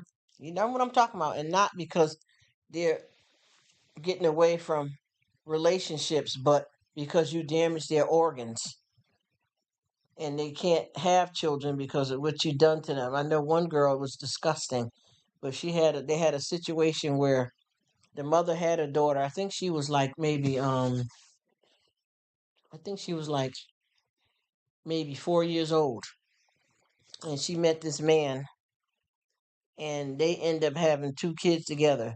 Well, they favored those kids and loved those kids, but they kept her in the closet, locked in the closet, and they abused her. You know, they SA'd her on a regular basis, and then they would take her over to other people and let these people SA her, and they kept her like that, and that went on. You know, probably like the first 2 years of her life. But what happened was they had some couples, you know, they had a set of people over to their house, and those people didn't believe in that type of stuff, and they found out what they were doing, so they sent, you know, the police and stuff over there, and they were able to rescue the girl. But you know, when they got the girl, the condition that she was in, she had all that stuff going, head lice, venereal disease. She had to have a full hysterectomy of whatever organs that did develop that she would have to have kids down the line. You got to know how a woman's body is designed and what we got that's meant for the purpose and what's already born in you. I'm talking deep here, y'all. You understand what I'm saying? You have to understand what we have in our body that starts off as our reproductive system in place. And a lot of people, oh, when they're at their age, they didn't have. Girls are getting their menstrual cycle right now, y'all, as early as 7 years old, work in the medical field, know it, seen it, it's true. You got something there. Where is it coming from if you don't got ovaries? What are you born with? What are you born with? You got your teeth that come out at a certain time, and then some of them fall out when you reach a certain age, and then you get your permanent teeth. We are born with something in us already. And whatever they had to do with that girl, they had to clean her out completely because she'll never have any kids. This girl was ripped from the front to the back, from the rooter to the tutor. They had to stitch all that up and fix her bowel and everything that was damaged from this repeated assault from these grown men, the women and objects that they use on it. They ruined this child's life. It's horrible. I never, oh, that was one of the worst cases that I've ever heard of the damages. Because it's not even, see, and then she got to deal with not just that, the physical stuff, the emotional stuff, the psychological stuff. You know what I mean? The scars, all of it. And then get up, when she get up, she ain't gonna be able to have no kids or nothing because of that. and her mother was a part of it. So I don't know if her mother was doing that before she got with this man, or did she turn into that type of perv cycle when she got with this dude. But they had, her living in a closet in her own urine and all of that type of stuff. And you could see where she was in there scratching the door, trying to eat paint, anything she could scrape off the walls, chewing on a blanket, hungry. Yes, yes, it is. Demonic, demonic, Grace, demonic. They had this girl, and this was this woman's firstborn child that she had before she got with this man. And she didn't do anything to none, they didn't do anything to the two kids that they had with each other. They just abused her daughter from a previous relationship. And I promise you, I have never, I just don't understand it. But the way they did that girl, she got so much stuff that her growth was stunted because the abuse that it was happening to her body. Everything was moved over and knocked out the way. Her stomach wasn't where it's supposed to be. Her rectum was damaged. They had to go in there and basically rebuild this child from the abuse. Okay, and these people got the nerve to try to look some kind of way in court. You know, like she wasn't really that, it wasn't that bad. And this happened, but it really wasn't that bad. The girl was, they wasn't feeding this child. I think she was probably about maybe, I think they said, I think maybe like 25 pounds or so when she should have been 35 or 40 pounds for her age because they starved her. You know what I mean? And they used her for that purpose alone and kept her in the closet. So nobody knew, like with the school system or anything like that, because she never was attending school, because they started doing this to her when she was, now you have the option. You can enroll your kids, a baby into daycare or whatever. And preschool starts in a lot of different states and stuff at 2 years old now and all that. And back when this was going on, illegally, you don't have to start your kids in school that I know of until they're 5. Now that could be different in different states, but I'm just saying. So she never, she was never known other than being born in the hospital and left with her mama, and maybe her biological father was in the picture at some point or not, but she didn't exist basically. The neighbors didn't know that she had a third child or anything like that, that type of thing. Wasn't going to the doctor's appointments, didn't get her immunization shots if you're the type of parent, because a lot of parents don't do that. I'm not judging that. I'm just saying she was off the map completely. And that's how they kept it. So she didn't exist. The only way that she was known of is when they started sharing her out. They had a couple that they were friends with, and they mentioned it that they had the same desires, and that's when they shared their daughter out like that. And they brought her, they used to have her, and they used to put her, because the people, nobody knew she existed, so they used to put her in a box to transport her in the car, so nobody would see, like the neighbors or anything, to bring her to these other houses for these other people to do whatever they're doing.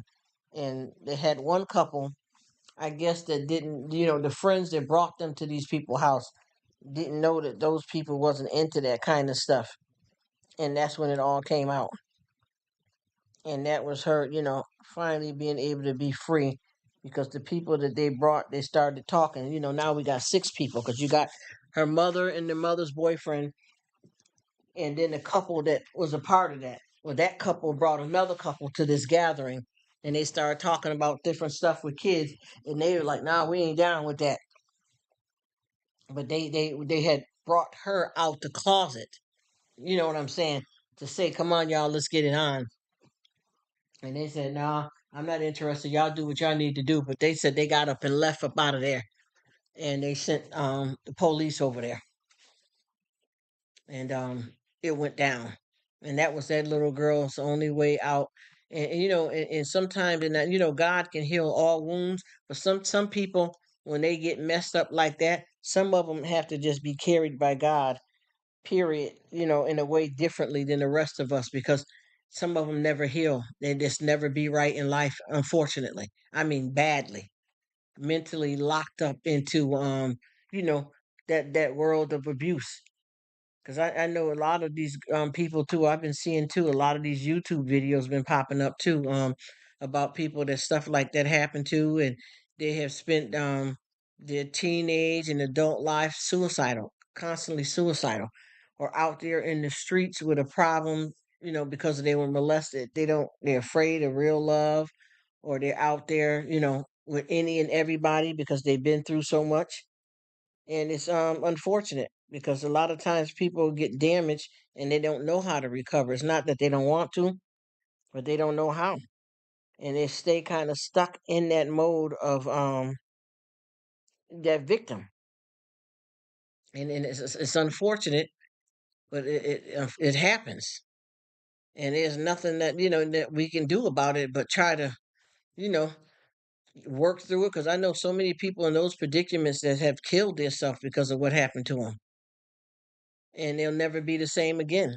And they didn't got catatonic and locked down, and just ain't no change. They can't weather it. And I know, because I know a lot of stuff that's happened to me as a child, that I that a lot of scars and stuff like that, that I pray that I can get by someday and never think about it again. You know what I mean? Because I don't know what there's nothing else you can do but just let God walk you through it. Because I noticed that a lot of stuff, no matter how some of us try to get with God on it, some of us can't recover. We can't get out of it. We try, but we fall victim of our circumstances, and it kind of ruins our life moving forward.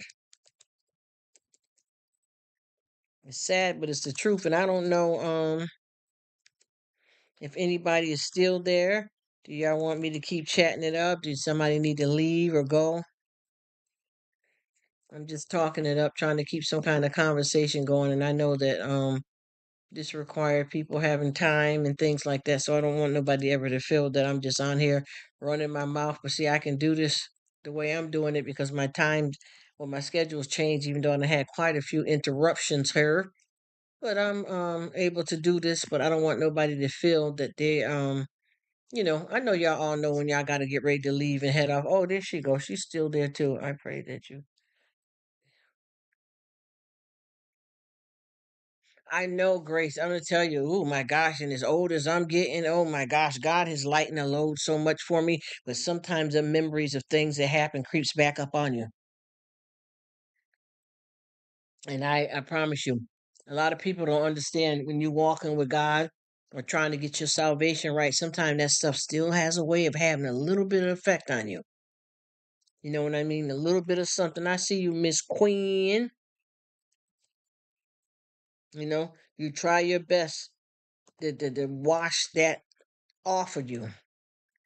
But sometimes it just has a way, and it's not that you are losing your faith or you don't believe in God. It's just something that happened to you in your life. And I think it gets better over time, but it's hard. Yeah, because it's a honey. If I told you, ooh, good, the mugger. Oh my goodness. If I let this stuff out like the talk, it's going to be a bestseller. And I know we all got bestsellers, even if because we all got a story. Because even with people that write a book or do something, a lot of times it's not about, they may write a book that's not about anything bad that happened in their life. You know what I mean?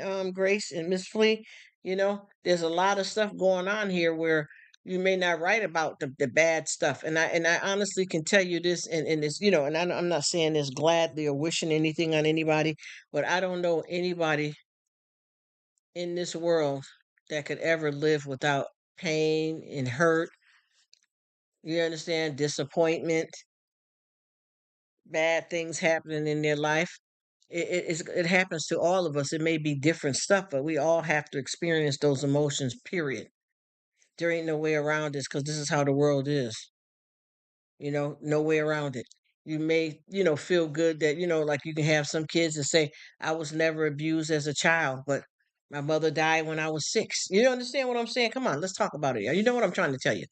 I may have, never experienced a domestic violence in a relationship with a man or a woman, But I got a sister that did, a aunt, a friend. You know what I mean? It's all kinds of method to the madness. But we all experience something, even if it's not our personal being. It could be a family member, a close friend's mother or father, somebody you know that something like that happened to. And a lot of people don't, they don't want to believe in that, but it's true. It really is.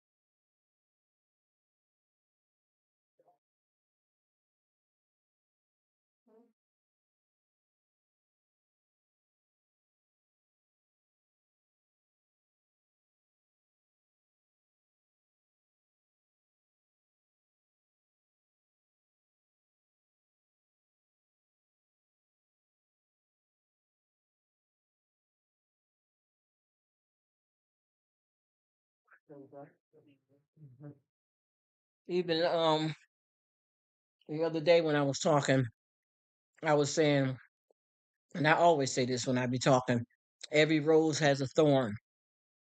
You know what I mean? And I said that like I'm go back.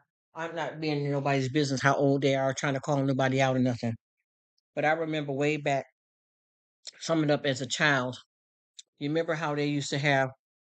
I'm talking about, and I'm gonna say it like this. There's been many versions of the Wizard of Oz, but I'm going back to the Wizard of Oz way back. You remember, and they all had Dorothy and Toto and the Tin Man. So I don't want to say that the wrong way. Whitney Houston did it with Brandy. That's not what I'm talking about. I'm going back way back when they had the Wizard of Oz, the Dorothy, the original first one, Dorothy, and they had the witch. The costumes weren't all that back then. And Dorothy had, I mean, the witch had the green face with green paint. Y'all know what I'm talking about, the old one before this modern technology. What was that? What was that teaching us? The witch was after Dorothy and she wanted the ruby slippers. What did that tell you about what's in the world? Good and evil. Good and evil. It's simple the way they did that, good and evil. Or what did that tell you? What does it tell you in the world about good and evil when you had the three little pigs? What happened? Now huff and puff and blow your house down. What does that mean? What was that saying? That was saying that there's evil in the world because there was a big bad wolf. What about people wandering around? What is the true story about Little Red Riding Hood? Yes, the original ones. Yes, yes. You just think about it. Think about it. What was that telling us? Let's keep it real. What was that telling us? Why they had that? Why did we have to know that? What was the wolf trying to do with the pigs? He said, "I huff and puff and blow your house down." Why did he want to blow the pigs' houses down? Why? You know what I mean? Why did he want to blow the house down? How come the pig and the wolf weren't friends? Why weren't they friends? Why would he blow their house down? Think about it. Red Riding Hood, and then you seen when the three little bears and all that. Look at it. Yes, you get what I'm talking about. Subliminal messages. That's what I'm trying to tell you. But it was showing you what do we have in the world? Good and evil. All about power. Yes, ma'am. Yes, yes, Grace. You see the difference, right? And that's what it's there to show us. But see, a lot of people don't want to hear that because they act like anytime you start talking about something that, oh, you caught up in this 2003 century of things. No, it's been there. It's been there. It's just like all of the stuff that we have in the Bible. People only tell a lot of the stuff that was the fun stuff. They don't like to share the stories, and when they do, they don't get deep into it. They kind of skim past it to make it look like there was nothing really bad about that situation. But you know what happened? No, no, it was bad. Why did he destroy Solomon and Gomorrah over it? What was that all about? Okay, what was happening with the ark with Noah? What happened? Well, now always use these things for example, so you're probably gonna hear me saying it for a million times. What did he tell Adam and Eve in the garden? There's good, there's evil, and power. That power comes in there too, because that's a part of it. As usually, if you look at it for what it's worth, when you said that, Miss Grace, if you notice that with power, power is a very strong. You know what I mean? And when people use it for the evil, you see what happens. But all of these stories, you look at it, why did that happen? Why did it happen? Because we were getting messages about all kinds of stuff that could happen in the world that's good and bad. You think about the wolf, and I remember, being physically being, living places, different straight states and countries and stuff, where you had to watch out for the foxes and stuff like that that attack the cattle. Come on, y'all know about this stuff. Even if you ain't never lived down south, that's happening right now to some people that still live down south and near the woods. I got one of the land keeper guys here. He just had a bear in his backyard. So you imagine down south, people are really still living that way. You know what I mean? He had a bear in his backyard. Just think about it. All of these things have been existing way back to let you know how serious this is, that the devil is real, love and hate is all out here. It's because it's trying to teach us something from way back when. It's just the stuff is a lot different than what it was because they done came along with modern technology, but they wasn't paying attention to the stuff that was already telling us. And it may have seemed fun to a lot of people, but I know when I was growing up and they had when I was watching The Wizard of Oz, and that witch that was after Dorothy, and she was mean to all of them, the Tin Man, the Scarecrow, all of them. It had me scared. It made me think, yeah, learning something. Evil, bad things are going on out here. You know what I mean? Way back then. And they didn't have the modern technology like they do now to display blood and all that gore and somebody getting shot and stabbed, but it was still known. And whatever I didn't see on TV, I knew in real life, though. You understand what I'm saying? Different from coming from different backgrounds and being raised up with different races and nationalities. And I remember one time when we were, well, not one time, a lot of times when we were younger, but the first time I remember, we used to go to some family down south, and I remember Mama Pig, the hogs had a baby, and we treated that pig like it was having the equivalent of having like a pet dog or something. And I remember over the years, every time we go and see, we played with it, and then it started getting big. And I remember it being, broken down in front of us. You know what I mean? Shot, bled out, all of it. And they want you to learn this, so you learn how to hunt and stuff. You cut it open, all that, and store it. What part is this part and that part, and all of that type of stuff like that. We were taught that, and a lot of people be saying stuff like, oh, they shouldn't have did that. Oh, that was abuse. Bringing them in.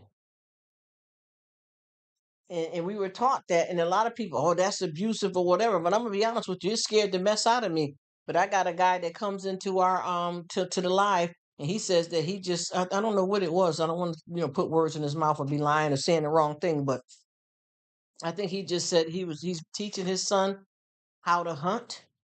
So that consists of either hunting or how to to make food. They just had deer soup. You understand, deer roast. I'm just trying to get this and remember exactly what he was saying. But I think he got a son that's 7, and he said he's showing him how to be able to slaughter a hog, that type of stuff. And like for us, if you're not used to that, you'd be saying stuff like, that wasn't good for the kids to see. But see, some people raise their kids up like that. They're bred in that. And this is for people that live off the grid, but it's also for people that live that country and that outdoors lifestyle is totally normal to them. You know what I mean? But I know with me, I had to get used to it because that's what part of my family did. But when we seen that for the first time, it was a very emotional thing. You understand what I'm saying? Very emotional thing to experience that. And like I said, some people they raise their kids up from day one to learn how to do that. And it's totally normal for them to hunt and learn how to skin it and cook it and separate what parts. Just like people don't even know how many, different parts of the meat that we call certain stuff that is part, different parts from a cow. The beef, the this, the that, different parts of that body. Just like you got, goat, oxtails, and with these people, you know what I'm saying, Grace? Yes, and it's a lifestyle for them, and you can't say that like with somebody like with us some of us may say nah, I wouldn't want my kids to learn that. I think that's too emotional and violent for them, and that's okay because that's your choice to make with your own kids. But for these people, that's how they live it.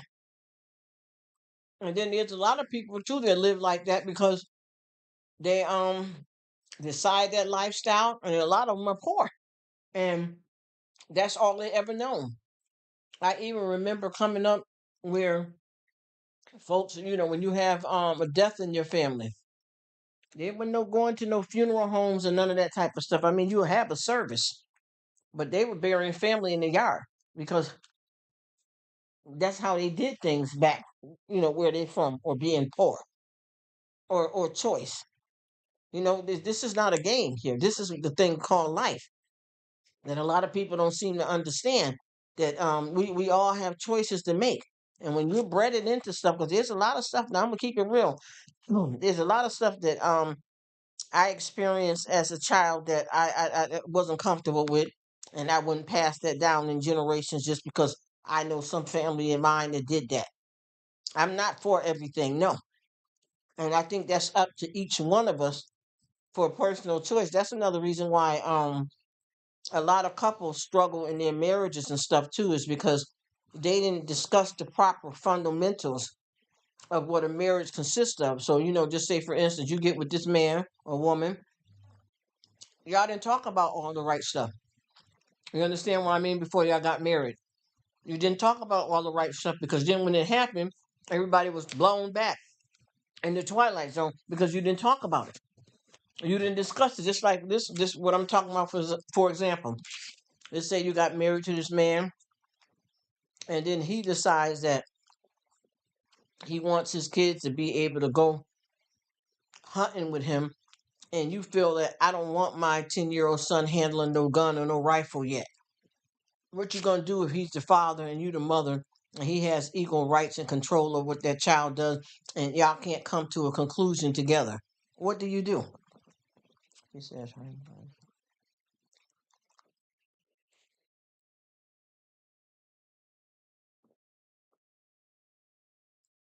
"Oh, okay, Miss Lady. Thank you so much for coming. And honey, you going to do something. Ooh, that's wonderful. That's wonderful, my dear. Good for you. Good for you. Get it in. Amen to that, Sister Felicia. But yeah, do your thing, girl. I'm glad you're heading towards something positive, honey. Go ahead and get it in. Oh, that's so nice. She says she finna get her Bible study going. I wonder if she go to it with the group. That's nice. If she does. Or even, you can do it alone, but I was wondering, finding a nice group to do it with. Good for you, Miss Flea. And I don't know if I'm talking Miss Grace to death here, or she want to keep going or not, because I'm just sitting here chilling myself, and I get up every so often and do a little bit of straightening up around here and a little bit of work here. Supposed to be, chilling, but I got to do a little something, but I'm still here.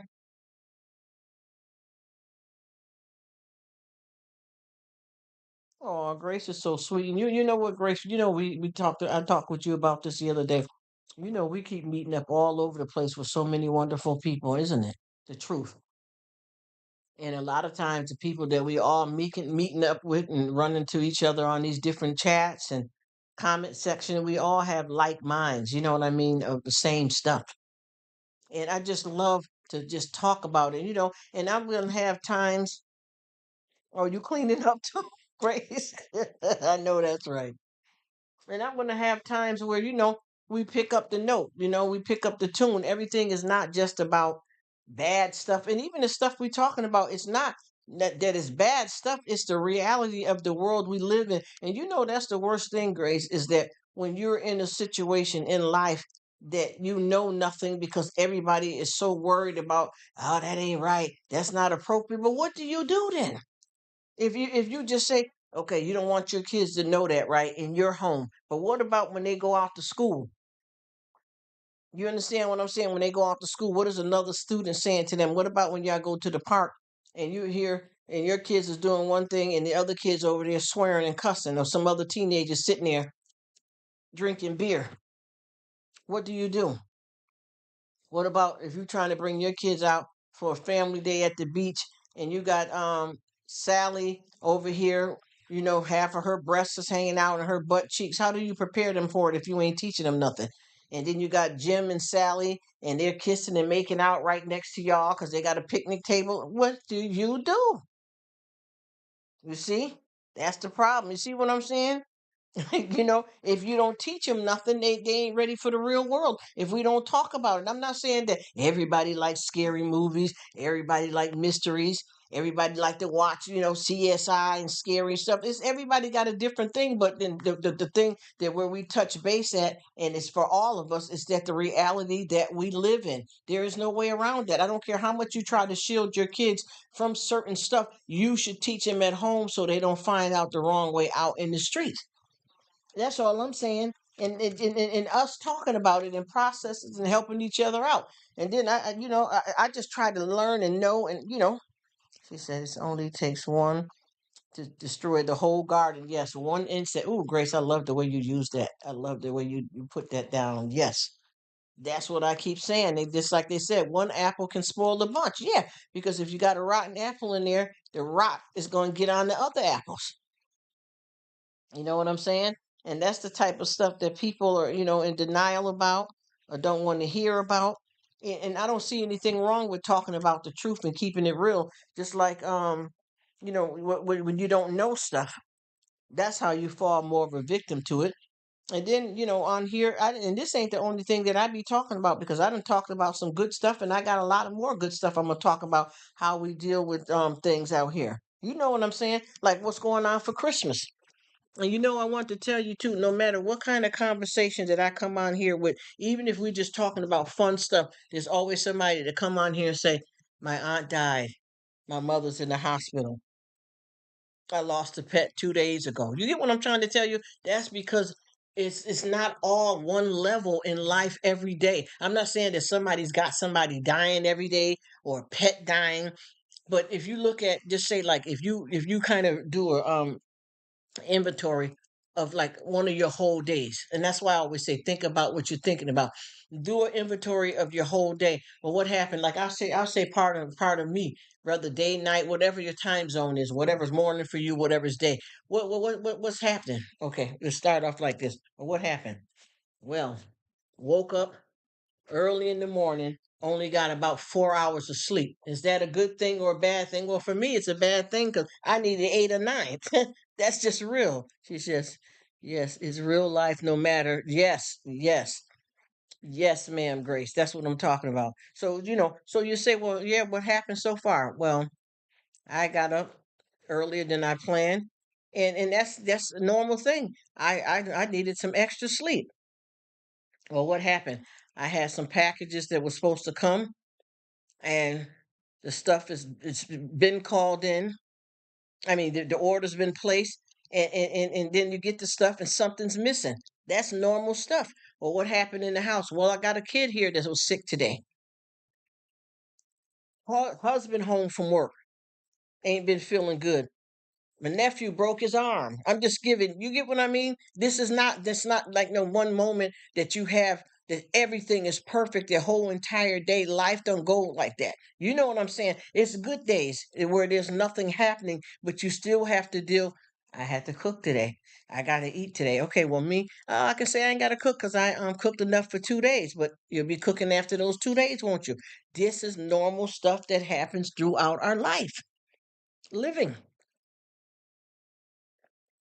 What's going on today? Oh gosh, went out there, got a flat tire. Had to call my sister to come get me a ride and drop the kids off at school. What you consider as a good day?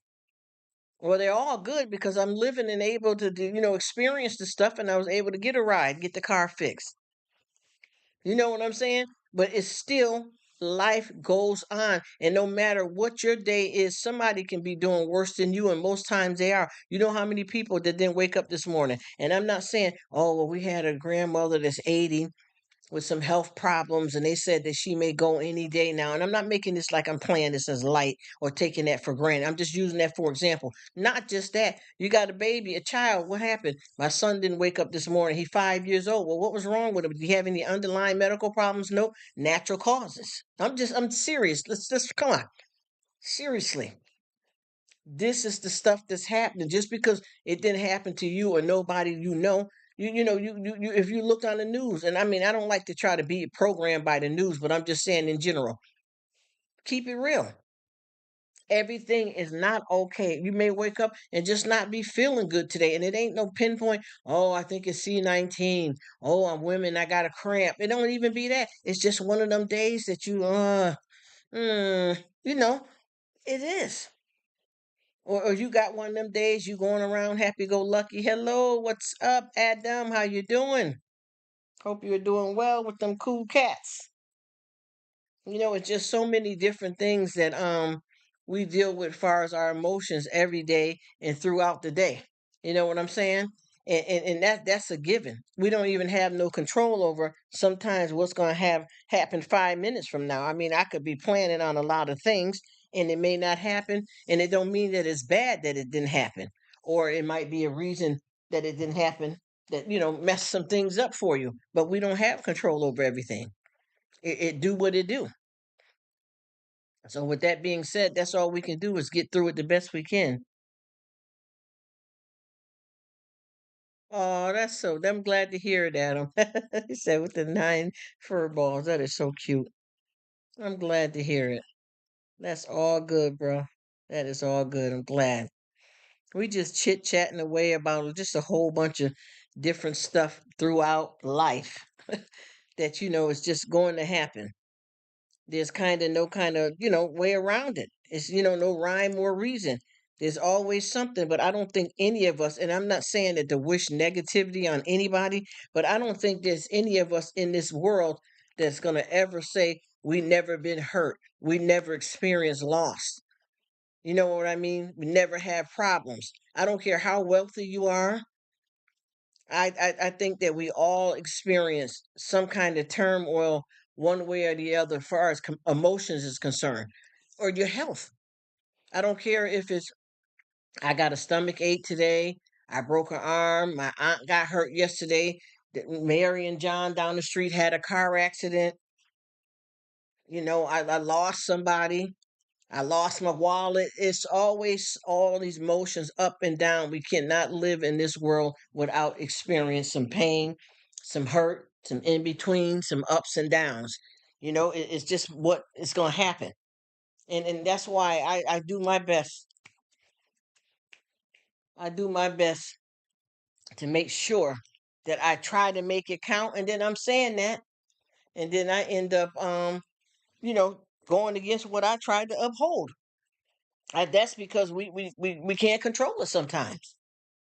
I mean, this thing here is up and down constantly with everything. And even with you, you could be doing fine in your house, but you get a phone call about somebody, or you turn on the news, and I don't care if it's not your family. You can't say that you're not gonna feel no way. You know that you're gonna feel if you look and see a child dying of cancer, or you watch these even with these shows and commercials about cats and stuff like that. Out here, and somebody just gave the cat away. I think this guy named, I think John too. Y'all both know John. That he said he got another stray that came around that somebody just dumped. That's a cat that might have been with a good family and got dumped and left. It's sad, but it's all of these different things. You could be fine knowing that your pets are at home, safe, healthy, happy, and loved. And then you see a stray cat out there, or you hear something about a cat or a dog, and then you get in your feelings, and you should feel some kind of way because of the fact that that's some type of abusive situation, and it's sad and it's painful. I said, yeah, hopefully John will be able to connect. Yes, because he does a lot of that too. And I'm trying to think who else does that to help out stray cats. I think my Linda. I think she does a lot of that stuff like that too, and help with animals. There's another older lady that used to do that when I was younger, and she's not just and I'm not trying to be rude or anything, but she's not just got like 15 cats in her yard and she open up and throw some spoiled food out. She really is invested in all of these stray cats, like loving them up and trying to get them to homes and shelters and places like that where they can be loved and stuff. Because people don't realize that with the pets, they're like our family. You treat them like your kids, dogs too. Because I grew up. Oh my gosh, I grew up with animals. I mean, even when we were younger, we used to have gerbils and stuff. Till we got the real. We got our actual dogs and cats. But I grew up with that. And it hurts you just as bad. I remember a girl that her daughter. I forgot how old she was. I think she was about 6, and her pet died, and she stopped eating. Let me see. He said, channel card. See, that's a good thing to show. And see, I do that too with not to say it to be rude or anything, but I do that too, Adam. I go around and help the homeless people out in the same way. You just got to be a little careful with them because you can't be up on them sometimes unless we used to before. We used to rent out somebody's parking lot so that we can set up a tent for people that's homeless to come get pamphlets and information of getting back on their feet, getting somewhere warm to stay, some free food in the kitchen, and all that type of stuff that they can go to get some free food. And the pets need the same thing. And I'm telling you, I just finally ran into a guy that I had been I see him all the time, and I always give him a couple of dollars when I see him. And I've been trying to catch up with him, and I hadn't seen him for a long time, and I finally found him. And I seen him, and I felt so good because I went and bought him a coat. Because I kept asking him, do he need a coat? But I realized every time I seen him, I forgot to ask him what size. So I finally seen him, and we had to do this and pull over in the middle of the street because he was on a landing in the middle of the street. And every time I seen him, I gave him a couple of dollars here and there, and then I realized, I was that he does he have a coat. And when I seen him, he had a coat on, but he needed something more. So I went up and I found him a very nice, and I'm not bragging. I didn't go up and and I'm not saying anything you can do to help somebody. I'm not putting a price on nothing or judging anybody, but I went and bought him a brand new coat. It wasn't nothing but $40, but it was a brand new coat, and it was a nice Ralph Lauren coat, a polo coat.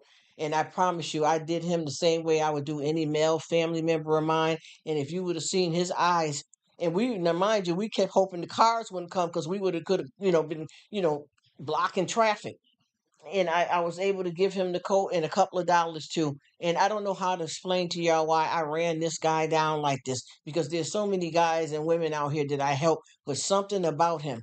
And I remember the time that I had a chance to talk to him. Y'all, I feel like crying now because every time I get into it, I had talked to him. Me and my family had pulled up in the Family Dollar. No, not Family Dollar, Dollar Tree parking lot, and I seen him coming out. And I said, let me go over and talk with him. And I asked him, I said, hey, how you doing? He said, I'm all right. How you doing? I said, good. I said, you need anything? I said, I don't want you to feel uncomfortable. And he said, no, I just can't believe that you're talking to me. And I said, I don't understand what you mean. He said, I can't believe you're talking to me. Look at the condition that I'm in. I told him, I said, let me tell you something. You my brother. I don't care what what you going through, what you did, what you ain't doing. I ain't no better than you. I am here. And I don't want you to feel uncomfortable like I'm trying to come like I'm handing out crumbs to somebody. Oh, thank you. Thank you, Grace.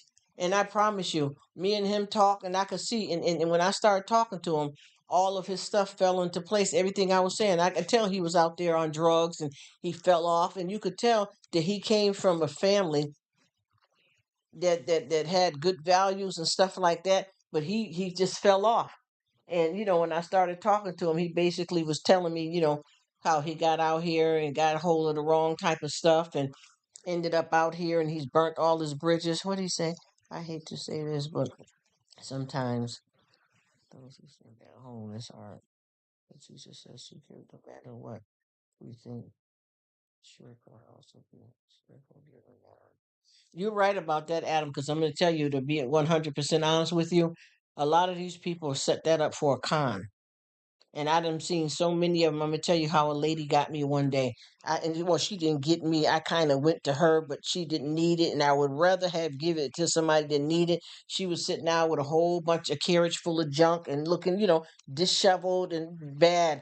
And I was going to go in Aldi's and I seen her sitting out there and I went over and I gave her a couple of dollars, and I promise you, within the next week, she was in the same store shopping with a credit card, EBT card, whatever that card was, in the same store as me. So she basically is running a con on the side to get extra money from people, but she does have an income. So you are 100% right with that.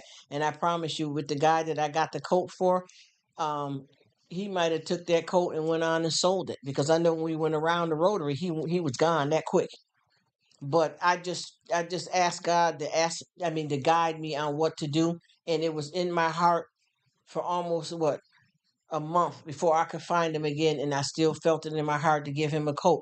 And I said, no matter what he does with it, I'm just gonna do it. I don't know why. And he might have played me because it was a brand new coat. I didn't give him the receipt or nothing, but it had, it's a brand new coat that he could actually sell. And when I was buying the coat, the man told me, he said that a person just came in there and bought a whole bunch of gift cards to give to somebody homeless. And he said no quicker than 20 minutes he could tell that those was the gift cards that he had just sold. That same person they thought was homeless came in there to not use the gift cards in the store, trying to sell the cards to the store.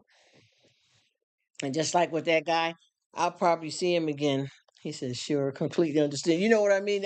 I don't know why it empowered me so bad, but I know usually with something like that, you give a dollar or two to someone here and there. But I just went and bought the guy a brand new coat. And I caught it cheap because those coats can be anywhere from $80 and up. And it's the actual name brand decent jacket. And far as I know, he might end up going to sell it and was playing me. And I just said, what do I do? Asking God, and He said, just give it from your heart and keep, basically, I'm not saying God talk like that, but you know what I mean. I don't know what happened. I promise you can ask my family. I got so entangled in trying to find this man to get him a coat. I don't know how to explain it. Then I got another one that I see. He's around Aldi's. I always make sure I have some money so if I see him. I don't know what the attraction is with these folks. And like I said, I know a lot of them because they call them, they don't, people don't understand the real terminology of panhandling. What did he say? Yeah. They don't know the actual, the people are panhandling. A lot of those are cons. Do you know how much money they rack up on? They have showed us, I've watched stuff like different programs that call out the scammers, and they have shown people that come out there, even some people pretend that they ain't got no legs and got a chair contraption set up with a blanket and their legs are right through the hole where they done cut a hole in the wheelchair. I mean, for real, setting up these cons. So you have to be able to be selfless and you have to be able to give what you given and don't care and make sure you're not taking a loss for it or maybe don't do it with them kind of people at all, but go somewhere and donate to a children's hospital or a real place. But sometimes too, like all them Red Crosses and stuff, you got to know that the hands, the money and stuff you donate go through. You don't know if they're stealing it, because a lot of the staff and stuff steal and take stuff as well. It's so hard. And once I started feeling creepy about doing certain stuff like that, what I decided to do was I looked into where you can go to a children's hospital, but you have to have the clearance and staff and stuff there, and ask them, can I come here, whether it's Christmas or not, and pass out toys to the kids, not just drop a bunch of toys off to the nurses at the station booth and all that, and then they taking the toys home if they're dishonest to their own kids, but really being able to give the kids the gifts. I've also had stuff like too, when you want to donate some pajamas and stuff like that to a nursing home, that you give it to the nursing home and the staff steals half of the stuff. But if you ask, because a lot of times we used to do stuff like, you can go up and play bingo with these elderly people. Of course, if you're going to come into property, you probably have to you do have to fill out forms, Corey checks and all that kind of stuff. And I've done that, and you know for a fact that the people are getting the service that you trying to give them. You know for a fact, if you go up there, a lot of them, they want to plant in their window. You can bring some seeds and soil and sit down and say, you know what, I dropped off 10 bags of soil and 100 packs of seeds. And the next time I went to the nursing home, not a one of them had the plant. And come to find out, the people that work there kept it, kept the stuff. But if you really want to donate and help, you need to know what cause you're supporting. Unless you get out there and do it selfless, like with me, I may not do that again. But I don't know why. I just had to, with the guy with the coat. And I could tell with him that you can look at him, and I'm not saying that, because see, I'm not materialistic. So I'm not going to say, well, you know what, she's driving the Benz, so she must live in a mansion. You understand what I'm saying? Because that could have been a rental car, for somebody that income is less than mine. You know what I mean? But at the same time, I don't know how to explain this to you, but I can tell that he came from a decent family, and he had something at some point. But you can fix yourself up to make your nails look real dirty. You understand what I'm trying to tell y'all? Look disheveled and crust on your mouth and food stains on your jacket. That's we got actors. Come on. You know what I'm saying? But I just can tell that if he's faking it, it's gonna catch up to him anyway. But if he's faking it, then he's doing a lot. But people will do anything for money. I know a lot of people that get out here and panhandle, and they just want the extra money to use for drugs, but they still got a home and a roof over their head. But I can tell wherever he came from something good. And I tell you, the con is a con, though. That's one thing about people with the con. That's sketchy. But just one thing about this guy, and out of all the people that I've been doing help for and donations and stuff over the years, nothing has ever made me feel this compelled to go all the way out to a more larger portion of money, which wasn't a lot, but I'm just saying, I don't be handing out $20 bills. I mean, the most I've ever did was like $5. But usually I just try to give a few people a couple of dollars, or either that, go and get them some food from a restaurant right quick. But that guy, I was just compelled to go and get. And I just couldn't rest. It just bothered me. I thought about the guy every day, and I don't know why. I promise you. And I keep talking to my family about it. And I didn't see him one day that I was looking for him, to give him to ask him about what size coat he wear, and to give him a couple of dollars. And I stopped seeing him. And then another day I went out, and I thought I was going to see him, and I had some money for him. And guess what? End up running into some other people that was collecting money for a young Hispanic girl for her funeral. So I wasn't able to give the money to him, but I gave it to them for a funeral. But they could have been faking too. Let me see what she says. How about the people that go on fun? Oh, we got to talk about that. Grace.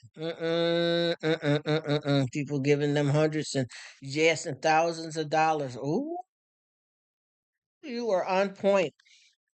Oh my goodness, you are on point. Oh, we got to talk about that.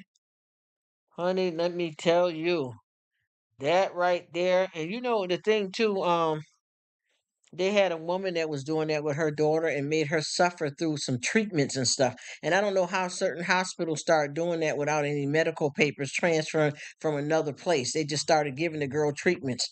It was sad. That was a true story too. This girl's mother said that she had cancer and kept that girl's hair shaved, bald, and everything.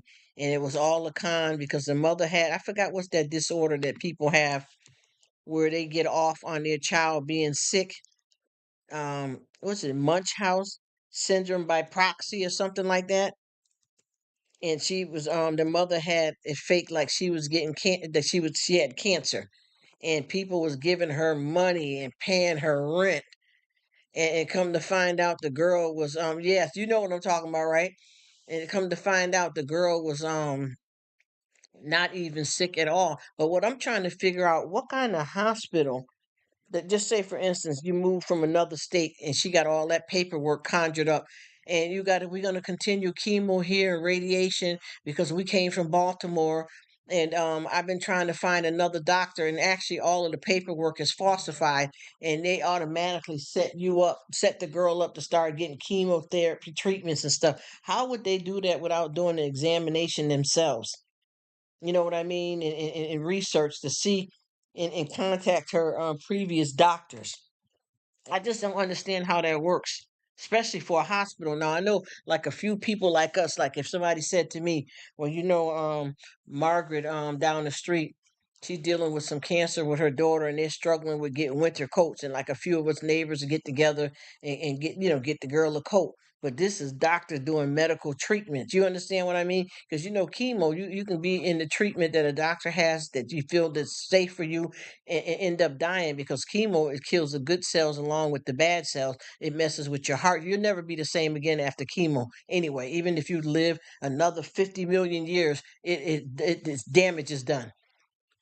And I just don't understand how a hospital could do all of that. I don't get it. And I know that with this girl, that mother had her faking, and she ended up I think she got in trouble finally for it. But I don't know. And they got so many people that set out here doing cons on people for money. And the good about sleeping every night, don't care what they did, and out on it again. They just don't care. I don't know how that works, but it's just the evil in the world is what I call it, and cruelty. It's just sad. But it is true, like you said, all them cons, and they be getting big money too, because you have people that's stepping in from these that's very well off, and giving $2,000 and $3,000 checks to you and stuff. Just like with Red Cross, if you have a fire or burnout, or if you go to Red Cross, they'll give you free stuff. I remember too, not too long ago, we went in to donate some stuff in the Salvation Army and went shopping in there. And there was some people in there, like three or four different people, but they weren't together. And they was, just telling the people, we don't, we don't have no coat. And they was like, well, do you got a voucher from such and such Gray House? Some names and stuff they were saying. I didn't know what the program was. And they were like, no, we live over here and we don't have that where we live at. Well, you go back there and Jill will put together a couple of jackets for y'all. They could have been lying, and then they end up taking from the people that really need it. You know what I mean? Just like with me, I had a thought two or three times when I gave that guy that coat, but I don't know how to explain it. But it was like a few thoughts of it, and then I didn't care. I don't know why. I didn't care if he played me, if he sold it for drugs or not. I don't know why, because I'm pretty cautious about that type of stuff. But I probably won't do something that wasn't a lot of money. But you could have broke that down because that could have been $40, 40 people $1 if that could help them. You know what I mean? Or go and buy a bunch of food for a whole nother crowd of people. But I just did it. But that's the thing with us too, being conned and played out here. That ain't no that ain't that's something that we all gotta really do our research on, because man, does it get crazy out here. I keep looking at that for what it's worth, and I keep hoping that I'm helping somebody. And look, and then some cases, like with certain people, you're helping them stay high, helping them stay an addict, an alcoholic, because you gave them some money and they're going to use it for drugs.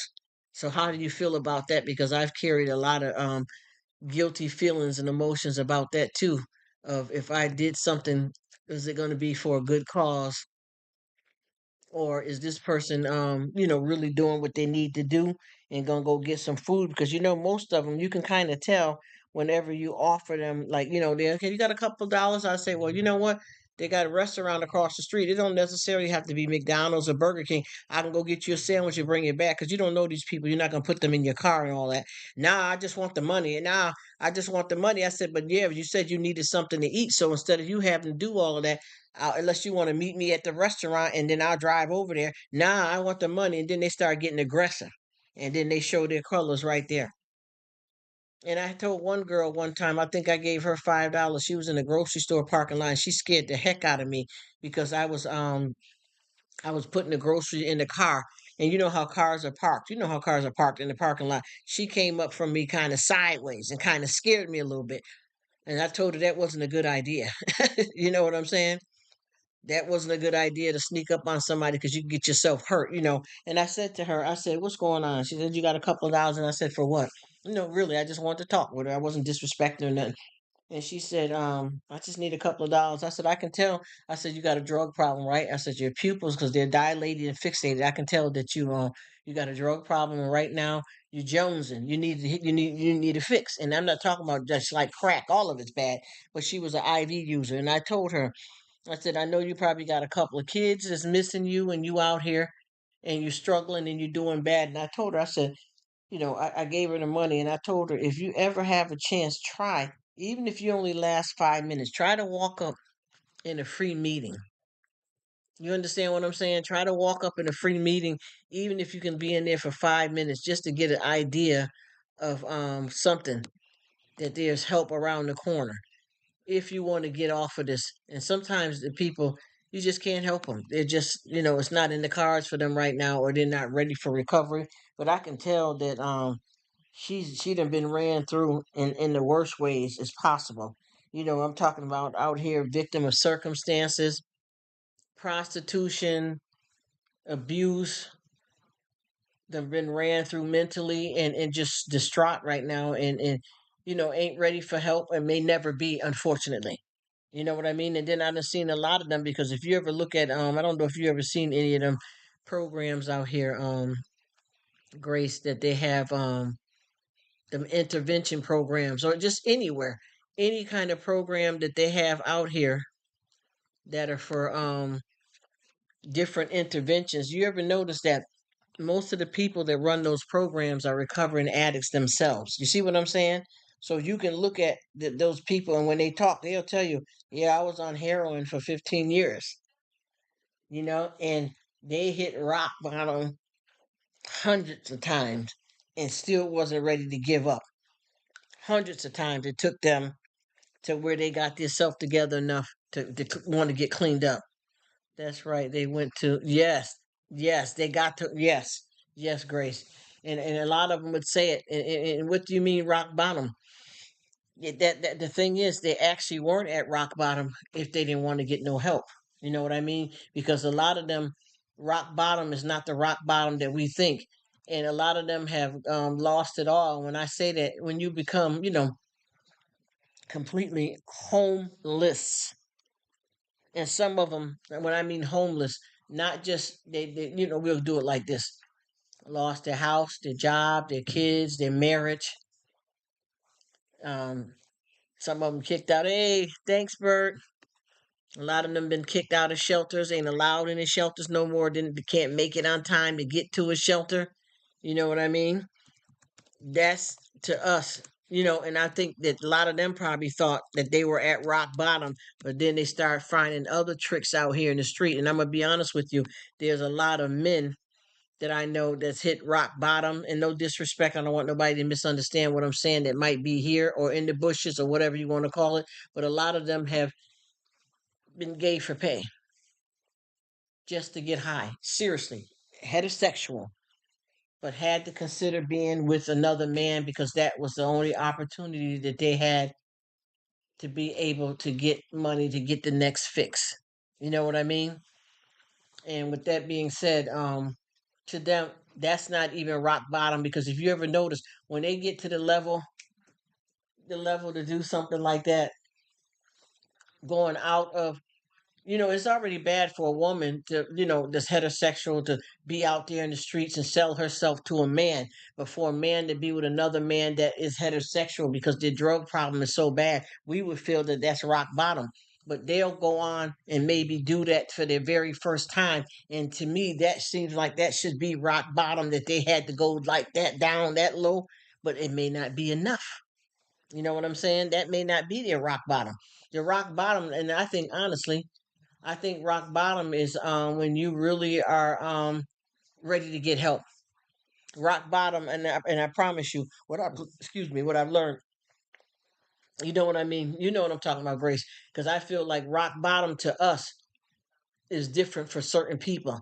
Rock bottom to somebody, certain people that's in it deeply to win that kind of lifestyle, to live that kind of lifestyle, losing all of their kids, job, all that ain't rock bottom. Rock bottom too for most people is when they really want to end it and get help. And a lot of times they'll run somewhere seriously in the program for about 60 days, 30 days, and be right back or left the program. Or right back soon as they got out, it was good maybe a day or two and went right back to it. You know what I'm talking about? They haven't hit rock bottom yet. And I understand that the addiction is so strong that in a lot of cases, even with you ever notice when we had when the C-19 was at its worst, even though it's still horrible now and it's not gone, even though a lot of people like to believe that, but I'm just saying, when it first hit us a couple of years ago, nobody knew nothing about this thing, even though the government probably been knowing way ahead of time before they let us know. Anyway, they had essential places could only be open, which consisted of like the emergency rooms, certain doctor's appointments, grocery stores, and the package store. Why would they have a package store open in the middle of a pandemic? Because they know that being an alcoholic is a medical condition, and the package stores had to be open because a lot of these people that have a problem with alcohol, if they weren't able to get their drink, it could physically die. That's how bad. People don't understand when you get in them heavy drugs, like crack and weed, those are like something like a physical urge in a lot of ways. But gosh, dope, like shooting up IV users and folks that shooting up and messing with crystal meth, that becomes a dependency of the body for your kidneys to function, for your heart to beat. You need that drug, and that becomes internal where they would drop dead just like with the alcohol. Your body cannot. That's why they have methadone and all them kind of clinics like that, because you can't stop cold turkey like that because the withdrawal will kill you. And that's alcoholism. And you know that them type of areas of your body that's affected the most is like your liver and kidneys. You know what I'm talking about. So they got to have it. And then the ones that shoot up the IV, their system is so used to that, it's like blood in your vein. They could die. You understand? You ever notice too the type of effects that these different drugs have on you, like with the crack. If you see people smoking crack, people are jumping all around, hyper. You know what I mean? They get like that with the crack, and then you got some people that are IV users. They when they get their fix, as they call it, they start getting sleepy and slow down and drag, and then an alcoholic, they go through different stages. When they first get their alcohol, they laughing and smiling. Some of them turn into a mean drunk, some of them get clown. It's like 5 different stages to go through with that too, and then they pass out. You know what I'm talking about? And there's different effects on different people, but the symptoms and the stages that they pass through, because some people they say is a mean drunk. And if you ever notice too, and I keep telling a lot of people this, alcoholics, if you ever notice, if you look at them real good, you know how they always say like people that's using like crystal meth and all that kind of stuff have a lot of different boils and body sores and broken down skin. But if you ever look at alcoholics, I mean the stone cold alcoholic, not the man that's look still a doctor and know how to get his shakes under control and get his breath smelling right to go in there and do surgery. You know what I'm talking about? The ones that got that trick factor. Not them ones. I'm talking about the straight up drunks that let you know they're drunk, and they may not be homeless, but they're drunk. They stay bruised up. They have all kinds of bruises that appear on their body, and the majority of their bruises happen because they're always falling somewhere, drunk, falling to the ground. You know what I mean? Chipping the teeth up, bloody nose, knees all messed up. And then the one that are IV users, they stay bruised up because of the breakdown of their skin because of the drug in their system reacts sometimes like an addict. They just got this woman here too that I just seen. She had to lose her whole arm because she had been shooting up so long and she using so many needles, dirty. You know what I'm talking about, Grace. She's using so many daggone needles that she ended up having a breakdown of her skin and it got an infection. She ended up, it was like damn near gangrene. And they had to amputate her all the way up her whole armpit. Half of all that's cut off because she had shot up so bad and caused permanent damage to her skin. And then they got a guy, he starts off with one of his hands, all of the meat, because he shoots up in his hand. All of the flesh is gone from that hand because he has used it so much and all of that stuff like with that crystal meth. And there's another drug out here that's fairly new. I mean, it's been out about 2 or 3 years, but it's a new one. It's got them all, where they can just stand up and contort their body because they be high and out of it and their body bends and folds and they looking all like distorted, like they, double jointed, and it be the drug because them drugs like that, if you don't get them, they got to do their narcon to bring you back alive. If you OD'd off of that drug right there is that's you're done. You're done. And all of these people that went all the way past the level of humanity to stay high and to be able to get that drug every day to where they are, prostituting, stealing, robbing, sleeping outside. They got so many of them that got family that were trying to tell you, go in the program, honey. You can come back home. Mom, we want you back home. Dad, we want you back home. They can't. There's no rock bottom on that type of stuff like that. When they're like that, there's no rock bottom. The only way that gets to be enough for them is when they really want to recover. And a lot of times, you put a lot of money into them trying to get them straightened out. And because a lot of families will go and put the family member on their insurance to get them in the program so that they can get some help. And a lot of times, these folks, when they start, I'll just make it, you made it past the first 30 days. So now you're starting to be able to have visitors. Well, every time I have my father come on Thursday, he give me a couple of nips. So I hide them in my room. And then by the time it's the last check before we go to bed, I started, drinking on my nips. You know what I'm trying to tell you? Got some family, just like them people with the 600-pound life. They're getting put in the hospital because they're about to die and they got family member that's coming in there smothering in food. You know what I mean? And that's another addiction problem too, because they end up dead off of that too. It's just all kinds of different stuff out here that we you can't help people. There's nothing that you just like with finding God and being saved. You can't do that for nobody. They have to do that for themselves. And if they don't want to get help, you sometimes you got to think about it. Am I helping them or am I hindering them? Let's really be real clear with that. Am I helping them or hindering them? Now, the conversation that we're talking about with tough love and all that, a lot of people are going to look at it differently when it comes to their daughter, their son, their mama, their aunt. We'll say all of this different stuff, y'all. All of us. We'll talk a good game about this stuff, but when it comes to our family members and stuff like that, we pump the brakes. We may say it because it's better said than done than when you have to really live with the situation in your life. Better said than done.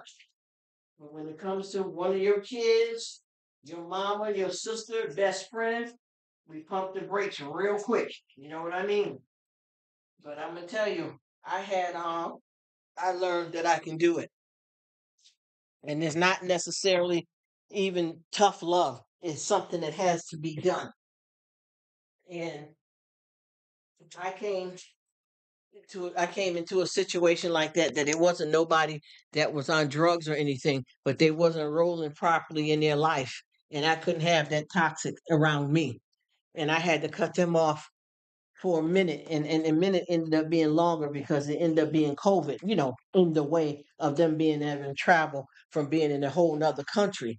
but I had to stop dealing with them altogether because they wouldn't listen, and they were, hanging around the wrong crowd, and they were messing their life up. And it wasn't drugs or nothing, just being a good person, hanging around a bunch of people that's, having you mess up your credit, that kind of problem. Not no, and I'm not trying to clean it up or fake the front, fake the funk because of somebody I know for real. That's what it was.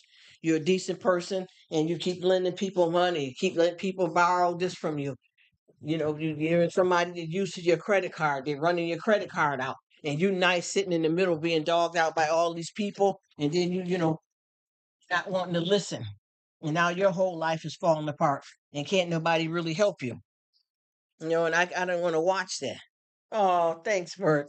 I didn't want to watch that. And then they started getting a little out of pocket, with us around here, like, saying some rude stuff when you try to tell them, listen, man, that ain't your friend. Listen, girl, that ain't your friend. The people you're with is not the right crowd. Yeah, but I ain't doing nothing, and they had nothing to do with drugs.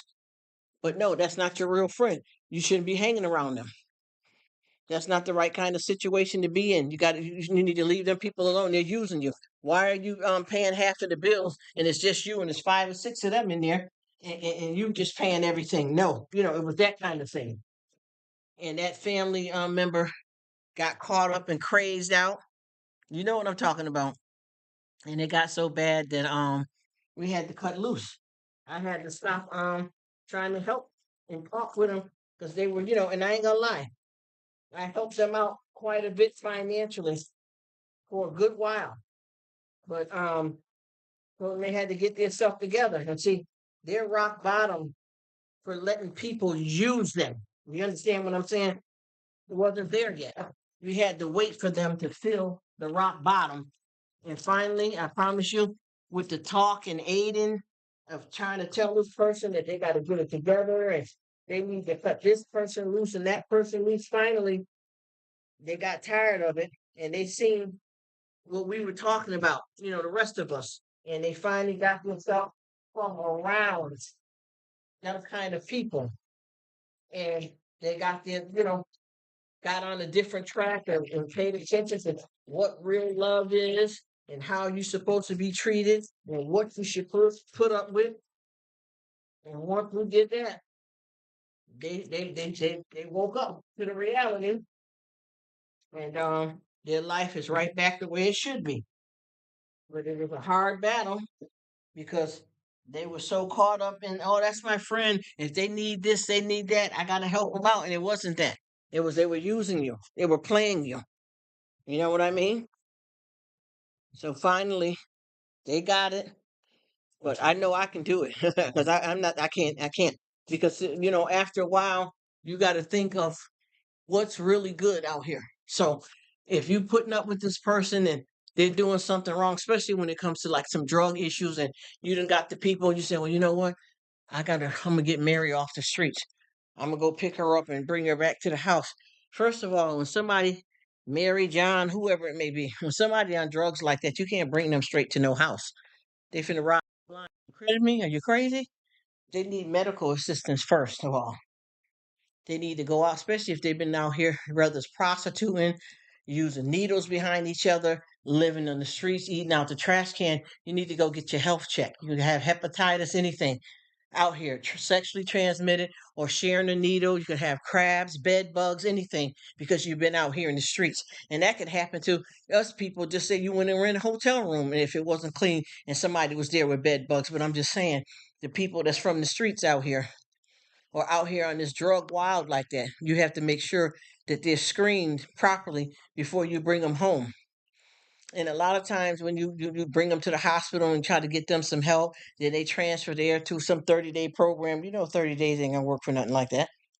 30 days ain't gonna work for nothing like that. Then they get out from the 30 days, come stand with you, and got them a little job, look like they doing good. And then if they relapse, well, what is the relapse? Well, you start seeing some shady characters coming to your house. You start seeing that family member looking crazy at you. You're trying to talk to them and they looking like they don't know what's going on. And you're like, well, wait a minute, ain't you going to work today? Yeah, but I'm just chilling. I'm tired. But look, let me see. Are you all right? You can tell when they're trying to avoid you and stay up under the covers because they don't want you to see their pupils dilated or their hands shaking. You already know. Here we go. So you give them a couple of more days to see, and then you realize that, the day that you was supposed to go to work, you said you was gonna be, you called your job and said you was gonna come in late, took your car, parked it around the corner, and creeped up on them. And they got somebody that came and delivered them a package at your house, and two other people sitting up in there ready to get high with them in your house. So what do? Let them keep staying there doing that because you're helping. You're not hindering, you're helping. No, nope, we're in trouble now, you know? And now what's happening? Oh, I'm gonna stick around with it. They'll be all right. They'll straighten back up. Now you're starting to miss money, missing money around the house. Jewelry. How long do you keep that going? And I always say, when do you know when it's time or when it's time to go? And I say, when it's impossible to stay. And I'm talking away here too, so I don't know if anybody is still in here and want to keep chatting it up. I don't know if you're still there, Grace, because I don't want to wear nobody out or feel like I'm here preaching to people and folks want to go, but they're trying to be nice enough. But everybody here always say, "Well, I gotta go. I'm on silent." So I think everybody pretty much knows. They do what they want when they get ready. But I'm just asking anybody wanted me to keep going, say yay or nay. If not, oh, okay, she said I'm here. She's so sweet. Oh, I wish you had a channel, Grace, because I've been trying to track down something so I can help you. But I know you're doing what you want to do. Oh, she said I'm cleaning and I'm listening. And boy, ain't I got I'm blowing the trumpets over here, huh? I am blowing the trumpets over here. That's how it be, though. That's why I got on here like this, because I'm able to do my work and different stuff like what you're saying there in the background. So I can, I can deal with it too. Oh, she's so sweet. Thank you so much, Grace. Yeah, so I just I just look at all these things and it's just crazy how we play these games with ourselves when it's convenience for us, knowing that the situation ain't going down right, you know? I just keep on trying to, to figure when do you shut it down? Because and the thing is too, so many people that we got around basically be trying to force you into putting up with that type of stuff just too. Even if you be saying like, listen, I don't know what you're doing with Mary or Tom, but I know you may be down with them because you in a different area of concern with them, but they can't come to my house no more. Last time they just stole $1,000 from me. Then they went over to your grandmother's house and stole her car. I mean, come on, let's just be real.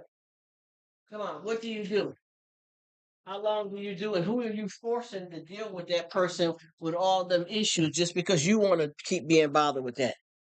And I remember too, it was so sad. This was older couple, and they had a daughter, but they were older couple, but they had the daughter in their later years. You know what I mean?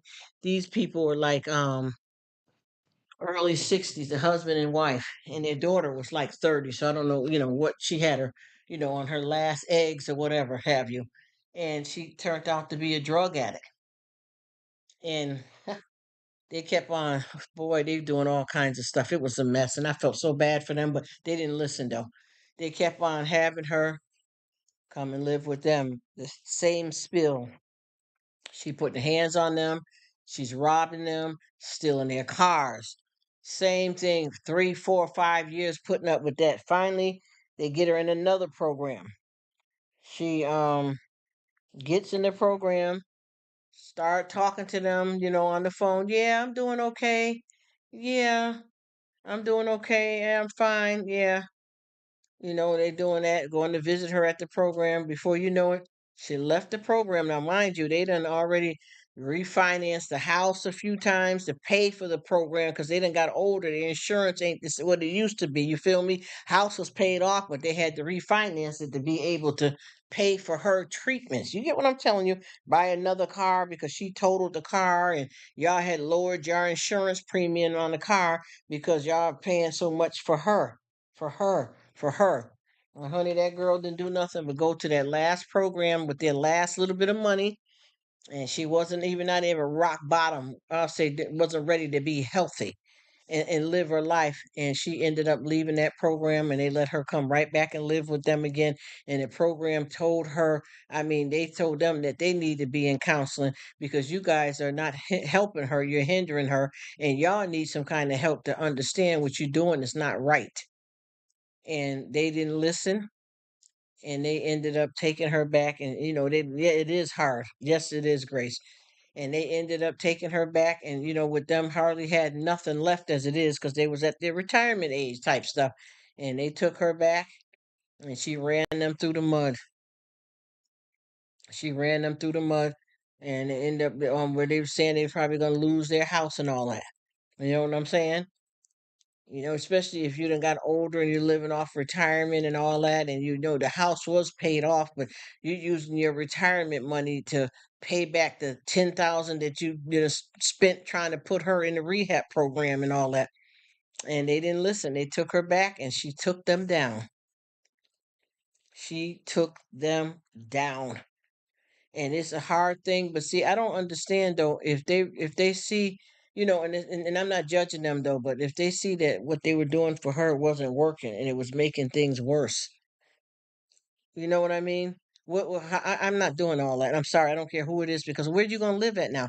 If y'all a couple, where y'all gonna find to go stay at? You got to try to apply for some low income wherever state, city, town you live in, and be on the waiting list. Meanwhile, your house is going into foreclosure.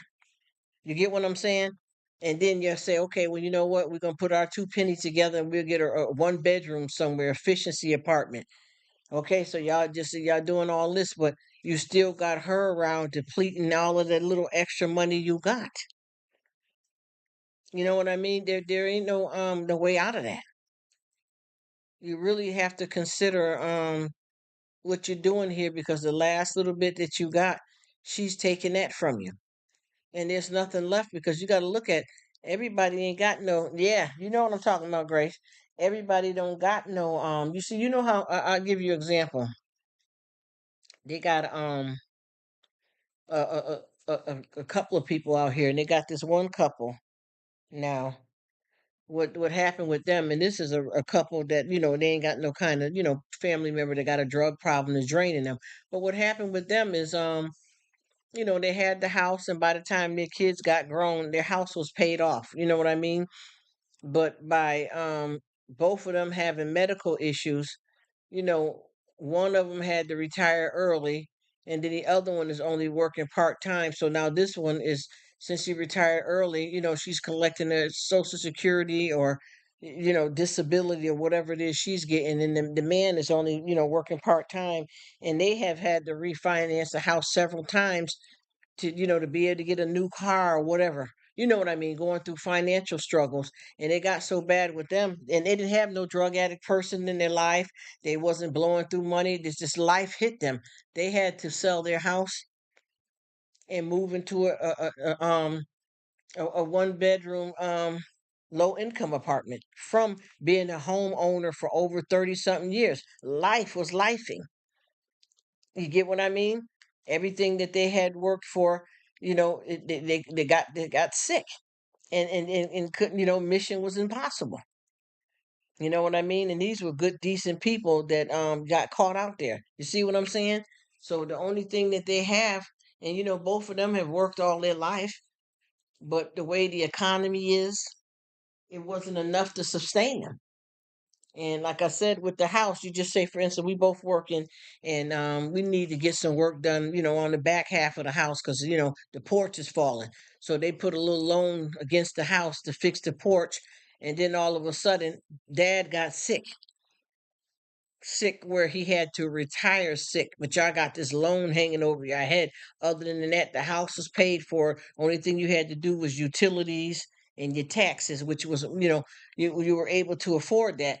But when Dad got sick, y'all can't even pay back the loan no more, and y'all not able to afford all the cost to live in the house now. Before, you was okay, but now that you got that, and then he ain't working no more, and that income is gone, and he's living off of, I'll just say, if he was making 50,000 a year, he's only getting 10,000 from his disability. 4OK ran out quick. You know what I'm trying to tell you. It's sad, but it's the truth. So you imagine if this is something that happens to you and no fault of your own. And then with this other couple, their stuff is being depleted because they're supporting someone that they need to let it go because this person is not going to get well this way. And I don't know how they keep doing this for 5 years, and I'm not judging them, but she has taken everything from them. And I don't see how and I know because she's in the drug addict, mode and that type of stuff. But I couldn't do that. My pride and love for any of my family, I wouldn't stay there. I'd just go out in the streets if that's what I'm going to do. I couldn't stay there and dog out my mother and father and take their last dime to where they had to let their house go. They don't have a car no more. And then they're living in a 1 bedroom and I done moved in with them, still getting high and all that. The guilt and shame that I would have, I would leave and be on the streets homeless and die out there first before I did that to any of my family. But she was very manipulative, and I noticed that with her though. I thought it was just because of the drugs, but I can tell that since she was the only child and they had her late in the game. They had her very spoiled, and you could tell that she had no respect for them. And how do I know that? Is because by them dealing with her. Wait a minute, what she saying? How is their child going to survive when the parents no longer? And yeah, see, that's what I'm saying. Dad, Grace, you're talking about it, and that's what I'm talking about too. And let me tell you what that situation was. How I can tell that what they did was they had her spoiled rotten. Like I said, she was the only child. I'm not saying everybody do this, but with this couple, she was the only child. They had her late in age, and what they was doing was they was playing videos of her, coming up to what she is now.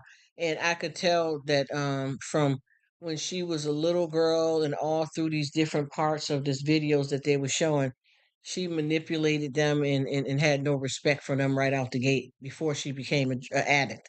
She wasn't, and she didn't care about her parents. If you know the videos, and I thought I would be so embarrassed to even show those videos of how she went off on them and how she treated and talked to them. And this was way before she even started a drug problem at all. This was before she even knew anything about drugs. And you could tell, well, get me a damn car, Dad. I'm not driving a piece of crap. Like, talking to them like that. And they're laughing. Oh, yeah, she was always such a smart, wise mouth, always kept us on our toes. That wasn't no smart, wise. That was disrespectful. How old was she when she was saying that? 16, and y'all was going to get her first car and she wanted a brand new BMW? Come on. And she's talking to y'all like that. So I watched different parts of this girl and I realized that she had been manipulating them from way back when. So when she became a drug addict, it just got worse because she knew that they will always be there for her. But which, like you said, what's going to happen is if something happened to them, it's going to be gutter. That she's done because there ain't nowhere, she didn't have nowhere else to stay other than run into a few flop houses and things like that. You know what I mean? She's done. But see, she only she the thing that bothers them with that too is that she's not even appreciative of them. She wasn't then either. I'm telling you, they watch these home videos, and this girl treated them like absolutely gum on the bottom of your shoe.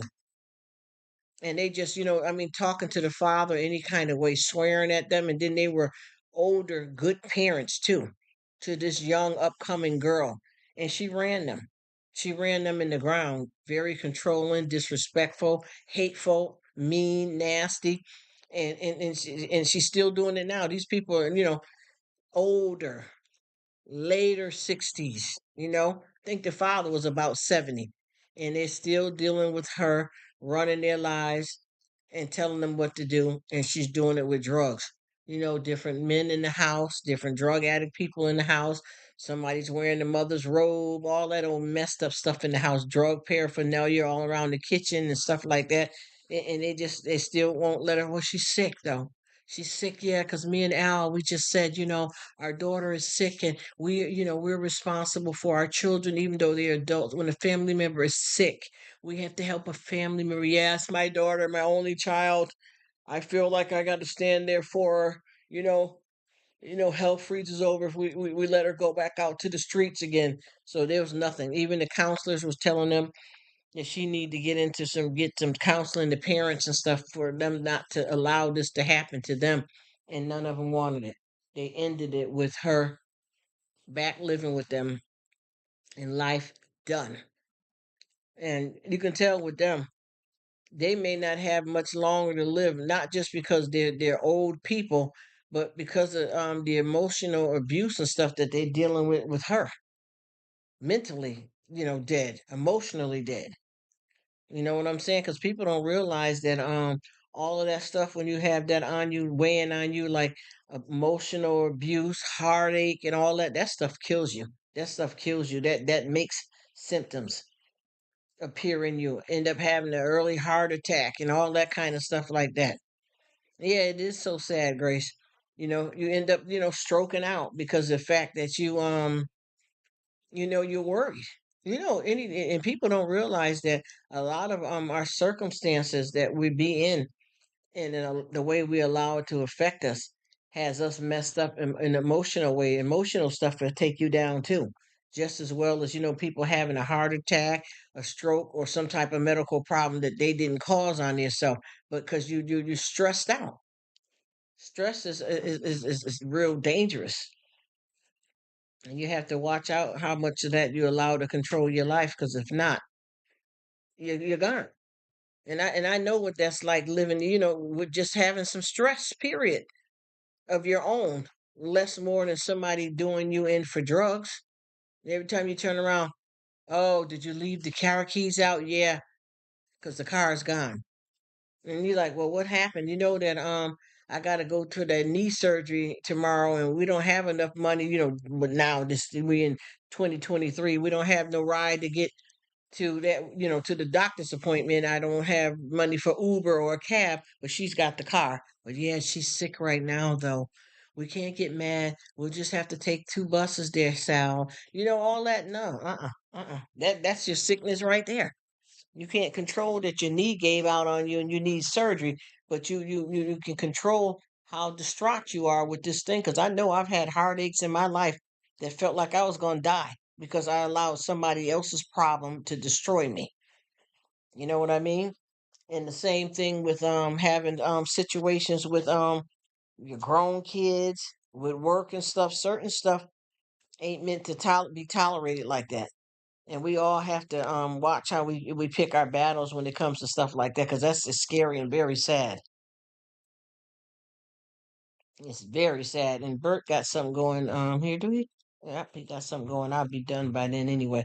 But yeah, I don't know what to do when it comes to stuff like that, because a lot of people, you can't talk to them about anything. You know what I mean? You cannot talk to people about what to do with their kids and all that type of stuff like that. You just got to just say, let it go. Let them do their own thing. Let it go. Because there's nothing you can do to help out somebody that is in something that they want to be in. I don't even know how to, even with that family, when they were trying to help them out, they were basically telling them that you guys are not at, a good, stable age in your life to put up with that. I need to this is gonna kill you. And it's just, and I got so many people that's still doing it. I got a lot of folks that I know, I'm not in their life like that, but I know of them. They got grown children that are just they moved in and took over their life, and not even necessarily on drugs, but they are just controlling. You're 40 years old, and you're living on mom and them couch and controlling them and their income, and they're older people and scared of you, and they don't want to do nothing about it, or scared to do something about it. You know what I mean? A lot of that is going on too. You got a grown son, and he done moved back in with you, and you're allowing him to take you down, controlling your check and everything. Great, I don't know what to say. Great balance. I don't know what to say, because I know that a lot of them too are being like a lot of elderly people with their adult children. They're allowing them to abuse them physically, mentally, verbally. Great balance. I don't know what to say about that, because I know that we got all kinds of stuff going on here, And if we don't get it together, it's going down. And I know that a lot of stuff is better said than done. And I know a lot of stuff people say because it's not them. But I tell you, I have had to do a lot of tough things in my life. And I realize that I'm capable because I know, whenever you, like a lot of people, are parents and stuff like that, their heart gets weakened and you think that you can do something one way, but when it really happens and it's really you're facing it, you got a whole different approach, especially when it's one of your kids or somebody you love. But I tell you what, it'll be for their own good. Scary situation to be in. You can give advice once and then walk away. Yep. And you know what? And see, that's the problem with these people. They don't want to walk away. People have a falling out with you if you dare say something about that precious family member that they're allowing to take them down like that. You can't say nothing to them because they'll fall apart over it, or they put you out of their life. They don't want nothing to do with you because you're speaking the truth about something that they think is okay to let happen. But yet, when all this stuff keeps happening to them, they keep crying on your shoulder with it, and you keep trying to tell them, listen. Amy's grown, Charles is grown, your kids, even not even grown ups, but just people in general with certain turmoil in their life. You could be telling somebody, listen, you're only working a part time job. I don't think it's a good idea for you to try to finance no car because you barely got enough money to pay your bills with, and they don't want to listen. But then every time you turn around, they're asking you for some money, and you're like, well, what you need money for? Well, I ain't got no money to get my lunch today at work and all this other stuff. I ain't got too much food in the house. And you're like, well, how much are you paying on that car note? Remember, I was trying to tell you, I'm not throwing it in your face, but I'm just saying, you need to, you shouldn't have got that car. You know what I mean? And you only had it a couple of months, and the payment's about $1,000. You might have to take the L on that, but you need to turn that car back in because you can't make it. They don't want to hear that. You know what I mean? You can't really say nothing. So once again, what can you do? Say what you got to say and keep it moving. And then they get mad because they figure, look, oh, well, I can rely on Grace, for a couple of dollars, and then I'll ask Rruk for something, and then, when I see Felicia, then I'll ask her too. You know the game. Come on. Let's hustle and flow. You get what I'm saying? That's the stuff that's a part of how they bring you into it. They will have you set up because sometimes people get themselves in these binds and they have a way of planning out how you gonna help them get through it. And it's scary, but it's true. I know so many people that plan a situation. Like I'll give you example, like you tell somebody, well, you know what, I know you're trying to get this job, but why did you pick the job at that location when you know that you don't have a car and the bus stop running at a certain time? Why didn't you pick a location that was nearby? Oh, because that place looks more fancier. Well, no, it don't got nothing to do with you're gonna make more money by the hour. They got better insurance. I mean, real good substantial reasons for you to do that. And you're telling them, well, why don't you get something closer? And they're giving you all these excuses. And then finally, it dawns on you every time you turn around. She said they don't think about it, but will happen if we say no. See, and that's the thing. And see, when they start doing this, it's already set up. Okay, right. Once again, I'll just make it. I got a son, and he's telling me that he's finna get this job, and he's gonna be working at the Walmart in West Springfield or East Long Meadow or somewhere. I'm just making it up. In Kansas on the sunny side. This don't even sound right. I'm just making it up. But anyway, when they say some stuff like that to you, right? You're already telling them. But the first thing what we didn't pay attention to is that they've already set us up for this game because I already know that I can get a ride from Grace on Thursdays because she got a car, and then I'll turn around and ask Felicia and then Rruk on the next day. So they're putting you in their life and setting you up to be able to cater to them. And then if you tell them no, like you just said, then you got a problem. See, they didn't care. And some of them didn't think about it or they thought about it and they had it set up to utilize us. You see what I'm talking about? Oh, they had a plan and they're just using us to do the bidding for them. And that is the truth. A lot of folks do think ahead of time. I don't care because she got a car and she, off on Wednesday, so I'll have her bring me on Wednesday and then so and so for the rest of the week. Don't care if you got something to do on them days, you're sick that day. They don't care. They setting you up to fail right along with them when they didn't even make the choice based on something that was okay. They jumped out here like fools. You know what I'm saying? And then you got the ones that don't think you through, but a lot of people will use you for a plan that they know that ain't gonna work out. A lot of people will have you set up to fail right along with them, and then they'll try to have a beef with you if you don't jump and do what they say.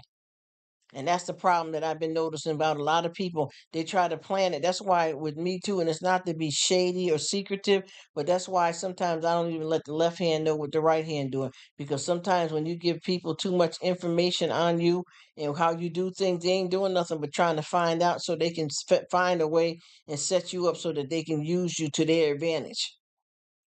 And then you got a problem because when you say no, then we got a problem. Oh, you thought you ain't doing nothing. You don't work on them days, and that's all you had to do was give me a ride. And I told you just give me a ride to the bus stop. Or I only ask you once this week, and I may not need you again until the first week of January. I mean, I'm not doing all that with nobody. No, no, no, sir. No, sir. You understand what I mean? And then now you in the war, and then they running around talking about you to everybody that know y'all. Oh, that's messed up. I thought Grace was cool. She knows she's off on Thursdays, and she know I'm trying to work, and I got this job, and now she don't even want to give me a ride. Man, that ain't even what happened. That's not even what happened. I'm not finna get invested in your every move. But that's how you get set up. And I done had so many people that got out here and talked about you like a dog for some mess that they done did wrong in their life.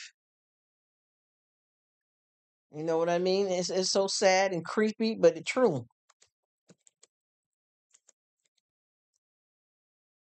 It's it's very sketchy. I just be looking at this stuff and you be wondering who the hell am I related to? Am I that damn dumb? What do these people think of me?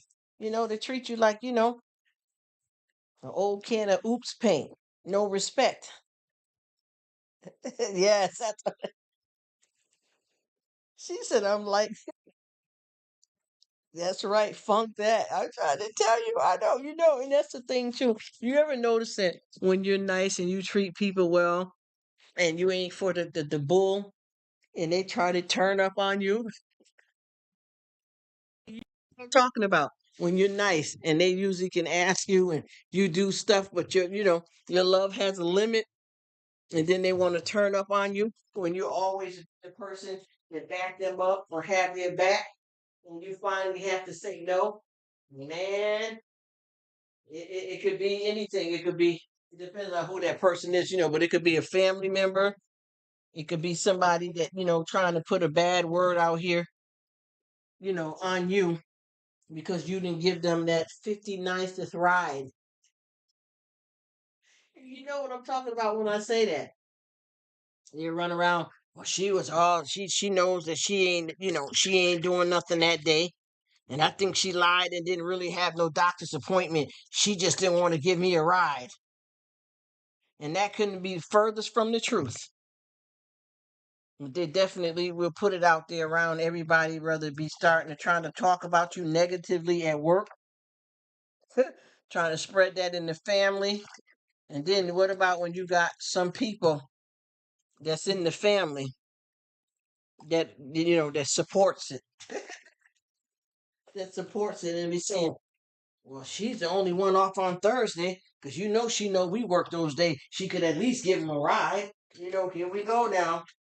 Then everybody trying to. It's so crazy. People trying to act funny and get mad at you and come for you now. And it ain't about whether I'm available that day or not, man. You set yourself up for failure. I'm not doing jack. You know what I'm saying? I don't care who you telling. You can tell mom, and whether it be a sibling or not. I'm just cutting the fool now, but I'm speaking real stuff. You can tell mom, and mom, I tell her the same thing I'm telling you. No. He said, yeah, and then they want to feel. Yes, yes, yes, Grace. Yes.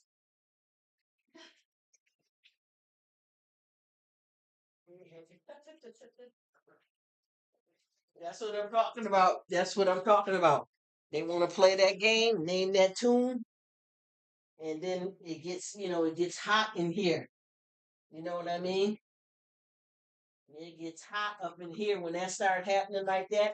When they always say, when ish, you know how they say it, when ish hit the fan, it's about to go down.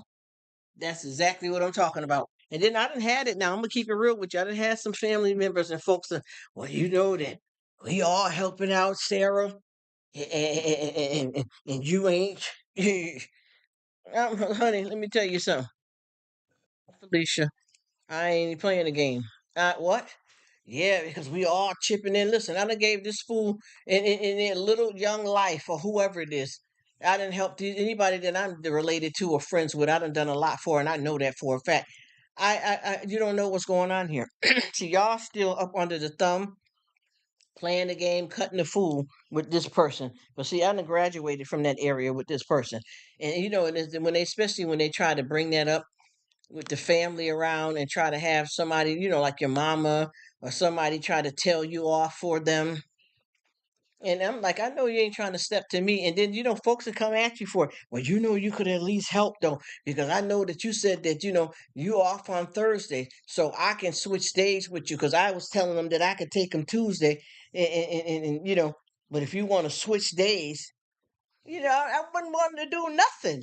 And then, imagine telling like your older uncle or some at a family dinner. It don't even have to be a holiday, just at a family dinner. I'm not doing that for Jeff. I'm not doing that for Sandy.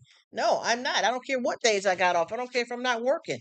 I'm not getting set up in something that they don't have to be doing. They don't understand the principle of what you're talking about.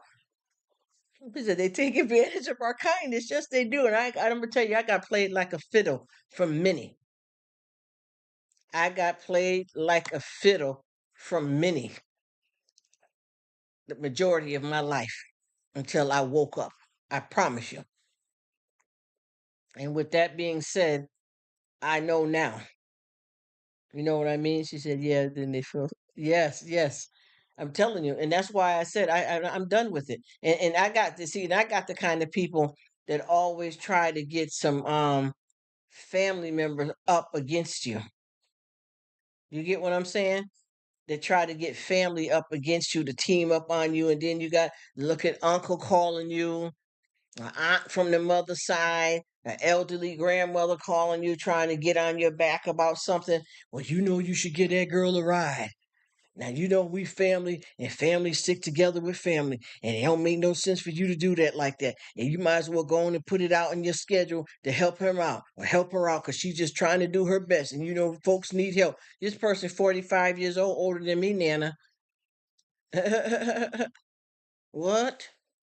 All right, all right. And I tell you, they'll shut you down because of it, though. That's why I said, you know what? I'm just gonna be me. And then, I'd had folks that act funny now at family gatherings, and it's like people gossiping about you just because you didn't jump on a ride with this family member that they're allowing to dog them out. And and that's a lot. Even sometimes too, when you're a parent and you got your own kids, certain things you say no to, but your grandmom in them house, yeah, and all that, not over here. That's where you should be living at because they'll get on your back. Well, all these kids they like the new sneakers, and you make good money over there, and you should go on and get him the sneakers because that ain't even right. You're looking at them like you don't even know. We just got new sneakers here last month, and them sneakers was $150. I'm not doing it. You can't spend my money for me. And then you got to watch how you talk to your mom and them certain folks anyway. But see, I don't disrespect nobody, but I ain't with the program. They already know me. They call me the Mr. Next because I don't play the game. But I don't care what you doing, who you begging, who you running down. I'm not for it. I'm just letting you know right now. You go ahead. Yep, you're bending over backwards for him. See how far you can go. Do a backflip. Yeah, I cheer you on, but it ain't gonna be me. You know what I'm talking about? It's crazy, but it's the truth. Every time you turn around, you got these folks out here wanting, and I hate them kind of families that be trying to come together to gang up on somebody for some petty mess. This ain't no situation where somebody is sick and they need to ride backwards and forth for cancer treatment or some kind of medical problem, some for real stuff. This is a person that's picking a job or a situation that they never stick through. You running with these people, driving them to get this and that, lending them money, and then it was the same game they played on you the last time. And this ain't about forgiveness. This is the games people play. So they can't even say that, oh, well, that you got, a person did something wrong and you got to give them a chance to show you so that you can believe. No, I know what's going on here. Like I said before, if he or she was going to get that job, why are they going so far out? You know what I'm saying? Or why didn't they get to be responsible on their own and get a job where they can get backwards and forth to on their own and you'll give them a ride sometime? They're using your dummy. Yeah, yeah, act like y'all don't know what's going on. You're being used. This is not optional, and y'all still falling for it. And I noticed too, what about a lot of elders, which I don't like it to a certain extent, but I get it, but I don't like it because some things ain't right about it. Is when with the like, just say like if you got your mother and father, and then the next generation come in, whether it be your kids or sister or somebody kids. And they cutting the fool, and there's some things that you used to get knocked out for, and these kids are way more disrespectful, and they leave them alone.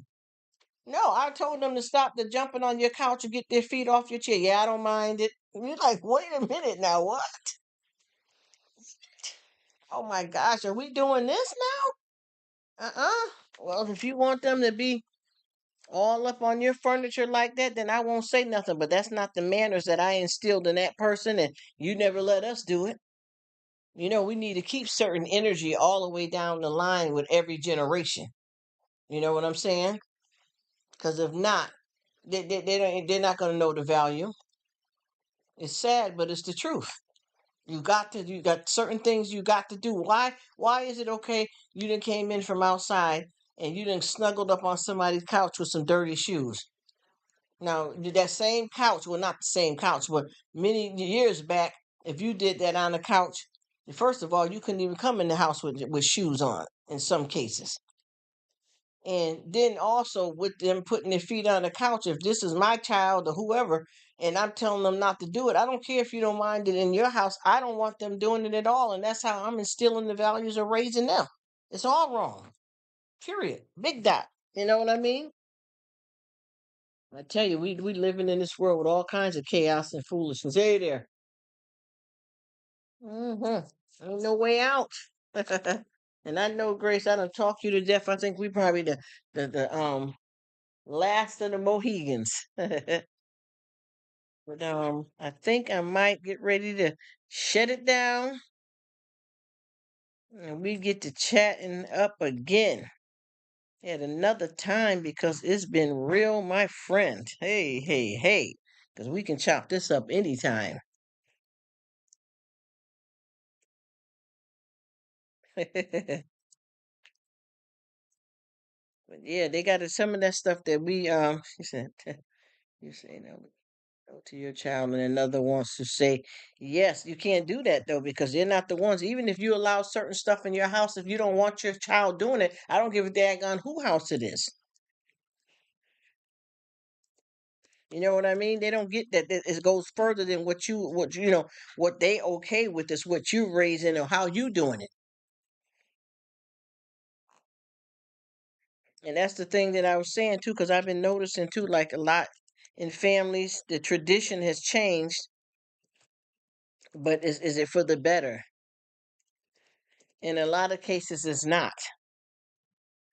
You gonna make that breakfast sandwich in there, Charles, later? Got the breakfast sandwich. I got the thing open if you don't mind. The breakfast sandwich later? Okay, you let me know because I was gonna have you hook me up with one too. Let me know. But yeah, I'm telling you, honey, it's just so much going on. But I know that a lot of this stuff, like I said before, I think that if these older people, you can change up a little bit because I know a lot of times with us of certain age, they have been way too hard on us. You understand what I'm saying? But when it comes to allowing a whole lot of chaos that these folks don't need to do at all, no matter what generation they are, you shouldn't have it because I don't think anybody needs to have anybody up on their couch with no shoes on from the streets. I don't care what generation it is.